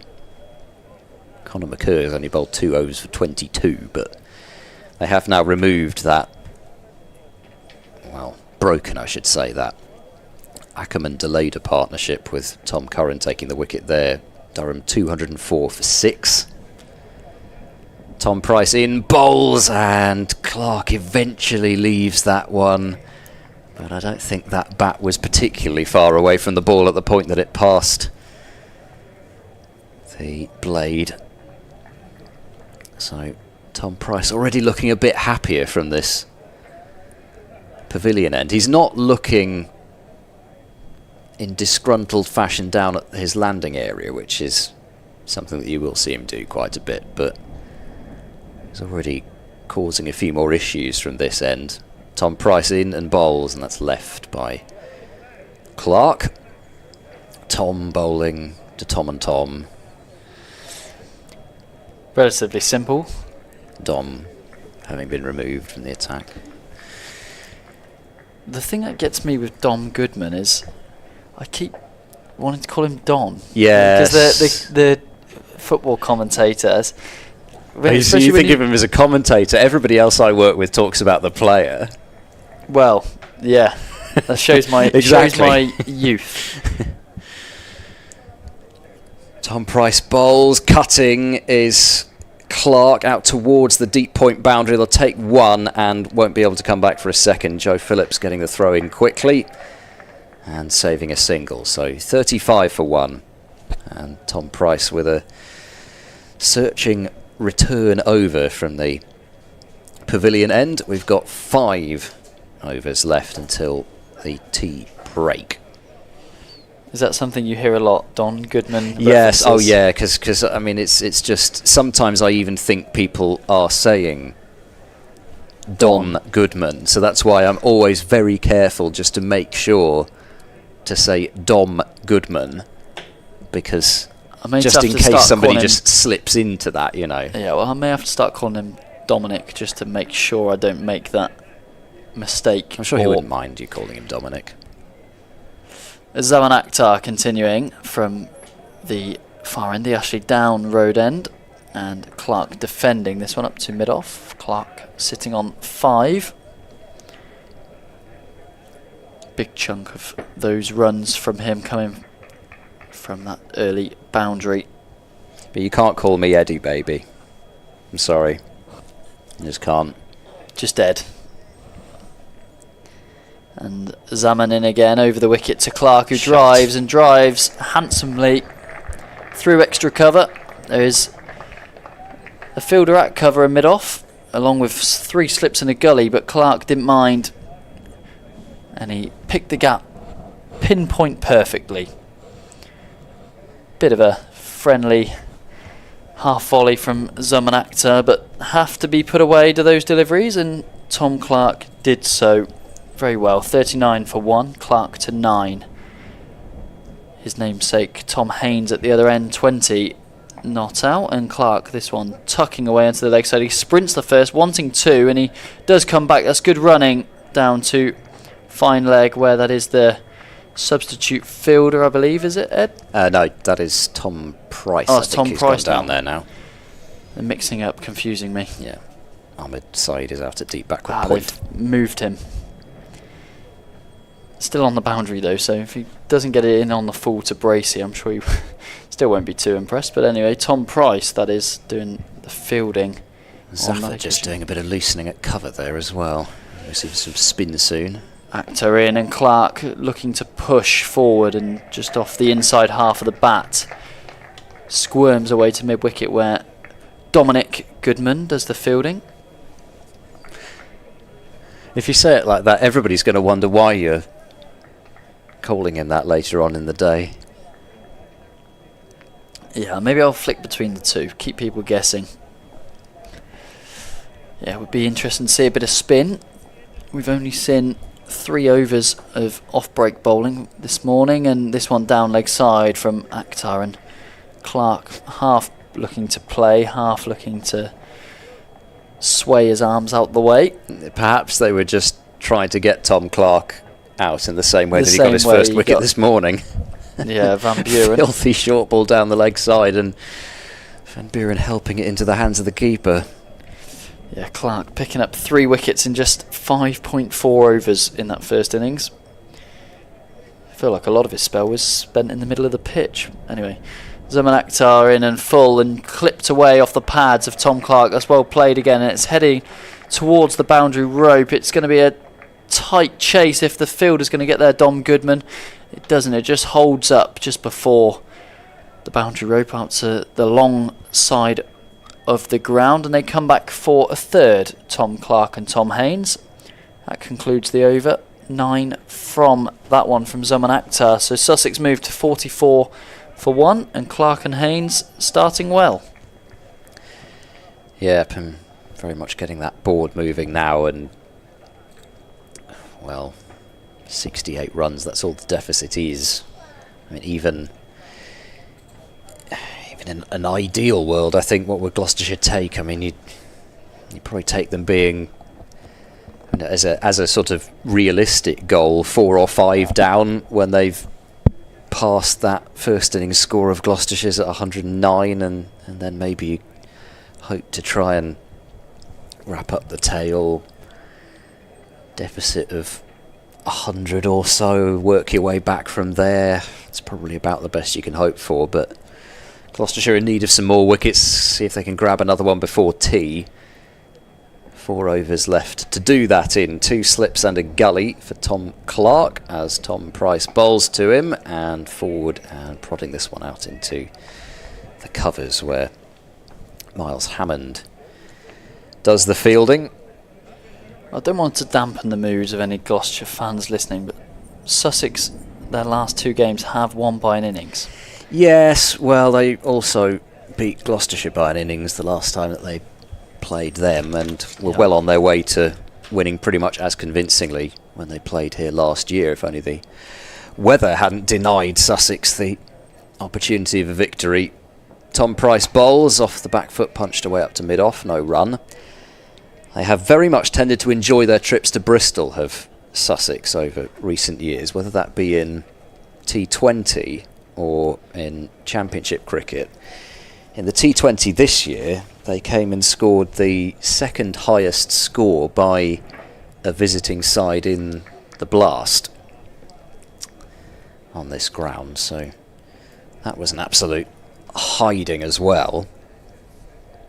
Tom Price bowls, and driving is Tom Clark. A square drive out through the covers should be turned into a couple of runs. They've gone for the second run. The only danger there was whether Clark and Haynes were going to run into each other, but they avoided the collision and do collect that. 246 for 1.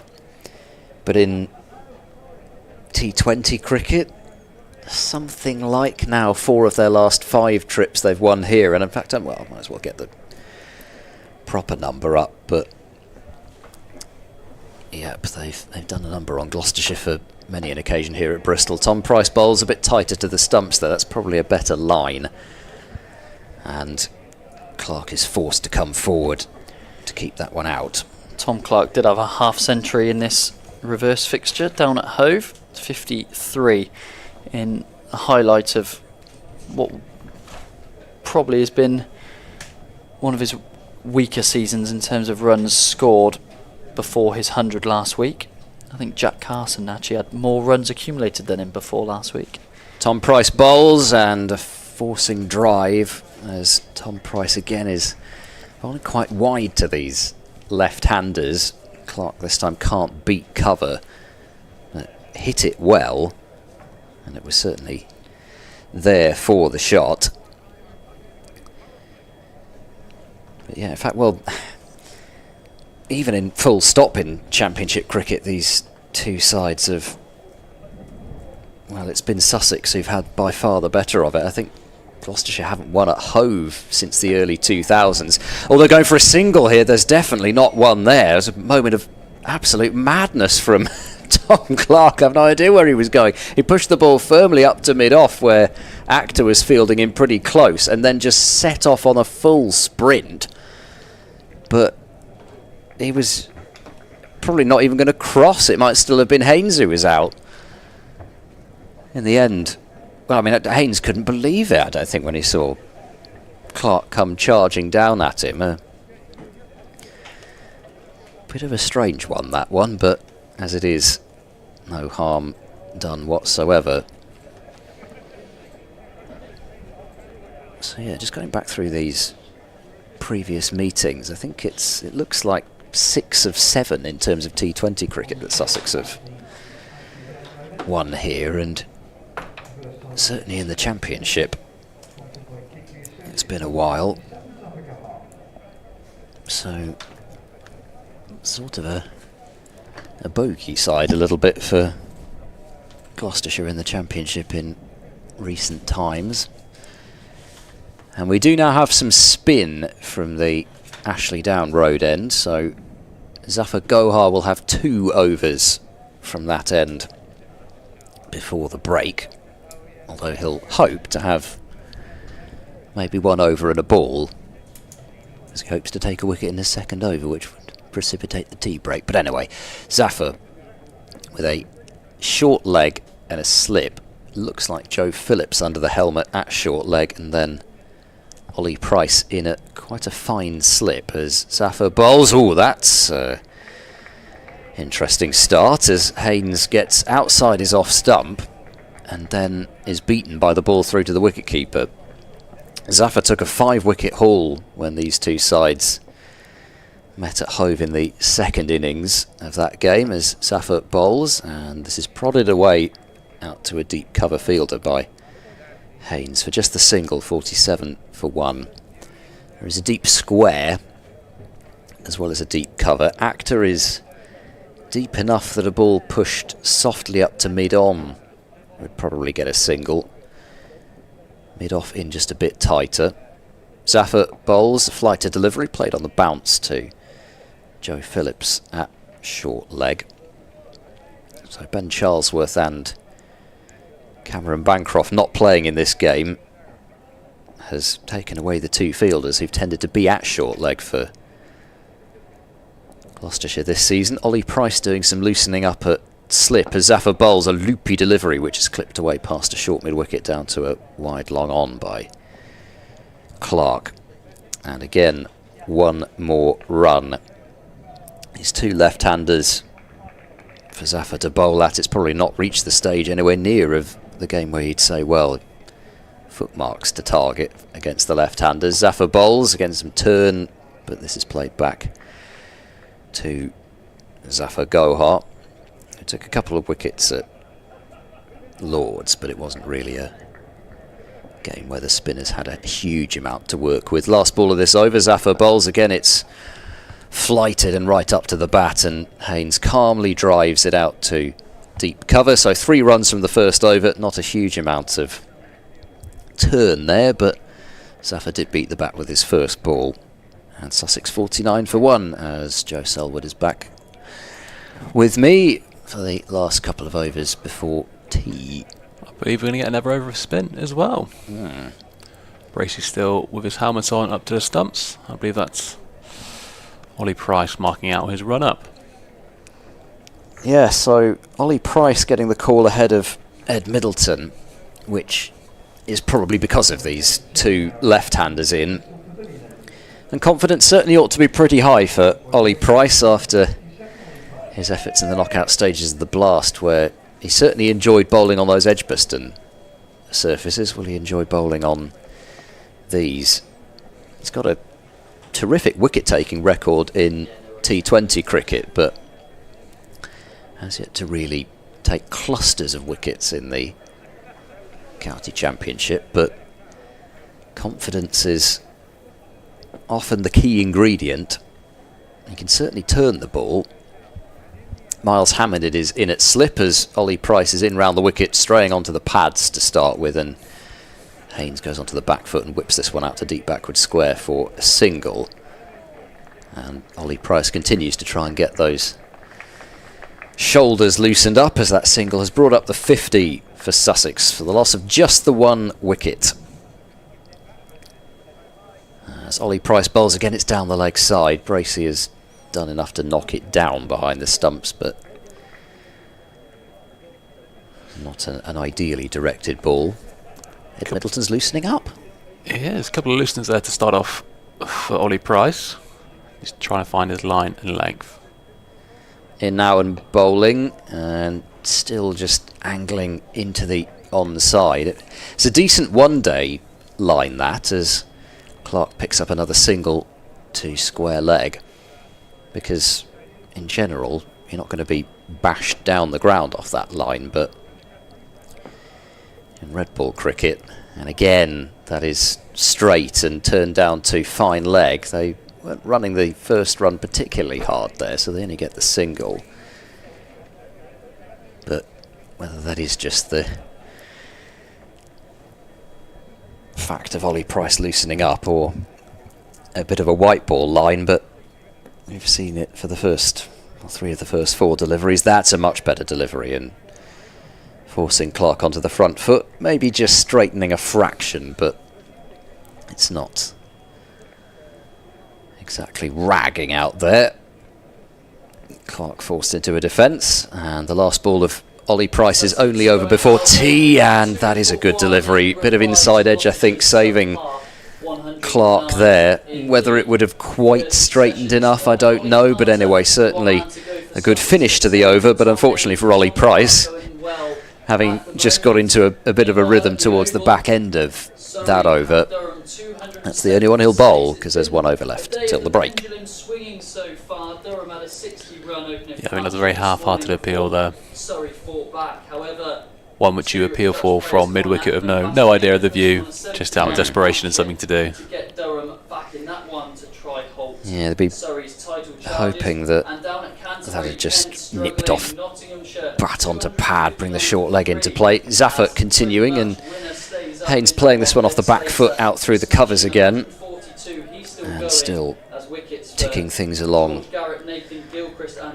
decently here, Sussex, who with this position almost halfway now to Gloucestershire's first innings total, having lost only 1 wicket, they aren't having to look too much at what is happening elsewhere in terms of the promotion race. It's all about them really, which, as Clark knocks a single, quickly taken one up to mid-on, but pretty straightforward one. 54 for 1, I think it will be. Zaffa in and bowls turn, but worked with the turn on the bounce to short leg. So really the fact that Derbyshire have been bowled out by Middlesex for 173, it's not particularly concerning for Sussex because they are in such a great position here. Zaffa in and bowls, and Haynes goes back and nudges this one back towards the bowler. So just a couple of balls left until tea. And for Gloucestershire, it's not that they've bowled badly, they just haven't had the same penetration as particularly Unadkat and Robinson, although Clark himself finishing off that innings. As forward goes Haynes and keeps that one out, and just the one ball remains, and things sort of taking on a little bit of a... I know it's partly because of the air conditioning not working in our box, but it's the slightly sultry afternoon almost. You could imagine it was July or something, but it's not September. That's a close shot for leg before wicket, which is turned down by Rob Bailey to complete the session. So nearly Zaffa claiming a wicket off the last ball. Again, Haynes is getting so far across his stumps that it's hard to see how that could possibly have struck him in line. Haynes is almost trying to take LBW completely out of the equation with the amount that he's moving across his stumps. And, oh well, we will have another look at it, which might tell us a bit more. Close, but probably just outside. You can see middle stump and leg stump, and it's hit him on the outer side of his leg, so I think a correct decision from the umpire. Right, so that is tea with the players wandering off. Sussex in an absolutely commanding position at 54 for 1, with Carter the only victim for Gloucestershire, caught behind by James Bracey. Got a good delivery from Zaman Akhtar. He went for 10, but Tom Haynes and Tom Clark are seeing Sussex well along their way. They trail by only 55 runs with 9 wickets in hand. Gloucestershire bowled out for just 109. Tom Price top scoring with 25. 4 for 32 for Jaydev Unadkat, 3 for 33 for Ollie Robinson, and then Tom Clark picked up 3 for 17 as well. But Robinson and Unadkat really did show their class this morning, and Gloucestershire were caught on the back foot pretty much from straight away. So the roller has made its way back out to maybe tend to the international strip, I think is what that is doing, as the ground staff are there to have a little wander and a feel for what that's looking like. It's just, well, I say it's 2 strips over, it's basically 1.5 strips over the international pitch, but the ground staff just getting that all in order for the 29th of September. And as far as we're concerned, we'll have a bit of a break for tea and be back with you in about 20 minutes' time.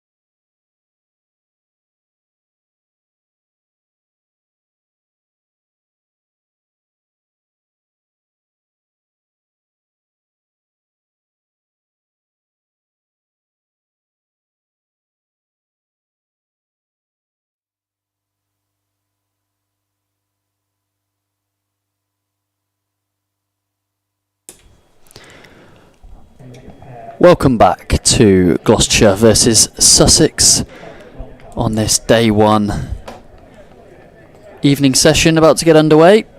Story of the day so far: Gloucestershire 109 all out after winning the toss and opting to bat first here in Bristol, and Sussex in reply 54 for 1. Ollie Carter the batter to go for 10. Zaman Akhtar the sole wicket taker, with Tom Haynes and Tom Clark currently occupying the crease.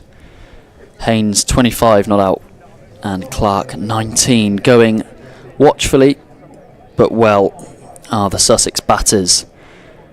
So 32 overs remain today. Sussex trailing by just 55. They'll be hoping to get past that number and take the lead before the end of play today. Blake Bint and Joe Selwood, your commentators for this first section of the evening session, before Ed will come back in. And it's Ollie Price with the first over of the evening session, and it's tucked away by Clark off the legs out to the deep square boundary. He's gone for 2. There was a fielder occupying out there. I think it's a sub fielder out there actually. Can't recognise his number on my team sheet. Anyway, Price round the wicket. Just been told it's Saeed out there, the substitute fielder, as that one's defended off the front foot by Clark for no run. So Ollie Price here. We've got a slip and a short leg, deep cover and a deep backward square as he comes in, and using his feet is Clark, and he's gone, caught at mid-on. A really rash shot, if you're being completely honest. And Graham Van Buren, safe hands the captain at mid-on, and inside just 4 deliveries of the evening session under no pressure whatsoever. Tom Clark using his feet, hitting against the spin, and I just feel that was very unnecessary, Joe. It's a complete nothing shot, really, isn't it? Ollie Price has bowled the ball. Clark's just come on the track and he's just put it straight to the fielder. He's absolutely lived with himself, and I think quite rightly as well, because that was a very, very silly shot after they managed to steer themselves to tea, having only lost the 1 wicket. Ollie Price was first of the day. Sussex 56 for 2. Tom Alsop to come out to join another Tom, to replace the Tom as well. Yeah, the team of Toms and Ollies, these two, 7 between them. Toms and Ollies out of 22. We saw Gloucester's 9th wicket was Tom Price, caught by Tom Alsop, bowled by Tom Clark. Yes, good spot, Joe. Good spot. And if we have... Oh no, we're not going to have what we had before tea, because Tom Price did bowl a little bit from both ends, but Ollie Price did replace him from this Bristol Pavilion end, so yet to see who will bowl the far end, but still 3 deliveries to come. Excuse me, I said 4 earlier on. 3 gone. So another left-hander, and that'll be enticing for Ollie Price. Spinning the ball away with his off breaks. Probably not the first choice spinner in the Gloucestershire lineup today, but I suppose with the left-handed heavy top order, as this one is defended out into the offside by the new batter Tom Alsop. Yeah, Ed Middleton, another option, leg spinner. Graham Van Buren and Zafar Gohar also turn the ball in to the left-hander with their left-arm spin as Ollie Price bowls, and shorter and cut away by Tom Alsop. There is a man at the deep cover boundary. Dominic Goodman does the fielding. Yeah, to see Ed Middleton bowl so far in this innings. Yeah, did see him warming up at tea. Him and Ollie Price had a good stint having a bowl on one of the practice wickets. I'm sure if Gloucestershire can get through a couple more batters, potentially when Coles is at the crease, we'll see a bit of Middleton leg spin. Anyway, for now it's Ollie Price round the wicket bowls, and that's offline. It's straying onto the pads of Tom Haynes, but protection backward of square on the leg side, so it's just the single, and that concludes the first over after tea. Haynes ticks over to 26, Sussex to 58, wicket in the over, so now 2 down. Ollie Price getting his first of the game, so Sussex 58 for 2 from 19. Will we see some more spin? I don't think so. I think Bracey's taking his helmet off and walking back.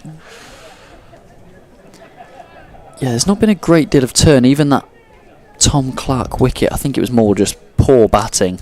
Maybe, may have stopped in the pitch, but he didn't get to the pitch of the ball, so absolutely no sympathy there. No, completely agree.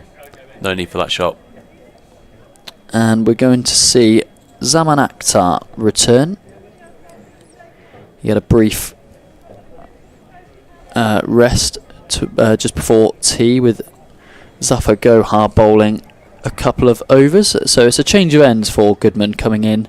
Bowls and drop catch at second slip. I think it's Ollie Price, and it's raced away for 4. It is Ollie Price. First ball of Akhtar's spell after tea, and it's a slash from Tom Haines looking to cut square of the wicket, and went quickly to Ollie Price, but at quite a comfortable height. So Haines dropped on 26. It's a very comfortable height for the catch, and then to rub salt on the wounds, it races away for 4 down to the third man boundary. Yeah, Sussex to 62 for 2, and that could have been 2 wickets inside space of 6 balls for Gloucestershire, but it's not. And this ball from Akhtar full and outside off, and square driven by Haines out to deep point for 1 run. So Haines with another life. Ollie Price, he fields in the slips very often, and generally I would have thought he had safe hands. Would have been quite the start after tea for Gloucestershire to remove the 2-set batsman. Yes, as it goes, potentially showing why Gloucestershire were 109 all out. Sussex batters holding their catches, particularly behind square on the offside keepers and slip cordon. Anyway, Akhtar in again, and this one shouldered arms extravagantly from Tom Alsop, arms above his head. Well, yeah, we saw that fantastic diving catch from Tom Alsop to get Tom Price earlier on in Gloucestershire's innings. Yeah, and that could have been the turning point, because Tom Price, an all-rounder at best, with no dishonesty to him, but top scorer and the player who batted faced the most deliveries in that Gloucestershire innings. So big wicket that was, and Akhtar in again, and driven with the inside half of the bat through mid-wicket by Tom Alsop, and it's running away towards the boundary, but won't get there. It's hauled back in by Goodman, so it comes back for a couple, does Alsop. 65 for 2 now. Akhtar's been slightly expensive here. 4.4 overs, 1 for 29. 7 already from this one, albeit the boundary coming from a dropped wicket opportunity. As he comes over the wicket again to Alsop, and pushed on the back foot, playing out to the gully, where it's fielded by Ed Middleton, who we're yet to see feature with the ball in hand.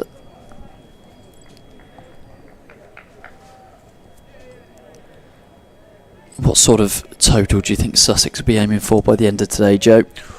It's a very good question. It looks like it has been quite difficult to bat out here.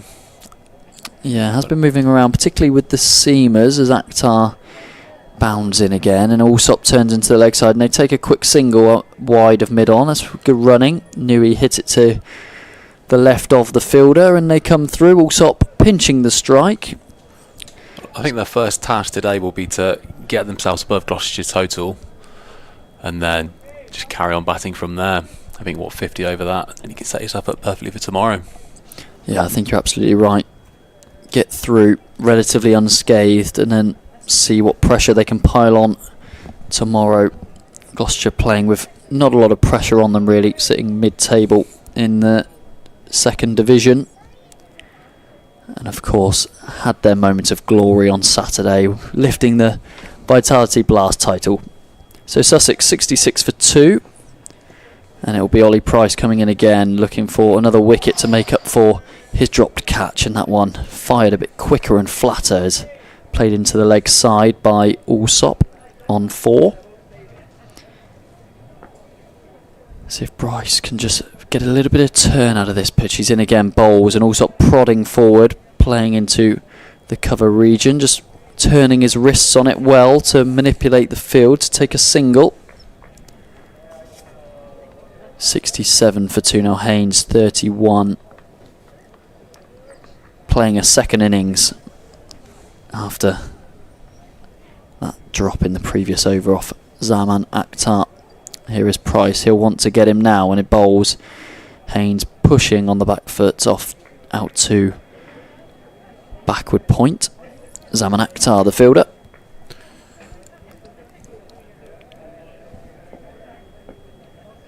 Price in again past umpire Bainton, and prodding forward again is Haynes, just back up to Price, who's settled in here to an area.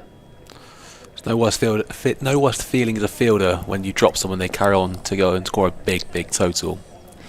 Yeah, and Gloucestershire will be hoping Sussex batter Haynes doesn't do that here as he's pushing back again. Doesn't look overly comfortable, Haynes, but taking no risks, unlike his namesake Tom Clark, as he watchfully lets another dot go by. His final ball of this Ollie Price over, and this one again just defended back up to him. A good over from Ollie Price, the off spinner, just the one coming from it. Sussex 67 for 2 now from 21, and 29 overs remain in the day.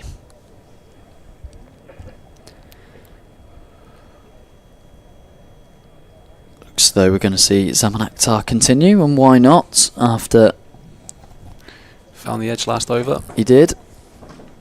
You mentioned he's gone for a few runs compared to the other ones, but he has bowled quite well.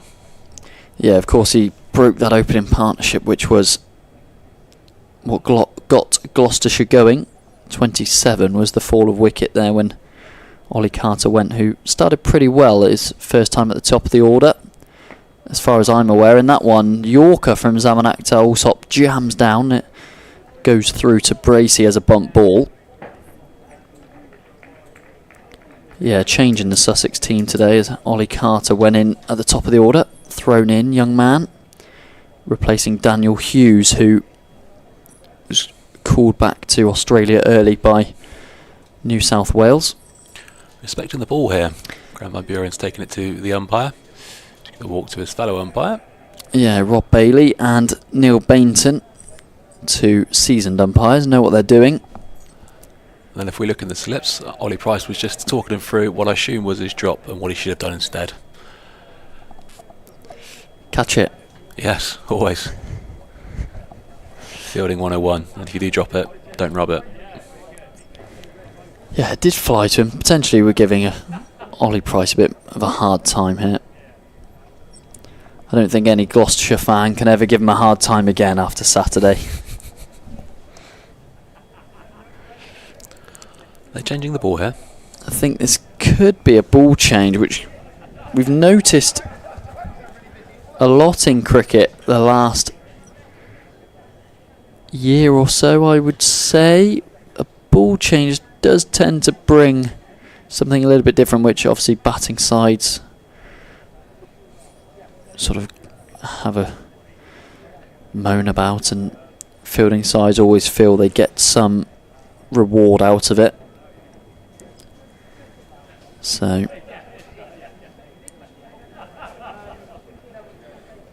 Bainton just having a look, chucking to Rob Bailey, who thinks it's okay. Archie Bailey there, bringing out the balls. Gone from making his debut last week at Lords to being the ball boy this week. Yeah, good debut he had as well, didn't he, Archie Bailey? Four wickets in the second innings. 4 in the second innings. Yeah, shame he's been left out here after that performance, and as I say, Gloucestershire not really playing for a great deal. But it's one of those, they try and strike the right balance in there after a long season, but then you want to try and bleed a certain amount of youngsters in. But when you've losing players like Bancroft back to Australia, you lost Charlesworth through a slight hand injury as well. yeah, that's true. And Ed Middleton and Dom Goodman, not particularly seasoned campaigners, so to give them a bit of experience is no harm done. And you probably wouldn't pick those two and Bailey. Be very relatively inexperienced in first class cricket anyway. Luke Charlesworth's another one who's played this season. Zaman Akhtar in then with this change of ball, and it's driven by Tom Alsop off the bottom of the bat. Doesn't go very far, just to cover where Miles Hammond fields. Yeah, Luke Charlesworth, Ben Charlesworth's brother.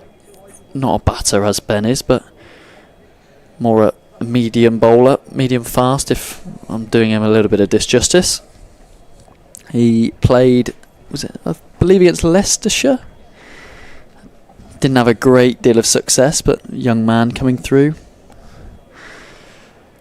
Akhtar in again, then over the wicket to Alsop, who's on his toes defending up towards mid-off, where Akhtar kicks the change of ball out to Miles Hammond. Wouldn't advise doing that after just changing the balls, Hammond. Obviously not best pleased with it.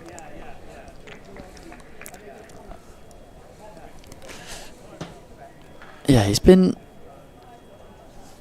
really varied in his one over. It'll be bang on the money every ball, and another slightly sprayed around that may bring a wicket, so we'll see what it is here. And this one, another one on the money, a little bit quicker, I'd suggest, from Akhtar as well. Very full as Alsop plays out to mid-off. Van Buren gives the ball a shine.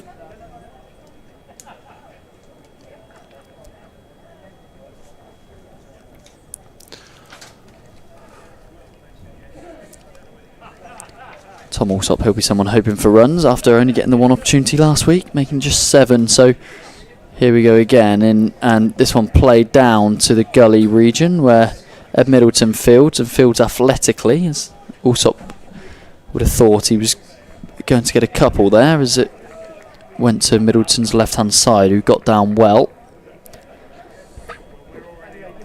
Sussex 67 for 2, trailing by 42 here.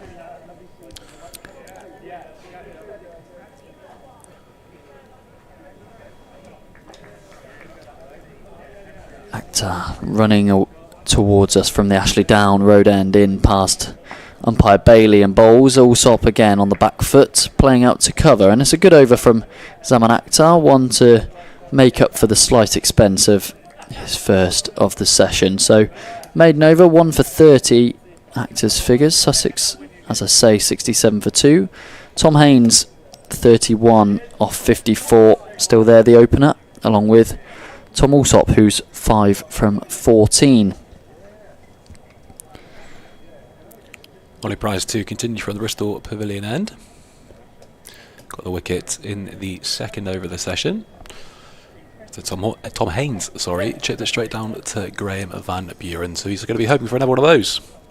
A lapse of judgment from a batsman, or some skill from the bowler. We shall see.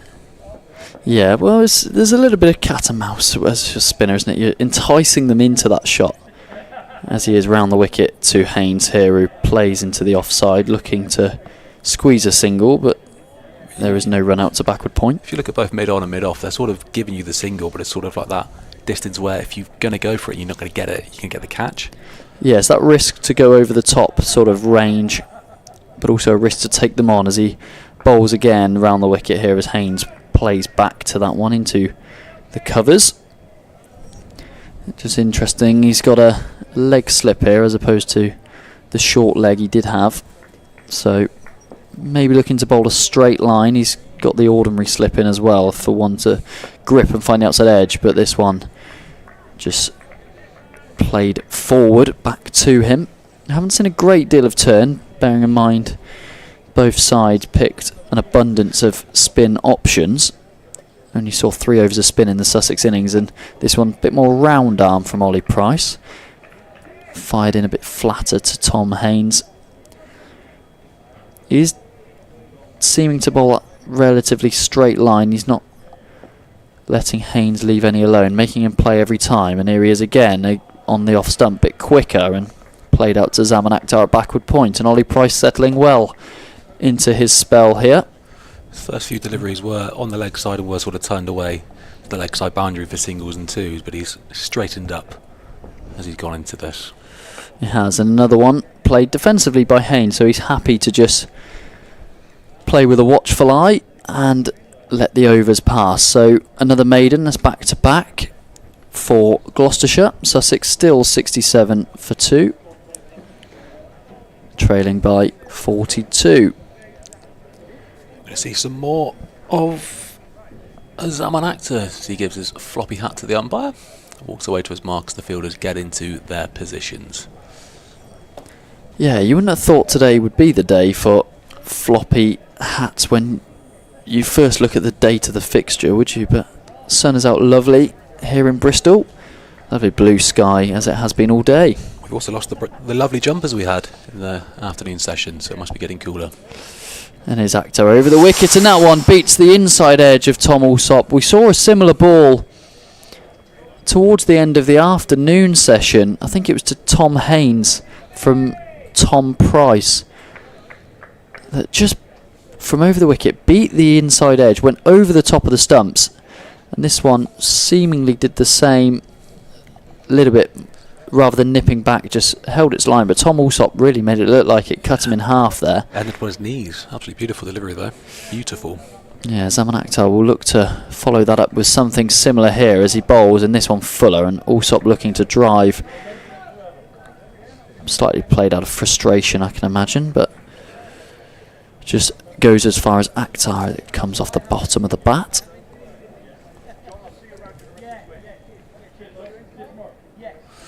Zaman Akhtar just doing his shoes up as he's walking back. Was he in pain? What's he doing?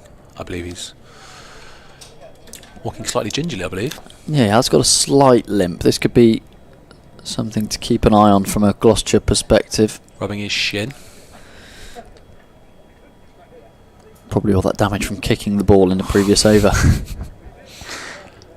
Well, he looks fine as he runs in here and into Tom Alsop, who plays off the body to square leg.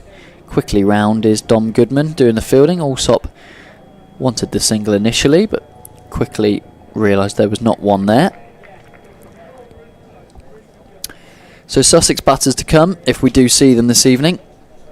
James Coles, before another left-hander in John Simpson, and Bertie Foreman on his first-class debut. And then we have Jack Carson, who's had a good season with the bat for someone who started as an out-and-out bowler. He's held his own. He's down to bat number 8, and then Ollie Robinson, Henry Crocombe and Jadav and Adcat. And Akhtar in again, and Alsop defending into the covers. Ollie Robinson can hold a bat as well. He's got plenty of first-class scores to his name, a Test 50. Yeah, he's shown he's no slouch. However, he did get out in a very dubious manner last week to Ben Kellaway, who of Glamorgan. Kellaway had bowled about 40 overs, got 4 wickets, young off-spinner, and Robinson tried lap sweeping him and left all 3 stumps unprotected. Anyway, Akhtar in again, and Alsop drives down the ground, and they decide not to run up to mid-off, who had to come round, cover some yard to get there, but Alsop happy to stay at the striker's end, and Akhtar will be looking to complete a 3rd consecutive maiden for Gloucestershire. And Tom Price just loosening up on the deep point boundary. Wonder who he'd be replacing as Akhtar in again, and Alsop drives. Lovely shot. Almost identical to the ball before, but a little bit straighter this time through mid-off, and it goes to the Ashley Down Road end boundary for 4. And some runs that were quite due for Sussex after a few overs of just withstanding a bit of pressure. And there's the release from Tom Alsop. He moves to 9. Sussex take 4 from the over, and they're now 71 for 2. Waited for the right ball, timed it perfectly. Lovely shot, straight back past Zaman Akhtar for 4 down to the mid-off boundary. Yeah, and that's what playing with no pressure can do. Tom Clark went the other way of trying to express himself a little bit, caught at mid-on, and there's Alsop. Someone, it feels like he's been around a long time, but hasn't actually aged. He's quite Hampshire, wasn't he, previously to, yeah, to Sussex? I'll have a quick look in my notes how old he is. Played against his brother a few weeks ago in some league. Well, I've played against his Saturday brother league cricket. actually, Stan. Yep, Stan. 28 is Tom Alsop, but as I say, plenty of years of experience. Ollie Price in again, driven up to mid-on where they take no run.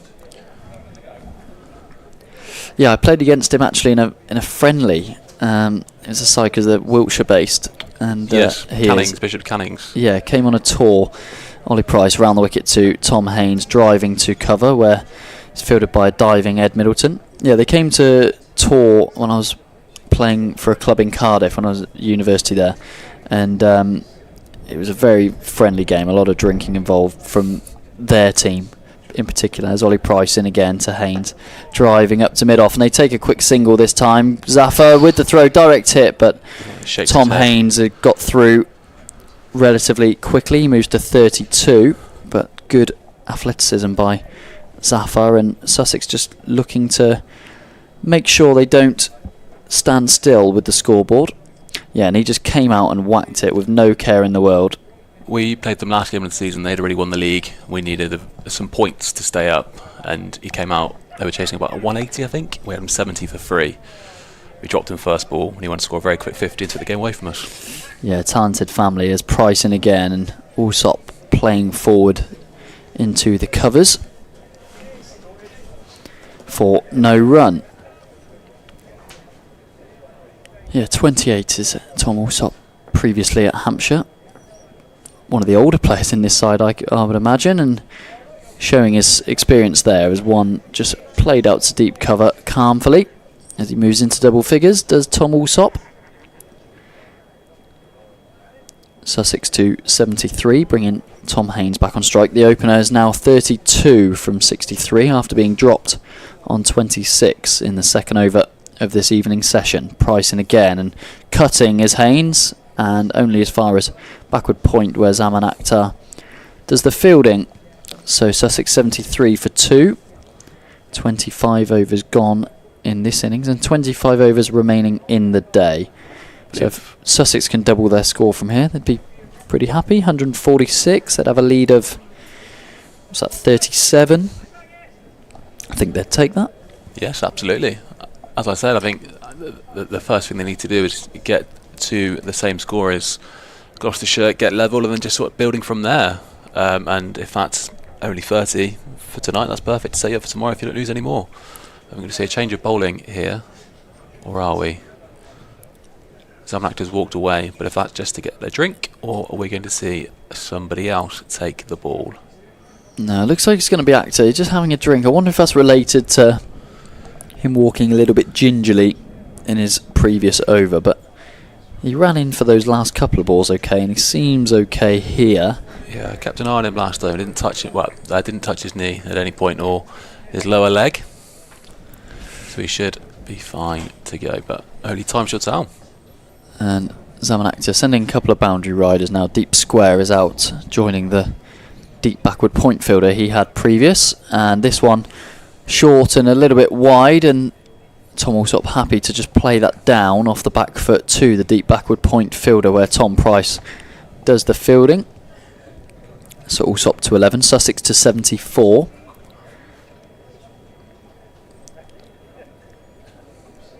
So this change of ball doesn't seem to have any more life in it than the previous one, but maybe it was just something Gloucestershire weren't happy with.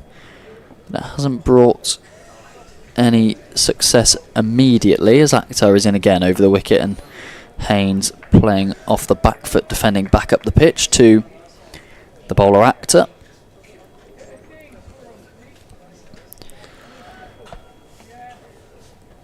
The three fielders on the leg side. You've got your mid on, deep backward square. Sorry, deep square in front of, and then a fine leg. I suggest there could be a bit of short bowling. Yeah, you'd think so, but yet to see it from Zaman, as this one is, again, just a length ball turned away off the pads or the hip of Tom Haynes into the vacant mid-wicket area. He takes a comfortable single, just jogs up to the non-striker's end to bring Tom Alsop on strike. Haynes to 33, a man with an abundance of runs behind him. In yesteryear, 1,000-run season, I think in 2022, I want to say. And a key instrument to their team that looks like it's going to get promoted this year. Akhtar over the wicket, swinging away from Tom Alsop this time. Happy to leave alone as Alsop.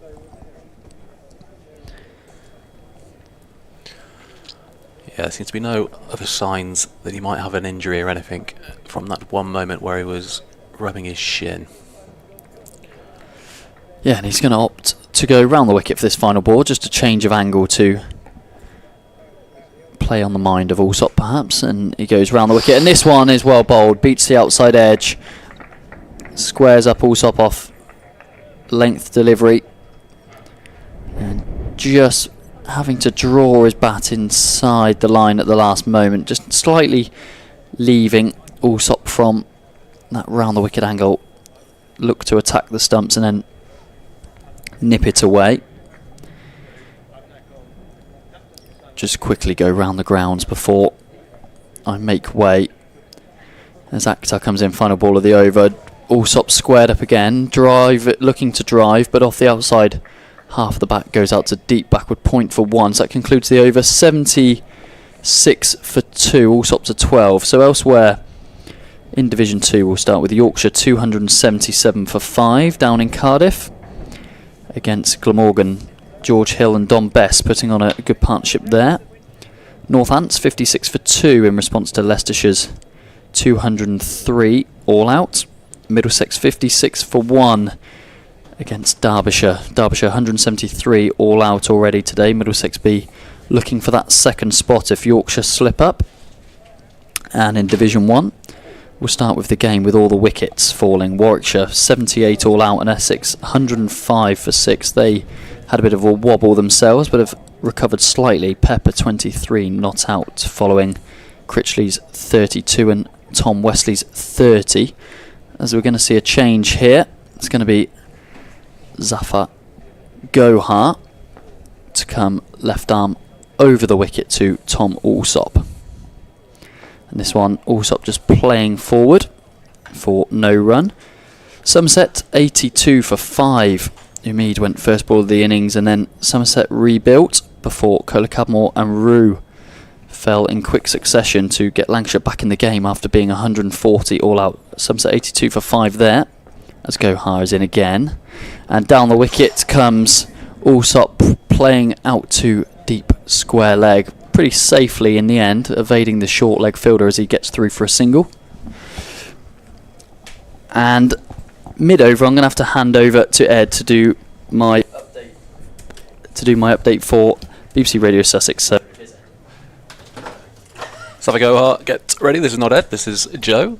Ed has joined me by my side now. Thank you. Well, I just suddenly heard a desperate plea behind me for Blake to get to his station to do his update. Zafar bowls some turn there and an appeal for leg before wicket, which looks massively optimistic given how much that one has turned. But I guess Zafar was hoping that Haynes was so far back that it just didn't have that far to go. But I think even there it's probably done much too much. Zafar bowls it short and turned round the corner. There's hesitation between the two batters, but having to sprawl away to his right hand side was Middleton, so a single is taken. A real moment of madness from Tom Clark after the tea break. I mean, this is kind of fill your boots time now if you're Sussex. Yeah, just sort of Zafar bowls, forward defence goes to short leg.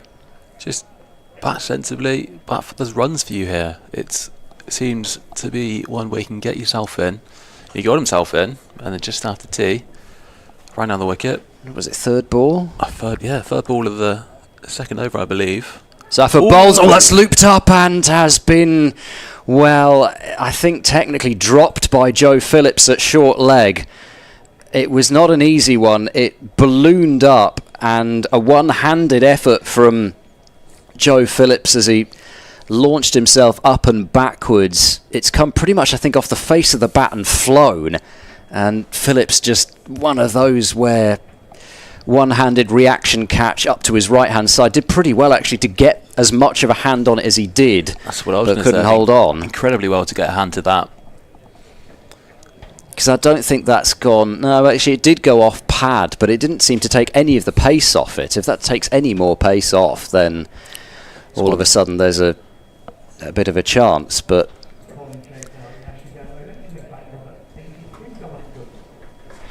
Yep. I guess technically it does go down as a chance. And I believe we're about to see a change of bowling as well. Zafar Gohart going off.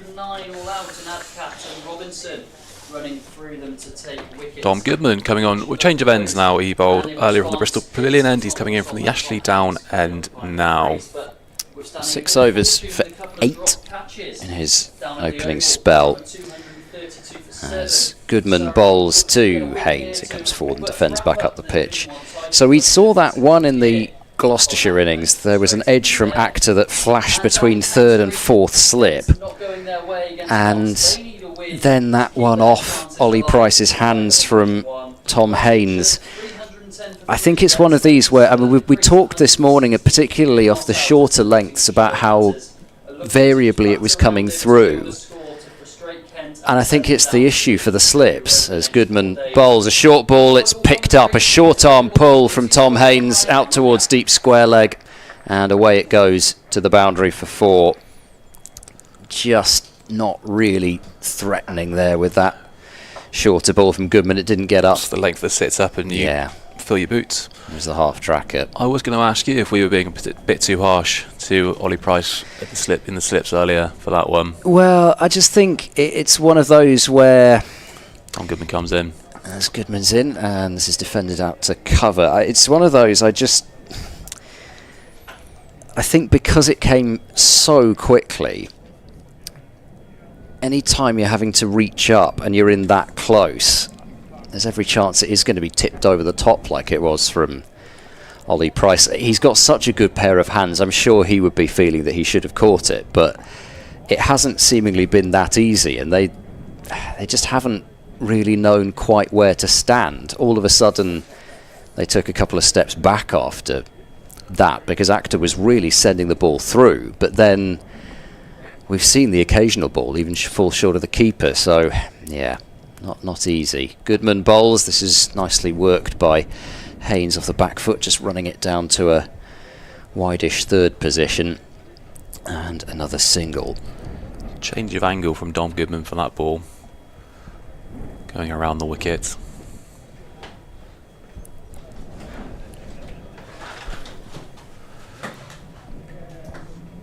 There we go. I believe he's now just stretching halfway across the room with this headset, which is very good, but a little bit scared I was about to dismantle the whole set around me as Alsop push drives as far as mid-on, and there is no run. Right, now I feel actually back in, I've got my screen in front of me, everything's all right, yes. You can settle back in for the afternoon. Yes, all right. Half-hour stint. Hour stint. No, there's a slightly alarming change there as the update seemed to come at about 4:29, but here we go. We're back under control. Goodman in, forward goes. Alsop leans over the ball and just keeps it out as it's fielded at cover, and the end of the over. Goodman's come back over. Thank you for the time being to Joe Selwood, and Blake Bint will come back alongside me. A reminder, if you've joined us a bit later on today, that sadly Harmsy can't be with us as he was actually already, to be honest, I thought he was sounding a bit under the weather on finals day, but ploughed through that. But unfortunately it seems to have got a bit worse since then, so hopefully on the mend now, but as it stands, you will be hearing from Andrew Rayburn over the next 3 days for the Sussex angle. Blake is back with me as Zafar comes in from the pavilion end and bowls a short ball, which is worked out to square leg for a single by Tom Haynes, who's on 40 now, and half chances to get rid of both of these two. Well, a half chance and maybe a three-quarter chance. Probably bump it up even from that, but could have both these two out as forward goes Alsop looking for a single out into the offside, which he won't find. The short leg chances are never easy, are they? Yeah. And well, same goes for the slips as well, but Ollie Price spends a lot of time there. You'd think he had a lot of practice in those sort of catches. Short leg a little bit different. Zaffa bowls down the pitch and whacking this one away down the ground, and it'll bounce a couple of times and go for 4 through the long off area. So Allsop deciding to use his feet and doing so with much more effectiveness than his fellow Tom, and getting it over the top of Van Buren at mid-off. And Allsop, who is a powerful hitter of the ball when he wants to be. Sort of a golf swing there to send that one over the top of Van Buren. As Allsop across his stumps and working this one into Phillips, who deflects it to mid-wicket from that short leg position. It was Tom Allsop who got that absolute shocker of an LBW decision at Hove off Zaffa, who bowls to him and able this time to get it past short leg out to deep square, 89 for 2, which I think was the one that Ben Stokes responded to on social I do media. Remember seeing this. I wasn't with you, but now I am. I'm with you. Yeah, that one. You do get some, but been pretty good today, I'd suggest. Rob Too many LBW decisions, I suppose. Has mostly been catches, as forward is Tom Haynes, and playing this one out to point, and there is no run. Yeah, I've certainly got 2 of the most experienced umpires on the circuit in this one, in Rob Bailey and Neil Bainton. And at the end of 29 overs, Sussex are 89 for 2, and they only trail by 20 runs. Yeah, it doesn't look promising for Gloucestershire supporters, does it? Just the 2 down, and this, when you make a low total, that's probably, I think it's fair to say, is subpar. You just need those catches to stick in that position. You need anything to go your way that can physically possible go your way. As it happens, they haven't, and Sussex still 2 down. Haynes and Allsop still there. As we see Goodman in, and Allsop turning off his hip for a single out to Akhtar at deep square leg. Sorry, Ed, is this a change of bowling, or no, is it you're the right. over before? It is Goodman bowling. Yes, but it is a change, or did he bowl the over before? He did bowl the over before. Sorry, yes, of course, I forgot you were. Yeah, sorry. When I was doing that's my fine. You were updates, doing your I'm trying update, to so you peer and missed the change. Yep. yeah, so Dom Goodman had a good first spell.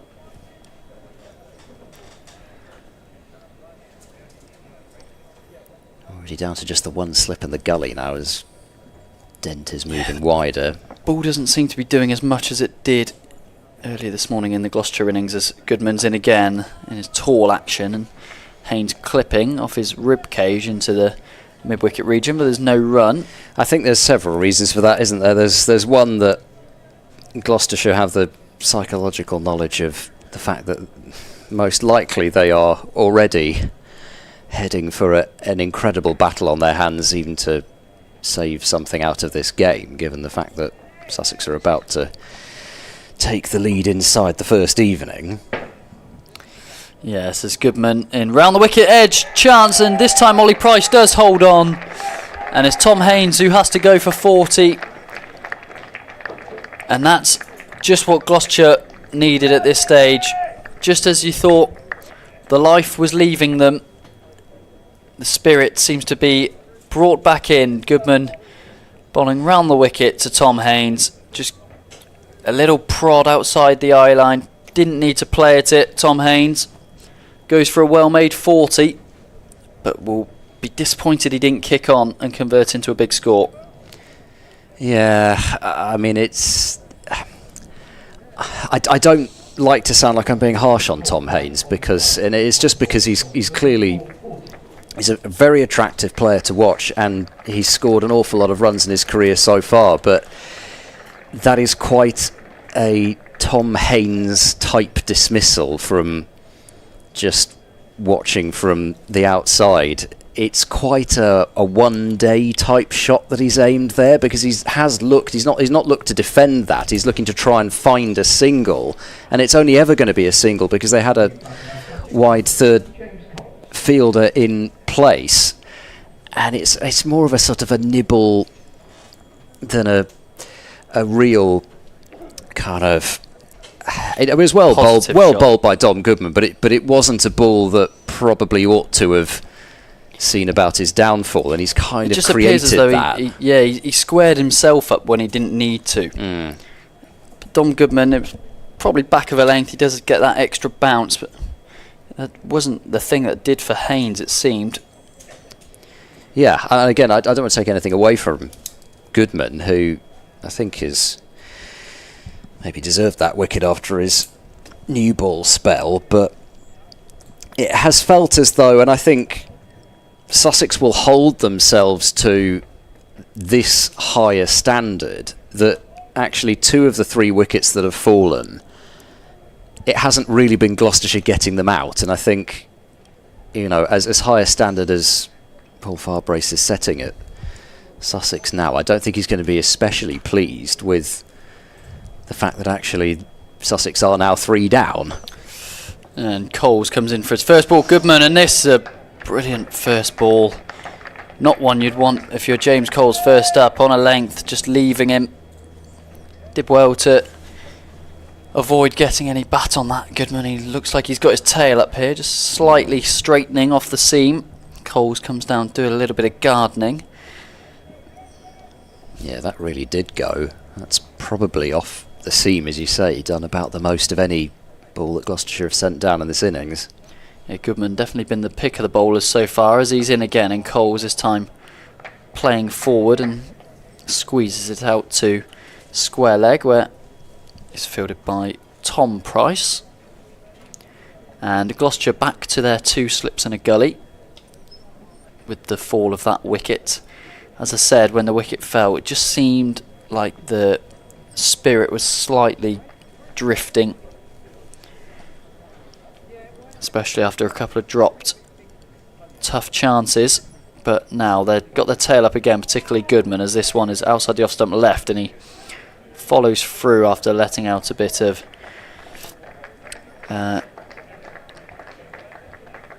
sigh with emotion, I suppose, or just a bit of credit to his own bowling, as Coles was comfortable leaving though, as wicket falls in the over on 1 run, 90 for 3. He really bent his back in that over, Dom Goodman. You could see on the picture feed the look of determination on his face as he was running in, and then a big celebration as Goodman tries to just get his troops believing again. Can Zaffer make it a couple of quick ones? He's into Alsop, who's back and turning this one straight into Joe Phillips, who has to wear another one at short leg. Yeah, rather you than me. Because you just also, the way that Alsop is playing basically every ball, he's going across his stumps and trying to basically hit Joe Phillips with the ball. Zaffer bowls, that's wide of off stump this time, much to perhaps Joe Phillips's relief. This time it's left alone.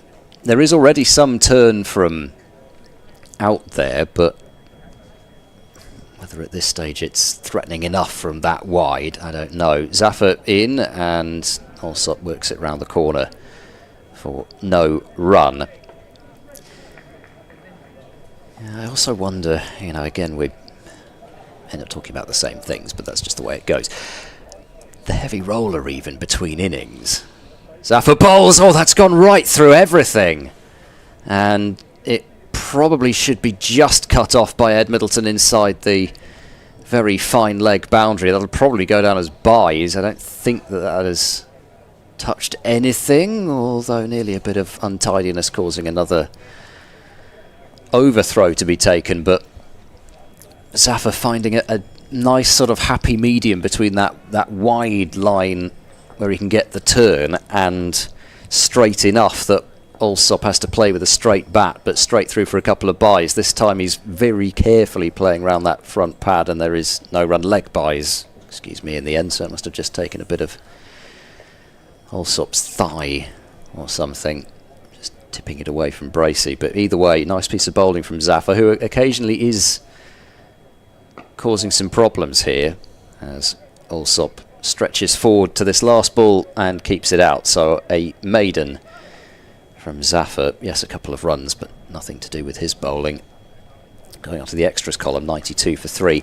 But yeah, I don't know. It could well just be the difference in quality between a couple of test bowlers, or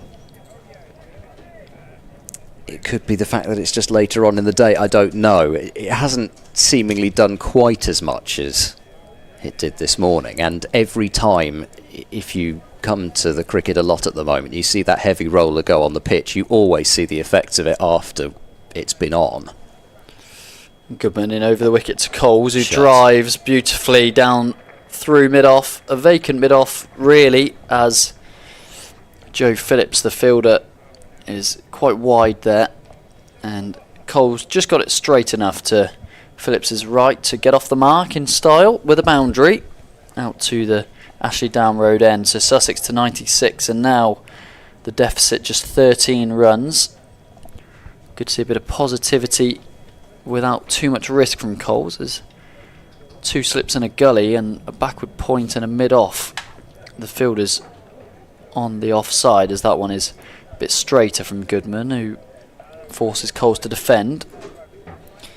Yeah, the heavy roller probably is something that gets spoken about a lot, but you can see it's evident in its impact.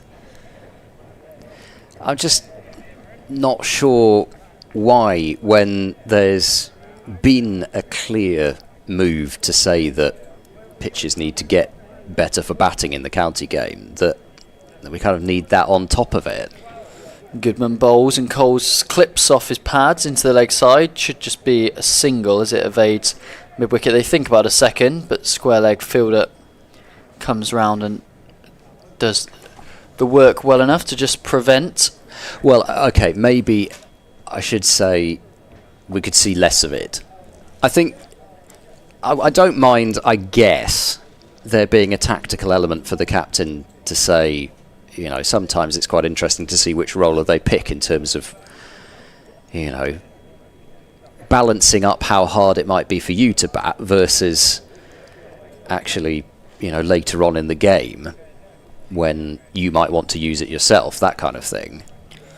Goodman round the wicket, just that one slip and a gully again, and this one is finding the edge of Tom Alsop but dropping short of Ollie Price. And again, I'm sure Gloucestershire are just thinking, if that was this morning, that would have carried to hands and the batter would be trudging off. But as it is, Tom Alsop lives to face another ball.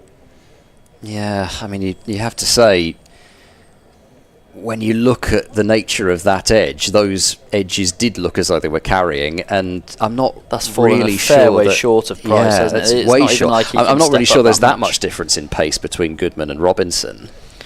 And Goodman in round the wicket again, and this time Alsop finds the full face of the bat up to mid-off. No run once more. So I mean, Goodman is, or should be, relatively fresh after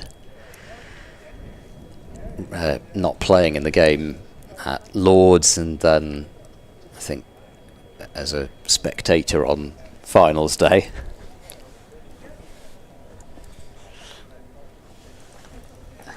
Goodman in again around the wicket. He comes past umpire Bailey and bowls, attacking the stumps, and again he throws his arms up in disbelief that he's not managed to sneak through Tom Alsop, and he knows he's bowled a good delivery there when he shows that bit of emotion. But nonetheless, it's a dot ball, and Sussex 97 for 3, and a deficit just getting smaller by the over. 18 overs left today, 12 runs the deficit. Yeah, what did I say? 4 wickets down is probably roughly what Gloucestershire have got to aim for by the time Sussex go past them. And then, yeah, like I say, if you reach that sort of target, you would hope to bowl Sussex out for around about 200 to 250. And then, yes, you've got a massive first innings deficit, but it's not one that can't be overcome. If it gets towards 200, then, you know, you Becomes a bit really are. unattainable. Yeah, well, you know that you've got to score 400 back to have any sort of a chance.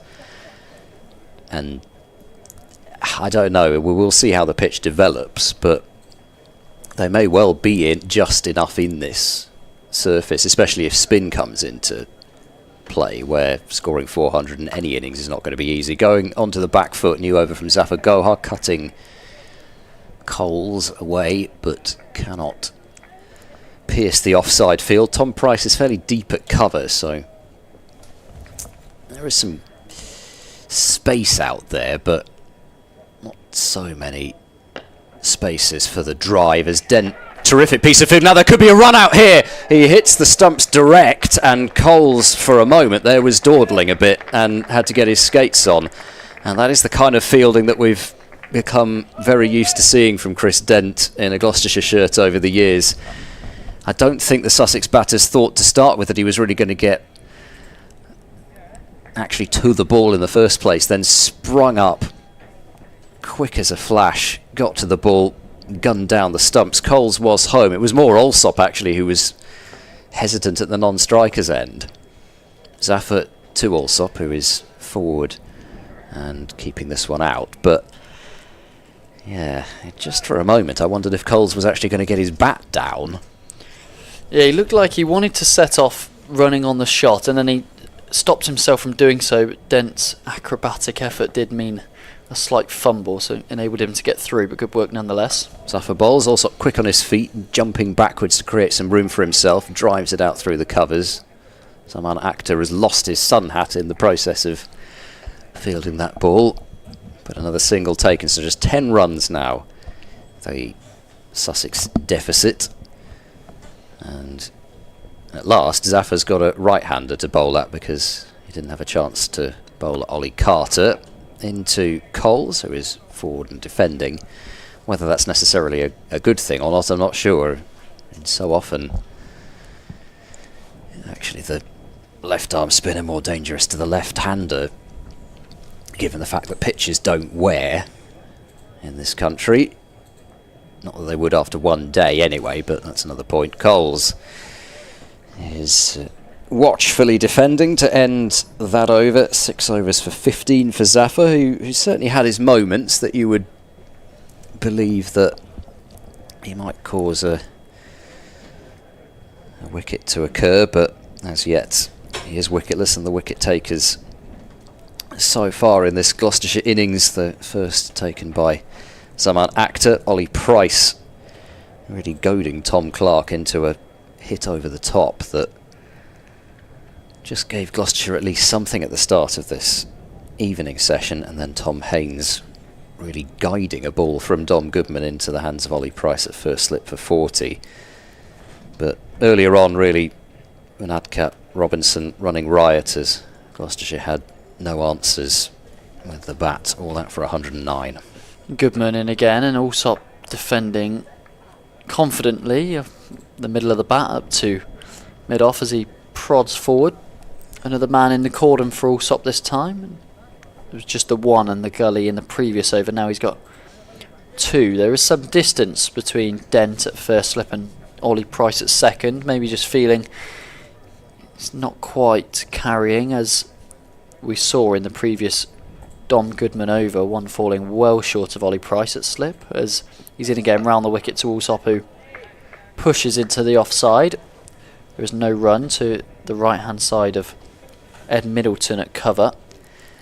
I think maybe one of the differences is that if it's bowled full, especially now, it's not quite carrying, and that might be why there's the feeling that it might turn a bit more, because as I said, I don't think they've shaved the ends, but you can see there's a difference in colour between the pitch off a full length and through off the middle of it. And this one coming back in to Allsop, big appeal for OBW, and Rob Bailey is unmoved. It did jag back a long way from Dom Goodman, and I think Rob Bailey's just signalled to Goodman that is going down, but wow. I think that's hit him in front of middle and off, if anything. I think if there's anything wrong with that, it's height, I would say. Also, yeah, well, probably I on wondered his whether that toes, was what it was, but I thought he just signalled, as umpires do, pointing away to the leg side. But anyway, Goodman has got his tail up here, and similar type ball this time. Allsop plays up to mid-on.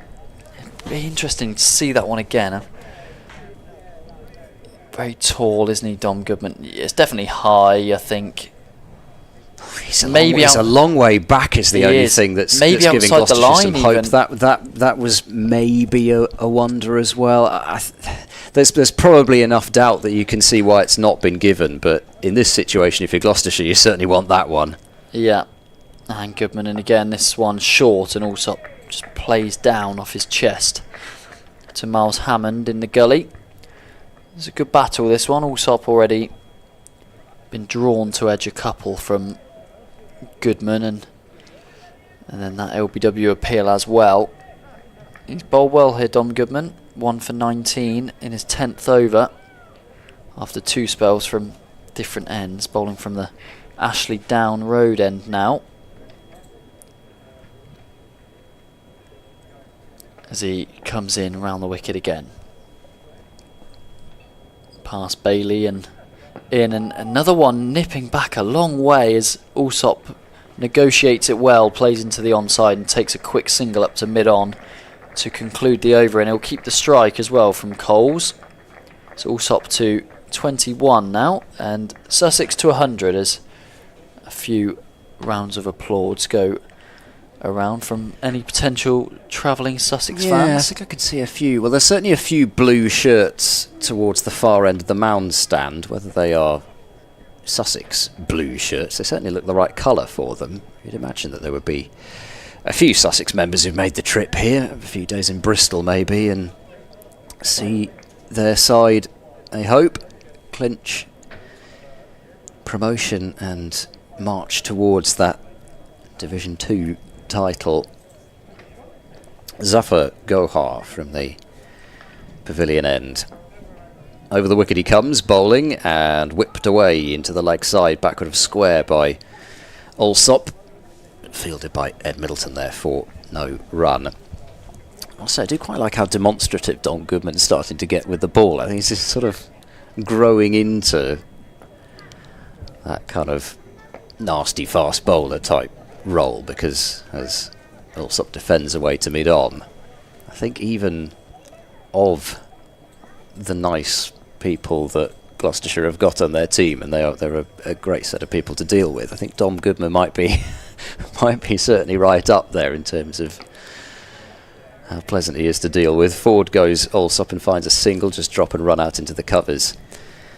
And 101 for 3. And that was one thing I heard a lot from some of the actually current players as well as former players on finals day as well. There really was this sense that everybody was so pleased for Gloucestershire because of the people who'd won it, which is nice, and of course it doesn't count for anything when it comes to winning anything, as Zafar bowls, and that's left by James Coles through to the wicketkeeper.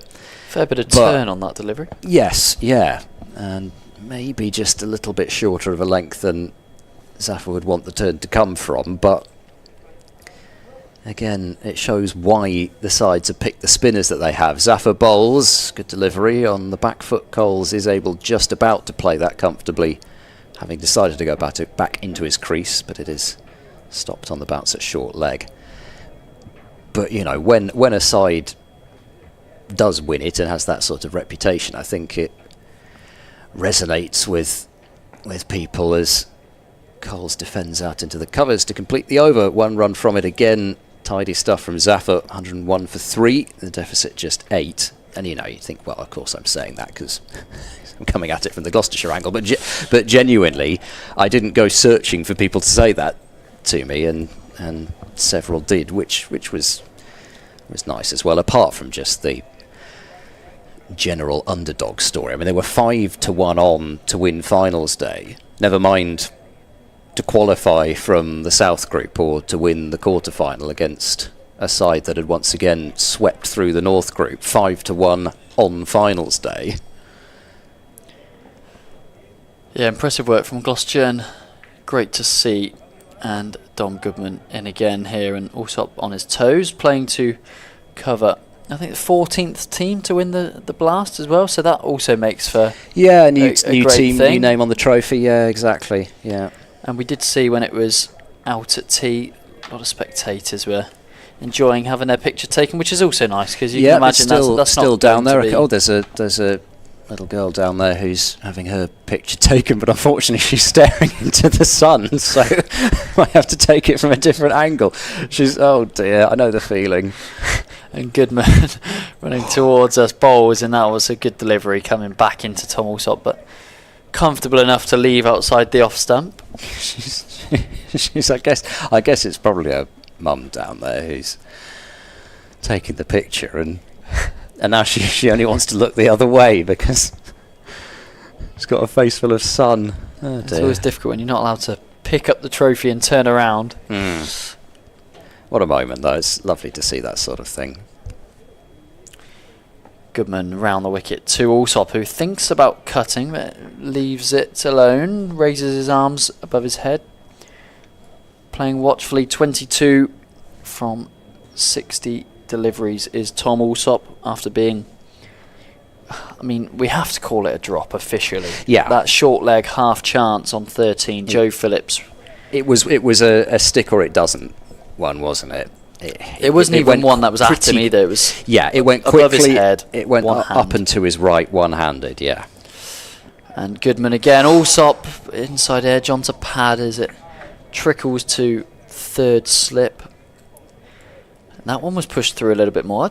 I think you're doing Goodman a bit of disjustice here. I feel like What have I said? you said he was about the same pace as Ollie Robinson. No, I said think no. he's a bit- That's I think he's exactly quicker. the opposite of what I said. I Oh, was it? I thought you said you I bowled said- around the same pace. I said that I don't think Dom Goodman is bowling Oh. any less than Ollie Robinson. Oh, sorry. I thought you said he was about the same pace. No. I was going to say he seems to be definitely quicker in this spell at least. He's really got his tail up as Goodman. As Alsop punches this one into the offside, and the cover fielder does well to prevent the single. I do apologise. No, that's fine. Don't worry. He's again, without I'm just the enjoying, speed guns here, it's hard to tell. just enjoying watching Goodman as well. I mean, after that one again, a sort of extended round of applause and then a slap of the thigh. He never used to do this stuff. It's great because again, like I was talking about with Archer earlier on, you like somebody who just gives you something to describe. Yeah, becomes a real competitor, it seems, when he's out on the field. So here he is looking for his second wicket is Goodman, and this one on the hip of Tom Alsop. Probably the first one he's bowled offline for a few overs now, and it's just comfortable to turn away, but no more damage than a single as Alsop keeps the strike. He moves to 23, Sussex to 102, and 14 overs remaining in the day. Sussex just 7 behind. Yep. So, 14 overs. I mean, they could. Obviously, it depends how quickly they score, but they certainly could have at least 30 or 40 run lead at the end of the day. Depends whether they think in terms of shutting up shop a little bit now, or whether they even think about pushing on towards the end of the day. But tomorrow is when they could really tire Gloucestershire out, because they've not been in the field for too long today, but you know that's certainly an argument for being a little bit careful towards the end of today. Zafar bowls, and going back to drive is Alsop creating the room for himself, and a single taken to a deep mid-off. 103 for 3. I think on the whole, Zafar did have his arms up in the air, and Alsop is clearly very quick on his feet. You'd probably prefer him doing that though than playing through the leg side, because Zafar bowls and Coles tries to cut but doesn't have enough room and it finds extra cover. Just opening up a couple more modes of dismissal Alsop by trying to play against the turn, all of a sudden LBW and Yeah, I think it looks a lot more less LBW fluent. comes into play. Oh, there's turn there! Oh, it's another one-handed drop! And it's Miles Hammond, is it, at slip? No, it's Ollie Price, who has had that one go off his outstretched right hand and Zaffa able to find some turn and some bounce as well, at just too thick an edge, and another half chance just hasn't stuck as Coles' forward defends a straighter delivery that time to short leg. As we have another look at that one again, yeah, I mean, he almost unintentionally played it. It was a half play, half leave, and it just ran off the face of the bat, and kind of an odd visual, I'm sure, for Ollie Price at slip as Coles goes back, plays it late into the onside. There's no single there, despite a couple of steps down the pitch. Yeah, again, this is the second one-handed effort that hasn't quite gone to hand, and yeah, Ollie Price has got his hands clasped behind his head. Practices so much. Zaffa bowls, and this is played into the leg side, and Joe Phillips didn't know which side of him that had gone. He was looking to his right, and oh dear, it's gone to my left. And a single. So Coles to 7, and the deficit now just 5. But yeah, I mean, that's... We've seen ball beating bat from Zaffa. That's the first time he's found the edge, and he does look as if he might well come into play later on in the game, but the issue is that Sussex could be so far ahead by that point that, you know, either they don't even have to face him a second time. That's what Sussex will be hoping for. They'll be hoping that they can bat so well this time that it doesn't matter what happens in the second innings. But certainly for Jack Carson, you're looking at that and thinking that I might be the man second time around. Tom Price, though, has replaced Dom Goodman from the Ashley Down Road end. Yeah, Goodman given a little bit of a blow here, just to see if we'll get a few more overs of him before the end of the day. I doubt it, but Tom Price in for his third spell. LBW appeal, this is close. James Coles on the front foot. Maybe that's what's to his defence. He's got forward, but a leg bye given as the Allsop called him through for a single late on as the ball trickled past the slip cordon. You could tell it was close because Coles didn't run. He was showing the bat, then he was so busy thinking about the umpire might give me out that he didn't run. So he's certainly... I mean, if he's not hit that, him in line, it's close. Well, it's leg buys. Dead if he's not hit it, and well, given leg buys, that is surprising. If it hits him in line, I think that's... I think it is. I think it is close to hitting him in line. I think it probably is. I think that's close. I assumed to start with that he must have hit it, and as I say, you know when the batter doesn't run for an obvious run that he thinks he's in trouble. Yeah, Tom Price in again to Allsop as Coles still there at the non-striker's end. Anyway, yeah, only gets one look at it, but they just need all this stuff to be going their way, don't they? They need these one-handed catches to stick. They need the umpiring decisions. Probably they need some slightly favourable ones. Yeah, Rob Bailey from that Ashley Down Road end, very much a seasoned campaigner. There's Tom Price in again over the wicket, and Allsop playing out into the offside for no run. 24 from 66 deliveries now, Allsop.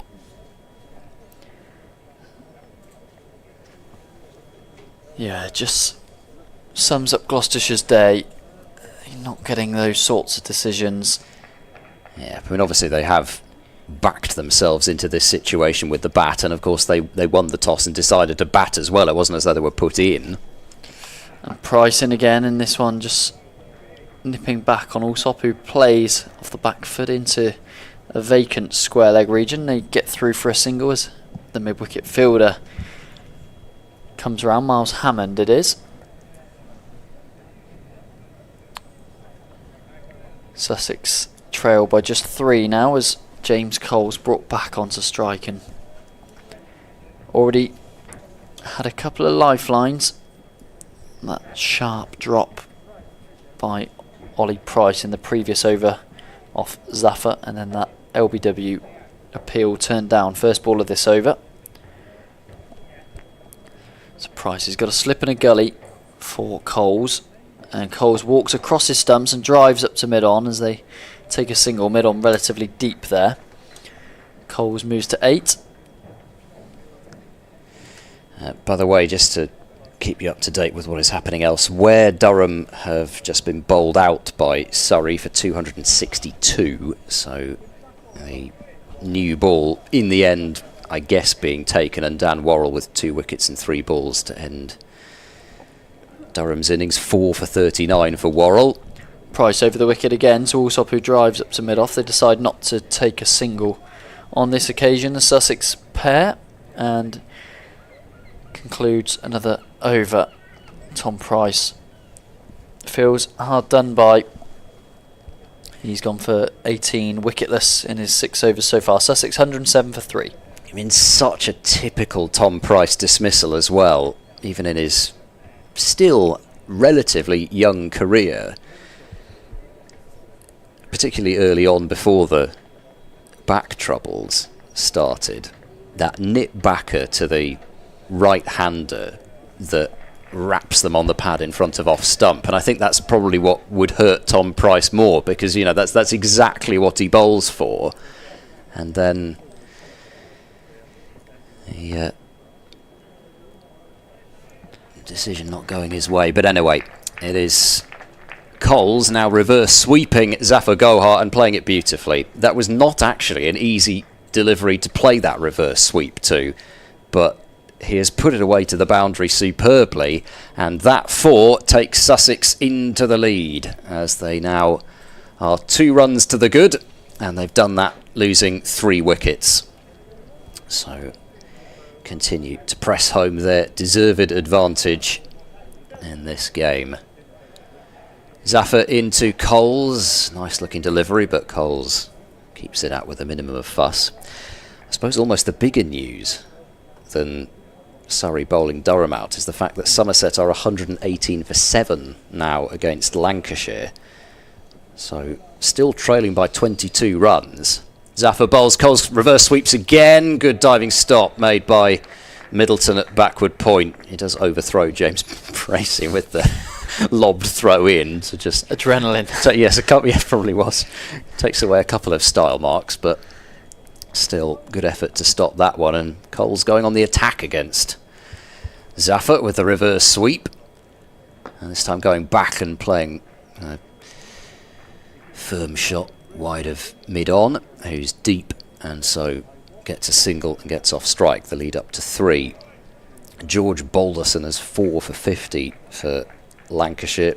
Tom Abel, the latest Somerset batter to be dismissed, for 22, so they need the likes of Gregory, Overton, Leach to come good with the bat. Zafar bowls, and that's left alone, because batting points are potentially important for Somerset. Of course they need to win, but batting points might still be important. The ball is clearly doing a bit in various places today. Zafar bowls, and Alsop again is quickly onto the back foot, recognising that was just a fraction short. And he's got this low crouched position that he gets into, Alsop, as if he's just waiting for that little fraction of a drop in length from Zafar, and he's onto it in a flash, just for a single, but still keeps the board moving. 113 for 3, Alsop has 26 and Coles has 13. Essex 151 for 7, which is actually a pretty decent effort from them, given that they were 50 for 5 in reply to Warwickshire's 78 all out. Harmer didn't get to bowl, but he's batting and he's on 16, and Shane Snater, who took 5 wickets, has 13. And I'm insanely jealous of the Edgbaston crowd for getting to watch Shane Snater bat, one of life's great joys. Tom Price into Tom Alsop, all the Toms here in Bristol, not to confuse us at all, of course. It's a dot ball this time, playing out into the offside is Alsop.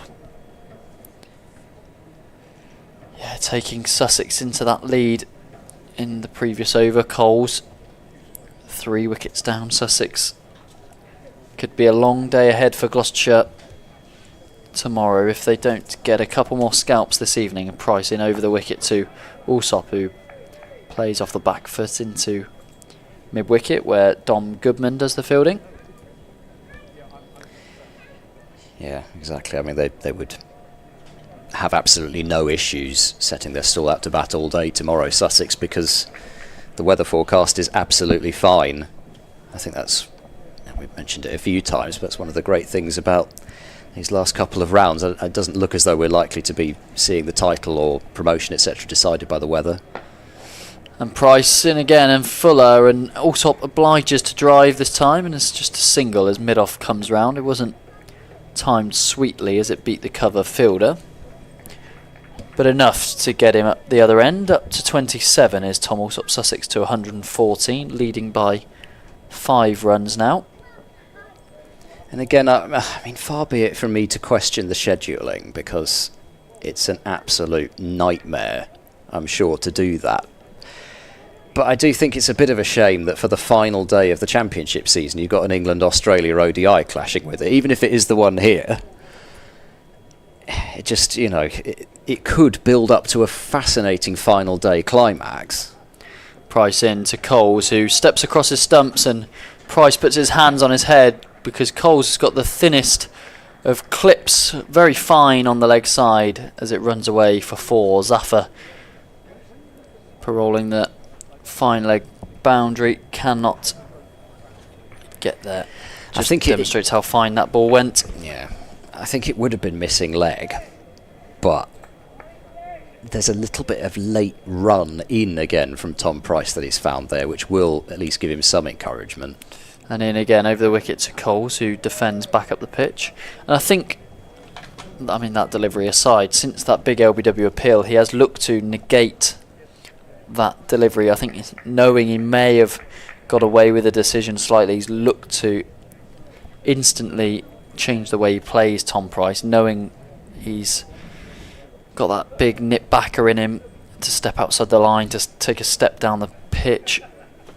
Look to just play it with the way the ball is moving as he comes across once again, and this time just defending straight back up the pitch to Price. And that's the end of his 7th over now. Cole 17, Alsop 27, as Sussex are 118 for 3 from their 40 overs. 10 overs remain in this opening day here at Bristol, in the penultimate round of fixtures in the County Championship. Sussex needing just 13 points to secure promotion from these final 2 games, or less than that now, because they got 3 points bowling first, so just the 10 needed. And I guess it also then is any points that Middlesex don't get, so they would have to go on and score 450. So, exactly. you know, that it's like, if anybody follows American sports, they have the magic number, which comes into play at the back end of some of their seasons, in terms of, as Zafar bowls also up across his stumps and working this one away for a single to deep forward square, moves on to 28. It's that combination of any win for your team and any loss for the team chasing moves that magic number down. Middlesex at the moment going pretty well, though, possibly in the knowledge that they do have to secure those batting bonus points. They had a dominant first day at Derby, where they bowled them out for 173, with Roland Jones taking a 5 for, as in is Zafar, and Coles is getting a good stride in and doing the you shall not pass bit. Back to the bowler. Mark Stoneman 73 from 70 balls. Sam Robson was out second ball of the innings for Middlesex after he was out first ball of the match in the first innings of the game at Lords. Did make a half century in the second innings, though, as again Coles is looking rigid in defence. Yorkshire, meanwhile, 338 for 8 against Glamorgan, so a bit of a back and forth day there, as Coles uses his feet this time and just works this one down the ground. Doesn't look as though some of the Gloucestershire players were convinced about the stroke's authenticity, but it looked absolutely fine to me. 120 for 3. Coles on to 18. George Hill 83 not out for Yorkshire. What a fine end to the season he is having, and particularly with ball, but now with bat. I think he took the last 6 Leicestershire wickets to fall in the last round, if memory serves. Fine cricketer. Talented all-rounder that's come on the scene last couple of years. Zaffa over the wicket to Alsop, who's cutting. He didn't actually really have to make much room for himself for a change that time. A flashing blade makes contact with the ball, and he takes another single out to deep cover. 121 for 3. Lead moves on to 12. Oh, 9 down now, Somerset. I saw they'd lost an 8th wicket, that of Craig Overton. And it doesn't look as though Somerset will be picking up any batting points. And might even give Lancashire a lead. Zaffa bowls down the leg side. It strikes Coles on the pad and drops down safely enough. No harm really in that one. 3 from the over, 121 for 3. So Tom Bailey has taken 2 wickets in the space of 3 balls, removing Craig Overton for 2 and Brett Randall without scoring. No relation to Ian, I promise you. He's not his great grandson. No, long lost great grandson from New Zealand. No. Anyway, 121 for 9 the score there. Lewis Gregory has 21, but yeah, that's got rather more interesting than I thought it would, that game. Poor old Brett Randall didn't have much to do in that previous game, and now he's got out second ball. Yes, he went wicketless as well in Somerset's first innings. Somerset's bowling innings, I should say. None for 22.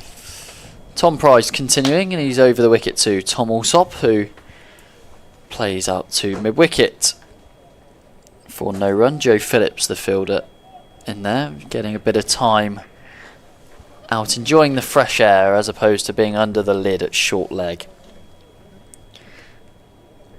Not a great day to be Joe Phillips either. Come into the side, get a duck with a ball you can't do a lot about, and then get shoved under the helmet in what's been a lovely September's day. Price over the wicket to Alsop, and Alsop swaying out the way to a ball that's down the leg side. Oh dear, and then he almost got a ball which he couldn't see in the sun hit him in the face. Fortunately it went wide of him, but he didn't know where it was. I think Bracey's done that just to bully him a little bit. No, surely not. Yeah, well, it has been a tough day for Gloucestershire, and it is a bit of a sour come down after a few days, especially for some of these players who were playing on Saturday as well. And Price in outside the off-stumpy bowls full this time, Alsop driving, and it's good work again by Ed Middleton, who's giving absolutely everything in that cover region. He's been diving around throughout this innings plenty.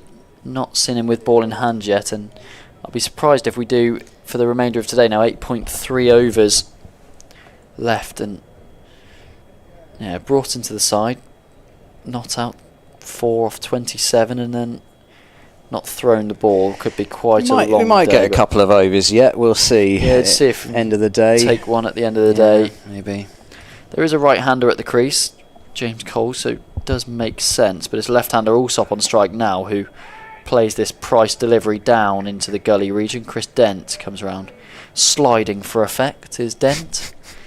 Yes, he does nothing but a slide in the field, as Chris Dent. That, as much as some of his shots with the bat, I think when you think back to Chris Dent in years to come, it will be that manoeuvre at short extra cover where he slides, leaps to his feet, and then throws across his body to the other end. Trademark move. Price 4 dots in again to Alsop, who pushed back, and again just playing into the onside to Joe Phillips. And Tom Alsop's weathered a bit of a storm here. Batted well, 80 deliveries, already outlasted any Gloucestershire batter. Just 29 runs on the board, but he's stuck at it. It's odd because it's felt as if he's scored a bit quicker than that. It does. He's only the 2 boundaries to his names, but he has had a couple of attractive looking shots that have gone for a couple, I suppose. And this one, just like that one, driving into the offside, but it is only one run up to mid-off. Sussex finish the 42nd over, 122 for 3. I'm just waiting for the ball to tick over. Yes, 122 for 3. And I'm going to make way briefly to go do my update. So I'll hand back to Joe, but first a few words from Ed. Thanks, Blake. So I think if you, Joe, this is where we have to do the on-air production meeting because we don't have a producer. If you maybe do, let's say, 6 overs, something like that, and then we get Blake back on towards the end of the day, something like that, if that's okay. That sounds like a great plan to me. Oh yeah, we could do, anyway, if we do 20 minutes, something like that. Anyway, we'll play it by ear. Zaffarad is to continue then over the wicket to Alsop, and forward he goes and defends down into the ground. I think it's probably because one of the reasons why it's felt as though Alsop has scored a bit quicker is because he has been limited to singles quite a lot. He's only scored 2 fours because Gloucestershire have had the field set to protect the square boundaries against Zafar in particular, as this is whipped away down the ground, down to Ahmed Saeed, who is on the field. So a single is added, 123 for 3. Alsop onto 31.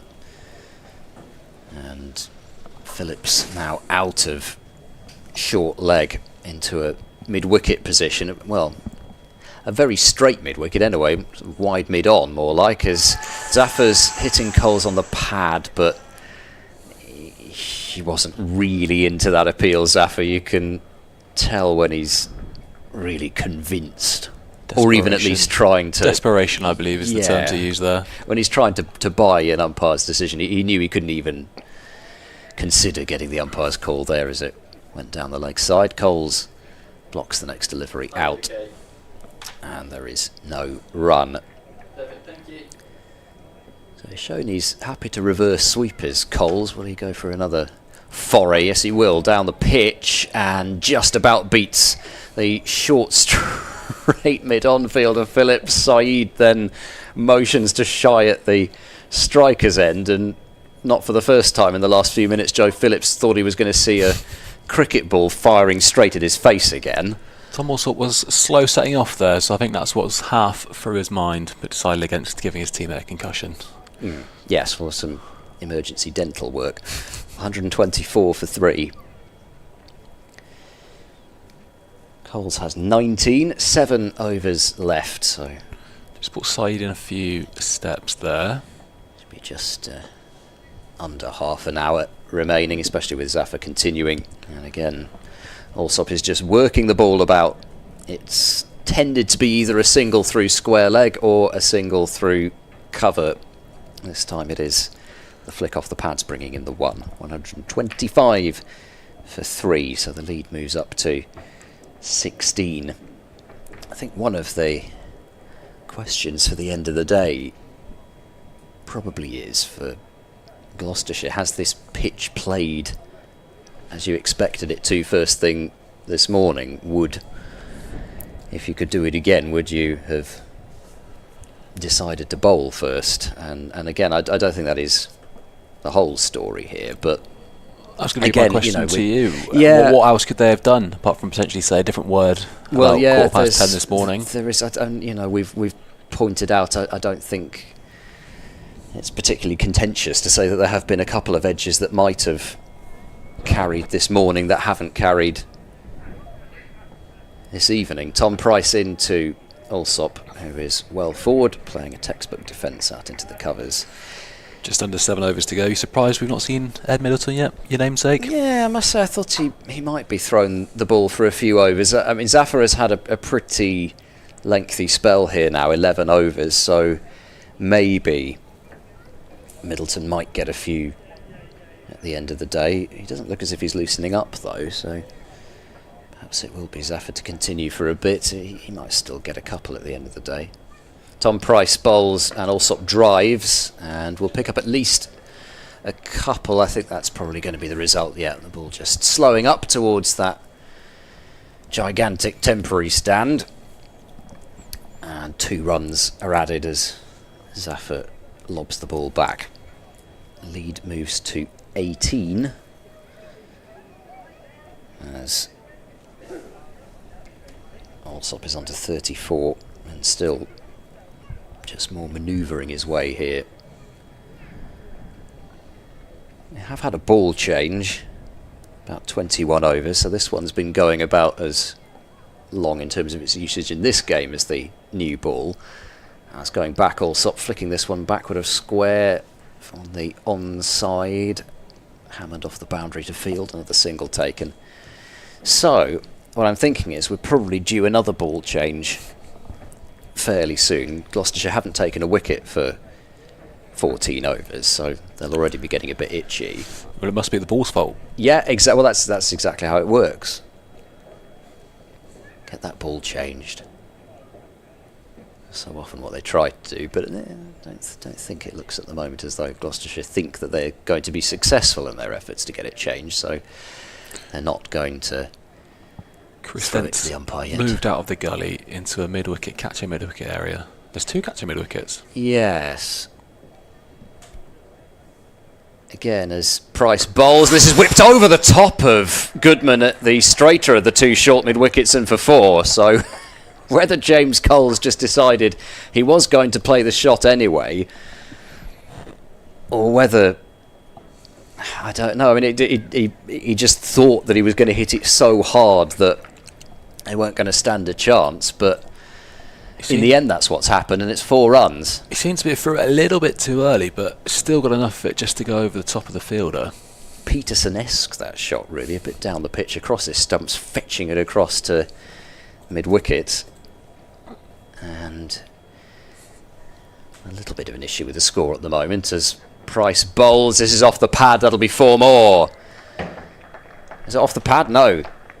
It's runs, excuse me. He does get it round the corner with a glance, does Coles, and picks up 4 runs. The score at this stage on the board is 132 for 3, but I think that cannot be right because we've just had back-to-back boundaries.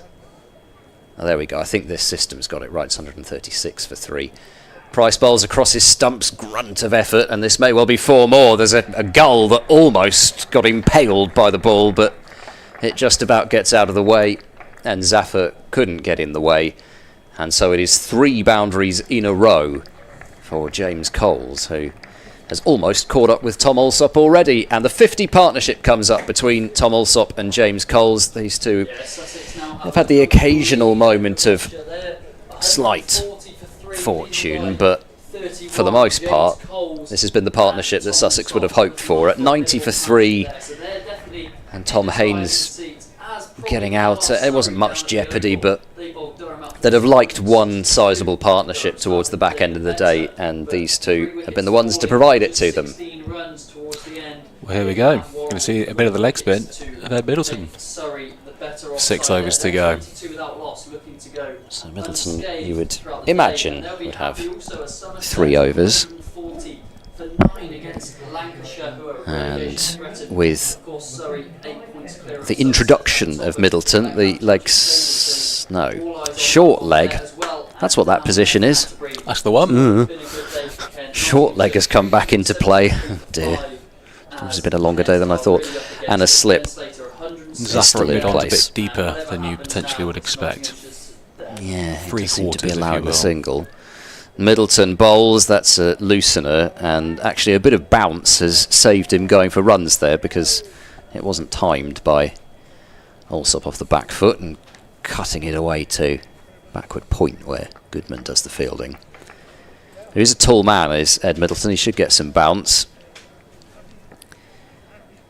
as he moves in and bowls, and this is clipped by Alsop past a sprawling Phillips at short leg, and that will be 1 run out to deep mid-wicket. Alsop 36 to his name, 141 for 3. Lead sits at 32, and in fact they won't have a short leg for Coles. Maybe they're thinking that he might hit one aerially into the mid-wicket area, so that is where Phillips is going to field with no cap on. Middleton bowls, full ball, driven by James Coles to that deepish mid-off. Just a fraction to his left, and he picks up another single. 142 for 3. So Tom Price taking some tap in that last over with 15 runs coming off it, with the 3 consecutive boundaries towards the end, which has just picked up Sussex's scoring rate as well towards the end of the day. Not that it really matters. Allsop is forward, looking to run this one out into the covers, I suspect, but it's got a bit squared up by it, but nothing too drastic. Plays it out to backward point for no run. Middleton's more of a sort of a classic leggy bowler, and he'll have one go straight on. He's not one of these that's got a massive googly. This is just a low full toss and past the lunging dent at short mid wicket, so another run is added up to wide mid on. Somerset have been bowled out now by Lancashire. They did just scrape a lead of 6. Jack Leach, the last man out, to Anderson Phillip for 13. Middleton bowls, and on leg stump it's just touched around the corner by Coles, but not for a run as it's fielded at short fine leg. So 3 runs from Middleton's first over. 143 for 3, 5 overs left in the day's play. 4 wickets apiece for Tom Bailey and George Balderson then, and there will still be some batting for Lancashire to do this evening. How many do you reckon Lancashire are going to be down by the end of the day? I reckon they're going to be at least 2 down. You reckon? We thought it'd be at Edgbaston where we'd see a third innings, didn't we? But obviously it's at Old Trafford today. Yeah, Palmer and Snater are still going there at Edgbaston, with Palmer on 27, Snater on 19. Essex 168 for 7, leading Warwickshire by 90. I think we're going to see the return of Ollie Price from the Ashley Down Road end as well. So spin from both ends.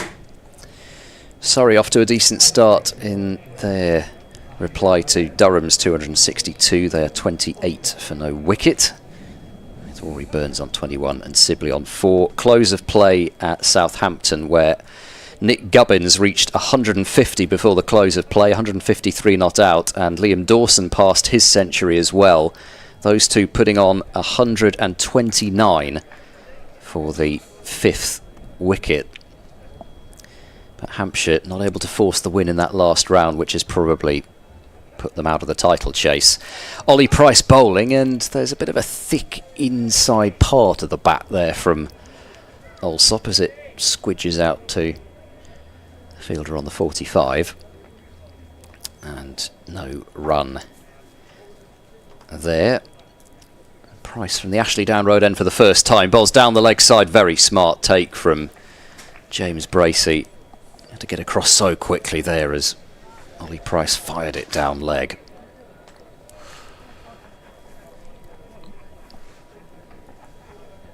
So Price it was who picked up the wicket of Tom Clark just after the tea break. See whether he can add a second.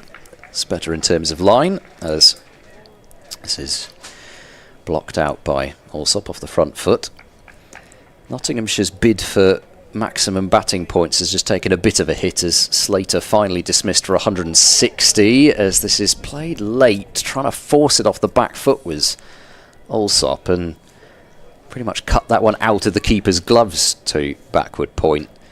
A fine innings from Ben Slater that has surely given Nottinghamshire an excellent platform, even if Lancashire were to upset the odds and go on and beat Somerset. Ollie Price in and forward calmly to block again is Allsop. Yorkshire are 357 for 9 now, so George Hill dismissed for 90. So they're going to drop a couple of batting points there as this is forced away into the ground and back to Ollie Price, who has completed a maiden over. And the score at the end of it, 143 for 3. First maiden, I think, for Ollie Price, although second, thank you. The scoreboard is showing me some very strange looking information at the end of that over. 4 overs to go. You'd expect it to be spin from both ends. Ed Middleton from the Bristol Pavilion end. Dare I say it, might have reached the point when they've realised that spin will get them off the field quicker, Gloucestershire.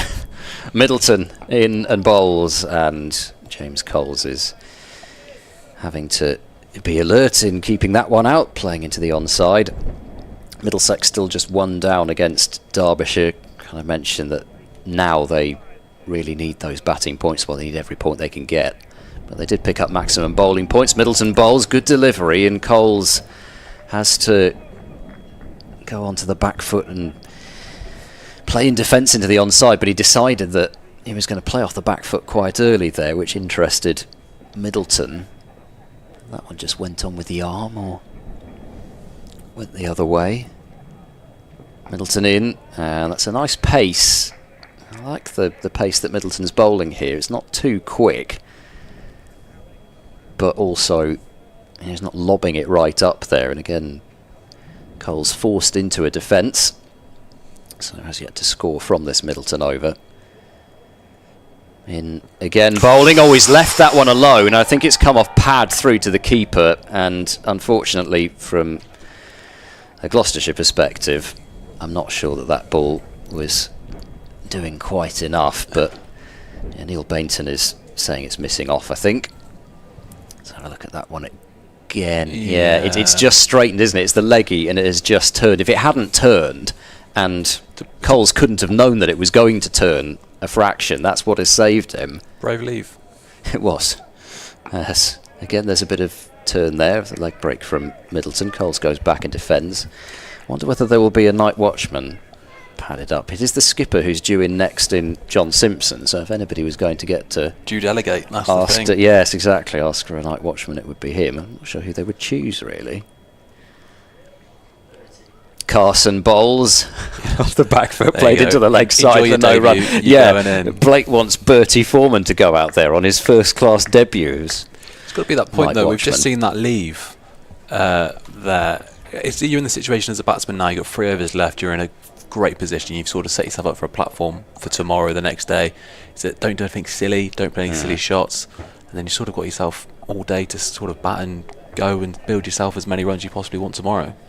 Yeah, exactly. I mean, maybe the danger is that you shut up shop too much and end up playing tentatively, but exactly. And potentially leave one that might get you... Yes, or maybe one that you actually might have played a shot to otherwise. But yeah, anyway, in the end, I think responsibility is probably the way forward. Ollie Price in, and this is played off the back foot, just run away to cover by Alsop, who for once was not able to pick the gap at point. So a maximum of 17 deliveries remain in an absolutely dominant day for Sussex, as forward to defend is Tom Alsop. Gloucestershire did win the toss and decided to bat first this morning on a pitch which both sides,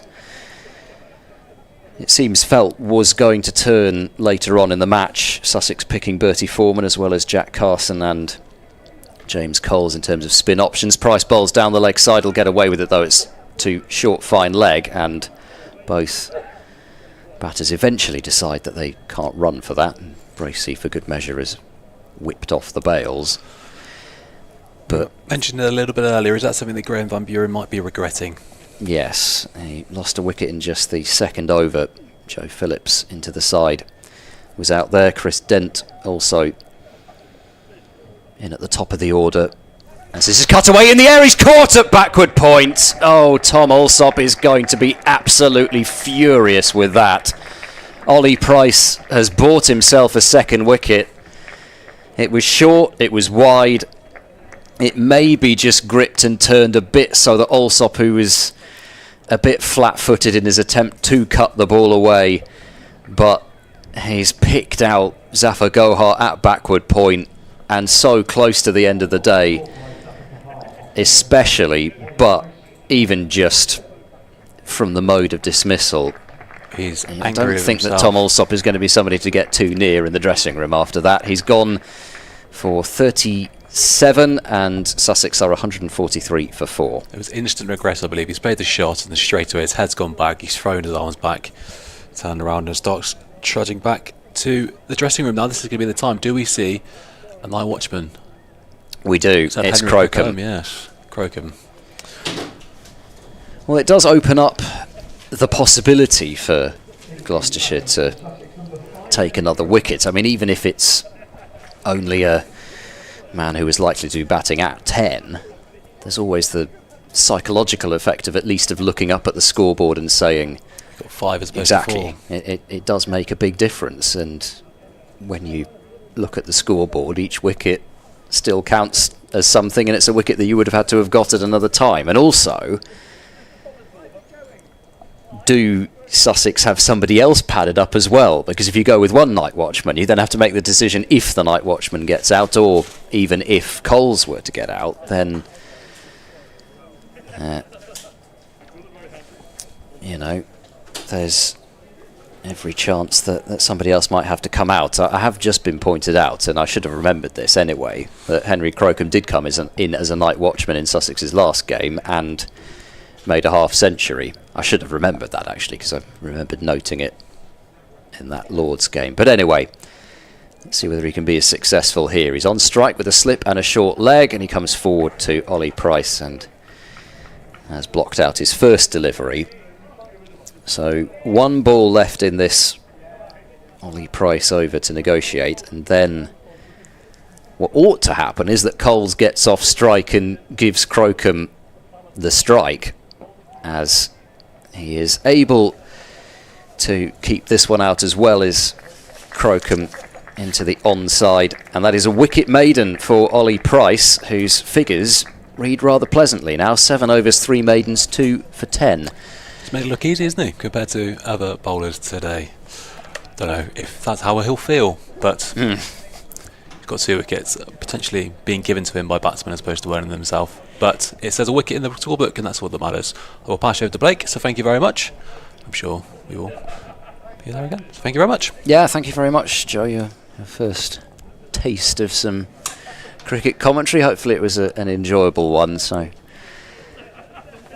all the best to you. And Blake will see us through to the end of the day. Yes, thank Ed you, Ed. Middleton is ready to bowl. Middleton bowls down the leg side, and Coles looking to whip off his legs.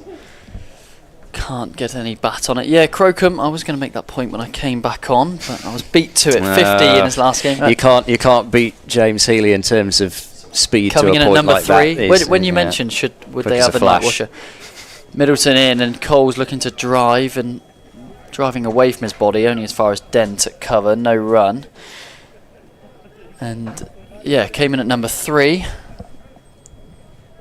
Made a comfortable 50. Got a few wickets as well, probably justifying his selection here, even though he was due to bat at number 10. And here's Middleton in again, a leg spinner, and Coles just plays out with ease to the deep cover boundary, and he'll hope that's the last ball he gets to face today.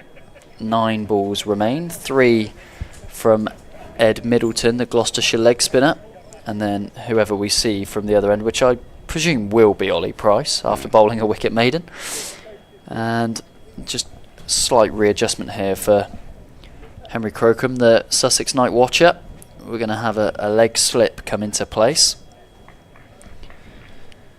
Middleton, his figures read rather well as well so far for a leg spinner. Never easy starting a spell. 0 for 4 from 2.3 as he's in here to Crocombe, and it's a googly, and I think he's just managed to jam an inside edge onto that as Joe Phillips went reaching for it from his leg slip position. No run as it trickled out to Dominic Goodman at short fine leg.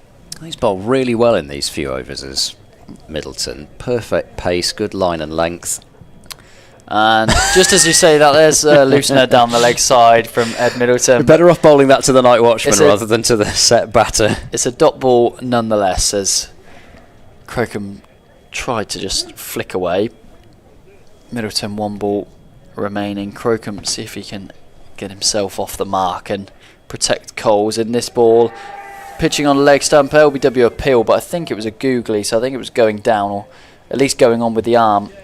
So I don't think that was troubling the stumps from Ed Middleton, really. As we see a replay in front of us, yeah, definitely Yes, going down and as probably well. high. Yeah. And Otherwise, it was a pretty good So shout. I don't think he hit it. That's probably about the one thing that was in its favour. Anyway, Sussex 144 for 4. It will be Coles exposed to the start of the over at least. He's on 33. Crocombe in and without scoring. And for the final over of the day, over to your home commentator, Ed Siebel. Thank you. Thank you very much. So Coles on strike to start with, and whoever was padded up will never know now, because a wicket would end the day if Gloucestershire could take one. It won't be Coles though, because he's going to get off strike. Oh dear. He was going to get off strike, and then Zafar Gohar fell over. That sums up a long day for Gloucestershire. Yes, I'm actually... there's definitely a case to say that they should just have stuck at the one anyway, so that Coles was there tomorrow, but clearly they're not thinking in those terms. Coles has 35. It was just nudged backward of square, and then Zafar basically overran the ball and slipped over. What would Farbrace have to say if Coles falls here, though? Well, yeah, it's an interesting one, isn't it? I mean, I suppose when you've got a 50 in terms of Crocombe, as Coles goes forward and defence, but I must say I'm a believer if you're going to use this strategy that the night watchman should face the deliveries. Yeah. But there we go. I suppose Crocombe's proven that he can score runs the next morning anyway, true. So there's protection of John Simpson as well, though. Yes. Of course. Price bowls, and Coles is forward and plays this one back to the bowler. And as the captain, that's well delegated. Yes, well, I think as much as people don't like it, it is still customary that you do get offered it. Ollie Price in, and he's lunging downwards as Coles to play out his fellow Magdalen College attendee back to the bowler. Bragging right still, I think, just about with Coles after getting Ollie Price out in the reverse fixture. Ollie Price bowls, cutting James Coles. Should be cut off, though, out at deep point by Actor. And indeed it is. So he sends the throw in. So Crocombe will have the last ball. Unless Ollie Price bowls a no ball. But I don't think I've ever seen him bowl a no ball. 147 for 4. So the last ball of this opening day between Gloucestershire and Sussex, as Price bowls a quicker delivery fired through, and it's steered by Crocombe down towards deep third. Middleton is off in pursuit and will stoop down to pick it up, but 2 runs off the last ball means that Crocombe won't be going in overnight on naught, and that ends a day that belongs squarely to Sussex. Just a little bit of something to cheer Gloucestershire at the end with that wicket of Tom Alsop. However, it has been a pretty tricky day for Gloucestershire in their return to red ball action after the glories of Saturday. They have been bowled out for 109 and have seen Sussex go 40 past them for the loss of 4 wickets. And for Sussex, this day's gone about as well as they could have hoped for. Yeah, I think Sussex, they feel they must have one hand on the Division 2 title now, because Gloucestershire, after winning the toss and batting first, I think Sussex were really feeling they were in luck when they got those first couple of wickets, Phillips and then Dent as well. So to only go on with that, I mean, Unadkat and Robinson showed a real great display of fast bowling and a great display of how to use the Duke's ball in English conditions, and picked up 4 wickets and 3 apiece. I mean, and Clark as well. I mean, can't go without mentioning his 3 for as well, just chipping in. But yeah, definitely the day to belong to Sussex. Yeah, and for Gloucestershire, I don't think they bowled too badly there. If even another one of those either half chances is taken, then Sussex may well be more than the 4 down at the end of the day. So it's more the batting really, and of course, as we've mentioned, they put themselves into bat and ended up all out for 109. But I think realistically, if you're a Gloucestershire supporter, you must have felt that there was quite likely to be some sort of hangover from Saturday on the field, perhaps as well as off the field. And of course, you wouldn't have hoped for this position if you're a Gloucestershire supporter, but realistically, in terms of the major part of the season, that was done on Saturday, and I think whilst I'm sure there'll be a chat in the Gloucestershire dressing room of, look, we need to come back fighting tomorrow, I don't think that it will be an absolute hairdryer treatment in the dressing room down there, because this is the first day back from really a lot of intense preparations for finals day, and those preparations paid off. So, yeah, of course, not the day Gloucestershire were after, but they are playing a top side in Sussex as well, and Sussex have shown that again today. They've shown why they are heading for the top flight next year. So, thank you very much to Blake Bint and to Joe Selwood, as ever to James Healy, who's been operating the cameras on the live stream, if that's where you've been interacting with us, on the BBC Sport website and the app. We'll be back tomorrow, as well as, of course, on that live stream. And Andrew Rayburn will be joining myself, Ed Seaborn, for that one. Hopefully you can join us then, but from all of us here, goodbye for now.